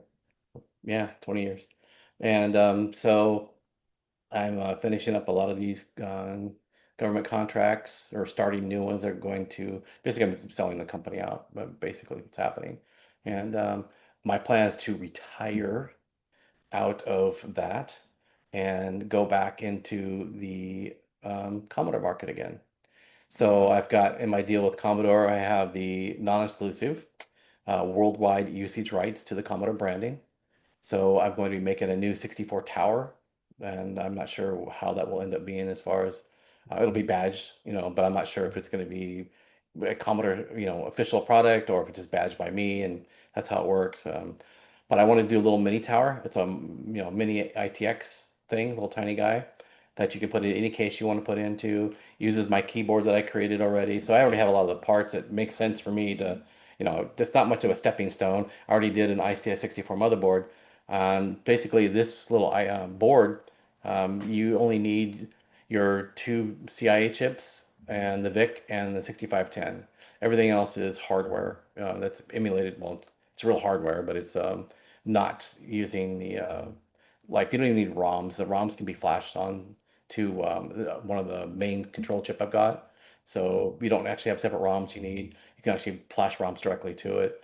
And so, one thing I really wanted to do with this was really important to me in the ITX form factor. We have the back plate, and so the back plate has the cartridge port, the user port, the cassette port, and the video port and the IEC port. And so those are the things I needed to have on there, and they all fit, which is a miracle. It fits in the back plate correctly. There's a stacked board arrangement, obviously, to do the above it. So basically, the user port's above the cartridge port, and so they all fit in there. So you can still put all your devices in, and so you can make it. It's a full working unit. But the whole idea behind that really was, there's a ton of 64s out there that have motherboards that don't work. have RAM problem or whatever, and or connector fail, but mostly RAM and TTL stuff. But a lot of people have or PLA failure as well.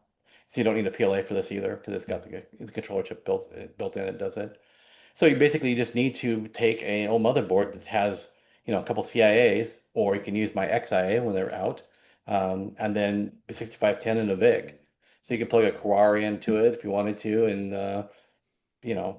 6510 replacement if you wanted to. You could literally have an all brand new machine with no old stuff at all, or you can take your old, bread bin that's, and salvage it and use parts out of it without having to create your own motherboard and stuff again, like my ICS64 kit was. So that's Nice. something I'm working on, but I needed to have time away because from 1983 until 2000, my actual day job was doing this. I built Commodore hardware and software for the machines until Commodore went completely out, and we finally had to transition our lives into something real. So yeah, I need spare time. And the only way to do the spare time really effectively is to, make a decision about, do you want to do this all the time, or do you want to do it part-time? And if people look at my Discord, they know I think there's 19 projects in there that are 80 to 90% finished, and they're sitting on a desk, and it's some of it is lack of interest. Most of it honestly was like part shortage issues, Yeah. because I had a lot of things in there that I was ready to go and do, but we couldn't get parts anymore. And then a lot of that stuff now, well, some of the stuff, parts are gone, no longer available. So in the interim, I secretly swapped out CPUs and things like this, and changed the design to be something I can get parts for. And so that's, it's a viable solution now. So that's kind of where I'm at on this whole journey of life, I guess, dealing with Commodore stuff, and which has been, that's going to be such a huge thing for the community anyway. And I don't think people see it really for what it's going to happen, what's going to really happen. And so what we all hope is going to happen, and I really think that's going to happen. And don't, I know for a fact I wouldn't be involved if I didn't think there was something, at the end of the day that was going to be, and you too, Dan, you've been Yeah. involved, for a while now. And so you don't want to spend all this time and energy on something that's going to fail. So I'm pretty confident we're going to be just fine, with everything that's going to happen. Well, I really appreciate how a lot of your products support multiple levels of interest, right? I mean, I kind of said that yesterday about how there are different levels of things that people are interested in, and the ability to use vintage parts in a new build, I think is an important layer to support and a difficult layer to support. Like that's not everybody can do that. So like really understanding the relationships between the parts to make sure that they behave correctly when they're all connected to each other is really important. And we learned that in the power supply talk too, right? Like just getting these things right is actually a lot harder than it sounds. So right. I'm Yeah. glad Well, there are people with a lot of expertise willing to keep supporting the community with products like these. yeah.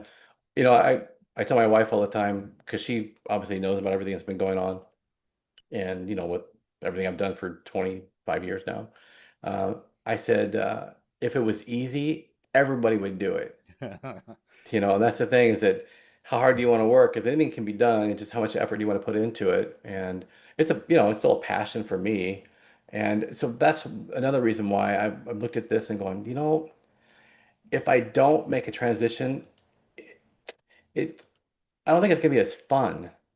Because what irritates me more than anything is that I have all these cool things that I've done that are sitting around, or things I've done that are, released, that I haven't updated in a while. And it's frustrating for me. It's more frustrating for me that I can't get to those than anything else. So that's the only stress in my life really, is that.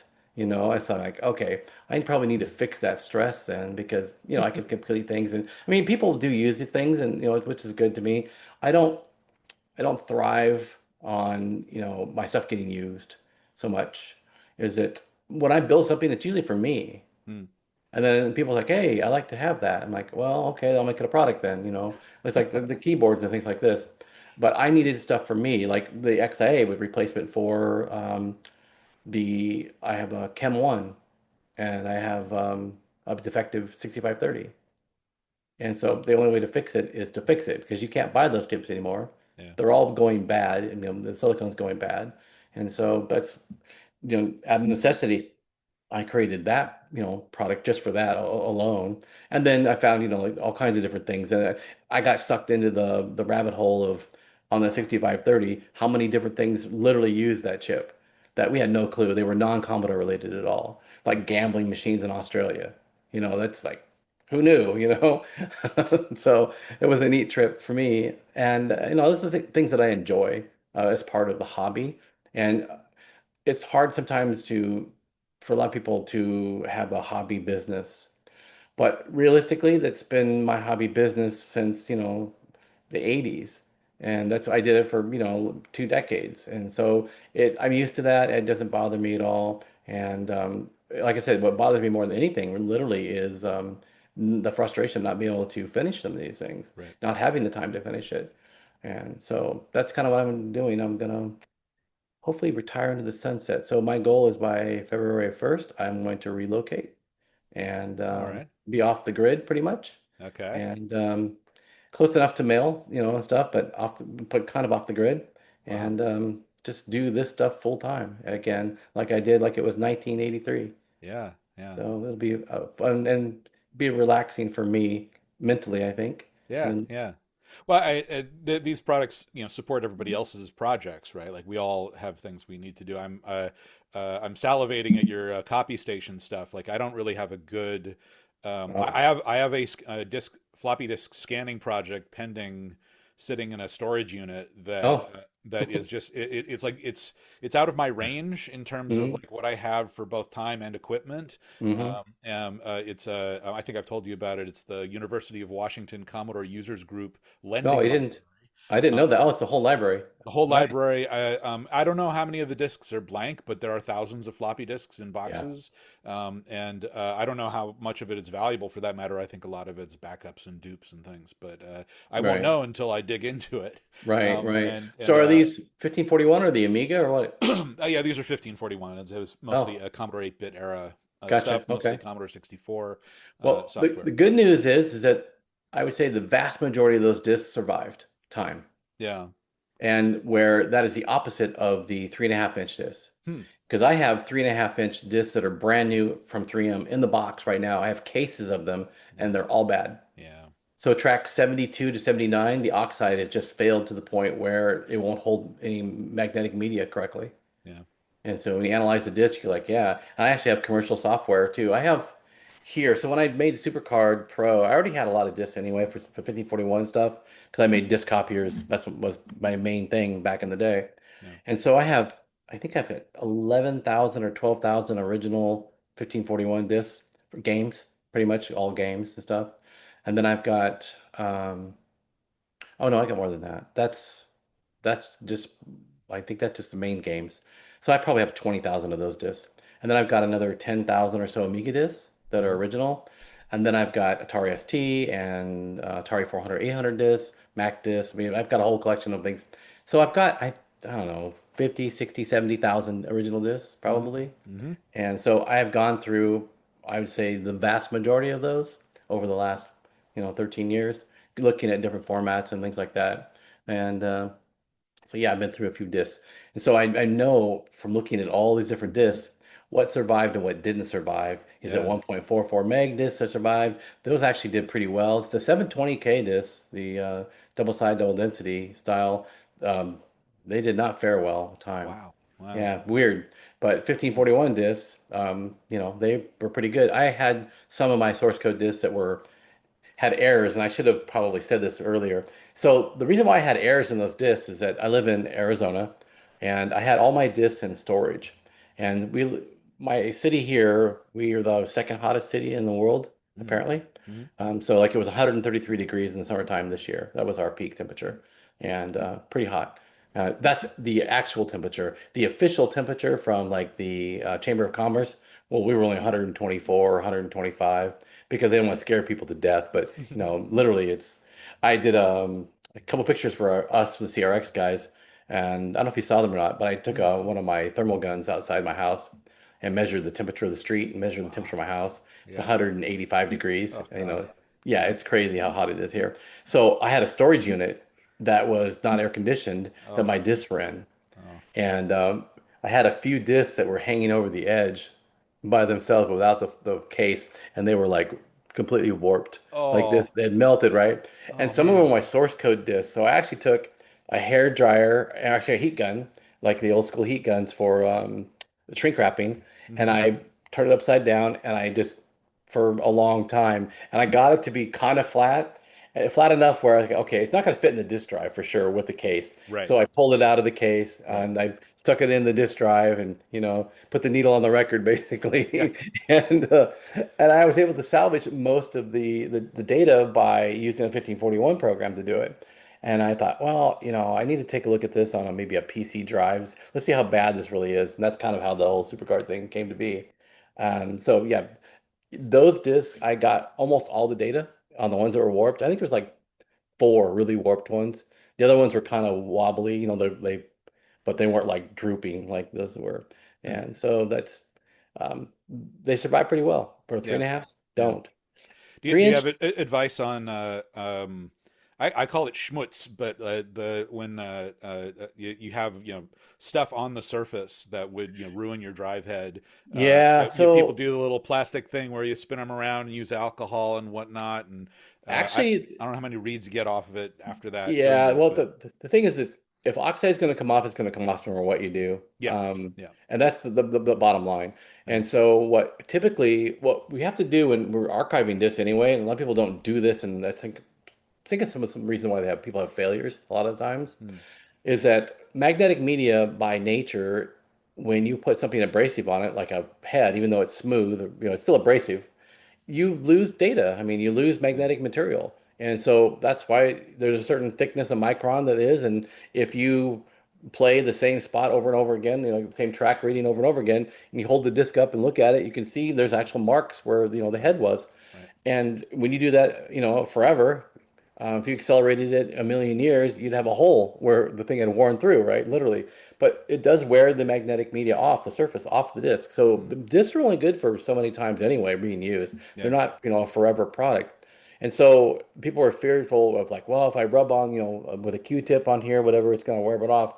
And I get, like black stuff on it. Like the bottom line is that if you don't clean it, you can't read it anyway. right, yeah, So you might as well clean it and then yeah. try So to we can read get it yeah, and yeah, see how many times you can read it before it's physically failed. yeah, And so I use 99% alcohol. I don't use anything less than that. mm, For a reason is that if you use 70% alcohol, which is standard, like you have a grocery store, right, the other 30% is water. yeah, And so what people don't get is that the surface is oxide. It's basically it's rusting. yeah, That's why it makes the brown, debris on there. yeah, So if you put it underwater and try to wash it, you are making it worse, really, in the grand scheme of things, because you're providing an oxidation for it, a yeah, way for it to oxidize. Water is still HOH, hydrogen hydroxide. yeah. So yeah, I I know always a use lot of people talk about the stuff that they find on old discs. People talk about mold. They talk about mold, organic sure, material, and I'm sure that right. happens. Yep, it And does. that actually sounds like the easier story, right? Because the alcohol will get the mold off, and then you've still Sure. got the Yep. oxide underneath. But then there's like the separation that you're talking about, and the Yeah, degradation of the so material itself. you really can't do anything other than clean. Yeah, So what I recommend that people do is that before you archive a disk, clean your drive heads. yeah, I do it every single time because when you're reading something that's bad, that oxide goes somewhere. It doesn't yep, go into the air, it goes onto yep, the head. yep, And so when you keep doing that, and here's the real problem that people don't get. If you keep doing that over and over again, eventually it starts becoming sandpaper. So when you put the disc in there, it's now sanding off the disc because yeah, you've got so much abrasive material that's stuck to, the head itself. yeah, And you got to remember too is that when a disc spins, it's a 300 RPMs or 360 for a, regular PC drive. That's friction that generates heat. You yeah, actually fuse debris to the head, yeah, which is why you got to clean the heads off. And yeah, so we got to use yeah. something to clean them. And That, so, that was on my mind when you were showing off your copy station yeah, enclosure. yeah, Is that like for my project, which I know for a fact that most of these discs are spoiled in some fashion that need to be hmm cleaned and all this other stuff.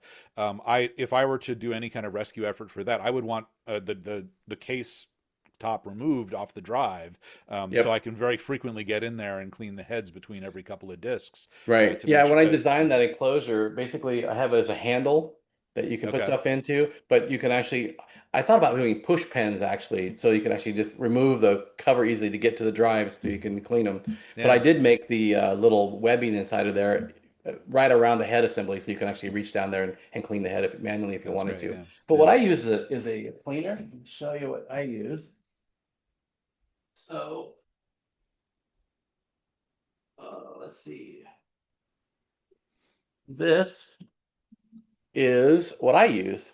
And so Yuri and I are trying to find a way to actually make these because Yeah. what this is an insert. Yep.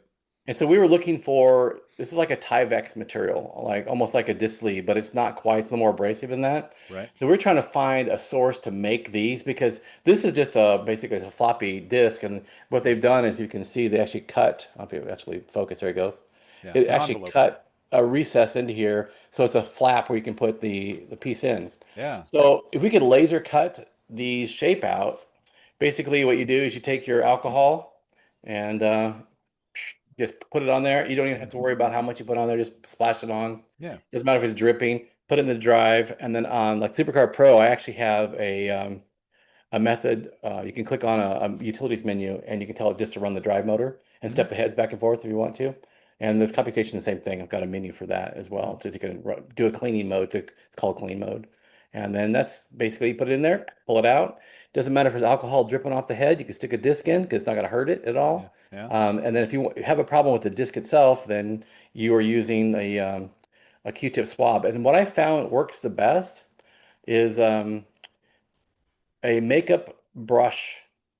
So I found this out, like my wife used mascara, Yeah. and there's well, not mascara, but eyeliner stuff, Sure. and then there's like a blush thing that she has for her eyebrows or all that. It's like a soft foam pad, Mhm. and they don't melt with alcohol, which is the thing I wanted to check first. They don't get destroyed and become gooey, right? Yeah. Yeah. And so one of the projects we wanted to do for CRX at some point was an automated Arduino powered cleaner that would actually Mhm. spin the disk and then move the thing back and forth Oh, across it to actually clean the disk. And so I actually designed the hardware base of it, but we never got any further than that. So maybe that's now that I'll great. have some time, I can do that. But it's that'd be a neat little That's open what I source. need for my 2,000 disc project. That's Right, the right. thing So I'm least looking forward to is hand cleaning 2,000 floppy disks. well, So, you may not have to hand clean them all. They might be yeah. just fine. What I did find is like if they're open, especially like they're laying around without a disc jacket on, Hmm. they're only going to be dirty in the window.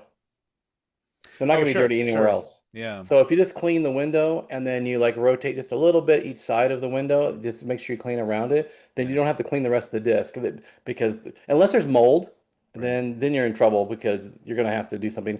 Because the biggest issue with that, of course, is that when you open up a floppy disk inside, and usually they've got this white, nice, matte material and it's Yeah. good for if you open it up, you can dry off your tears, you It's- know. So kind of like this kind of material. Yeah. And so that's where I have actually seen mold is in Yeah. those, but nothing I've ever had because like I said, I live in Arizona. Hmm. It's right now my humidity in here is 2%. Yeah. And Yeah. so, I have no humidity here really at all. When it rains, it gets up to 25% typically, then it goes away type of thing. Hmm. So we don't have any issue with that. But I've gotten some discs from people back east, and oh man, Yeah. I thought mold was a myth until I Yeah. saw that. I'm like, okay, it's not. Yeah, Um, I'm sorry to say my project well, yeah, you're in Washington, so you yeah, got I'm in water. Seattle. Yeah, I picked this up from somebody in Washington, and they were outside for like a couple of weeks, and yeah, I was like, they were not properly stored. So I think mold will be a particular concern to my project. But right. anyway, I'm excited to hear that. Yeah, so same thing with a 3.5 You have inch. They stuff got that same kind works. of a disc you can buy, and then you just dump the alcohol in there and clean the drive. But cleaning the drive is the most important part of it at all. Yeah. If you've got a disc that's moldy, then you can handle that. But I'm guessing that even with your 2000 disc, you're probably going to find a very high success rate, even if they're moldy, because a lot of times that there's enough pressure on the head to kind of break through that as it goes. Yeah. And then you'll know too, because like when you start cleaning, your discs, especially with like things that are movable like this, you're gonna start seeing like dark spots where things happen, like ring. What you'll see basically is like a ring, and then you've got to move the head to the next one. That's why on the cleaning program, I just have it so it steps ahead as well. That way you don't have to wearing out just one section of your cleaner. You can wear out the whole more thing. of your cleaning material. Yeah, that's right.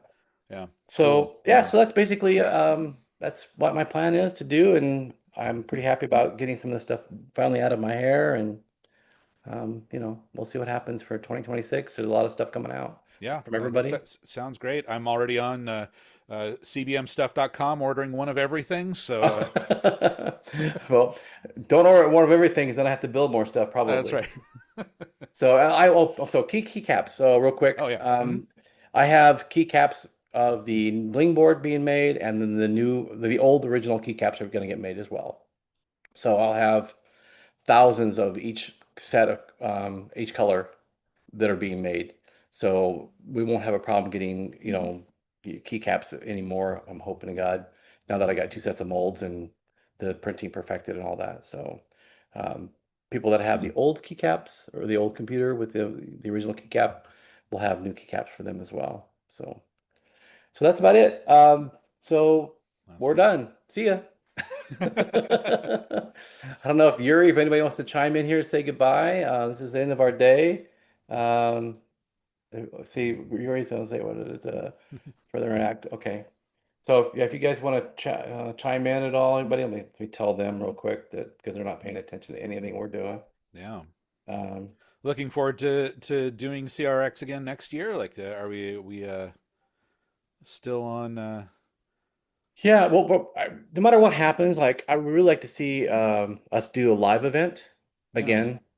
And Vegas is perfect, really, because Vegas is a giant airport, easy to get in and out. Hotels are inexpensive typically. Well, they're getting better now because of the pandemic has gone down, and they're not trying to all make their money back at the last second. I think an in-person event's great, but we've really learned that we have to have the virtual part as well. Yeah. Because of people, sitting in, well, like Marco and Zarko. I mean, if you're sitting in Serbia, you're probably not going to be flying into Vegas anytime soon, really. It's much more convenient for you to just sit there at your computer. And, we've learned through this virtual, experience that we can have people from Serbia online and with us and talk. Yeah. So I really enjoy having live access to people.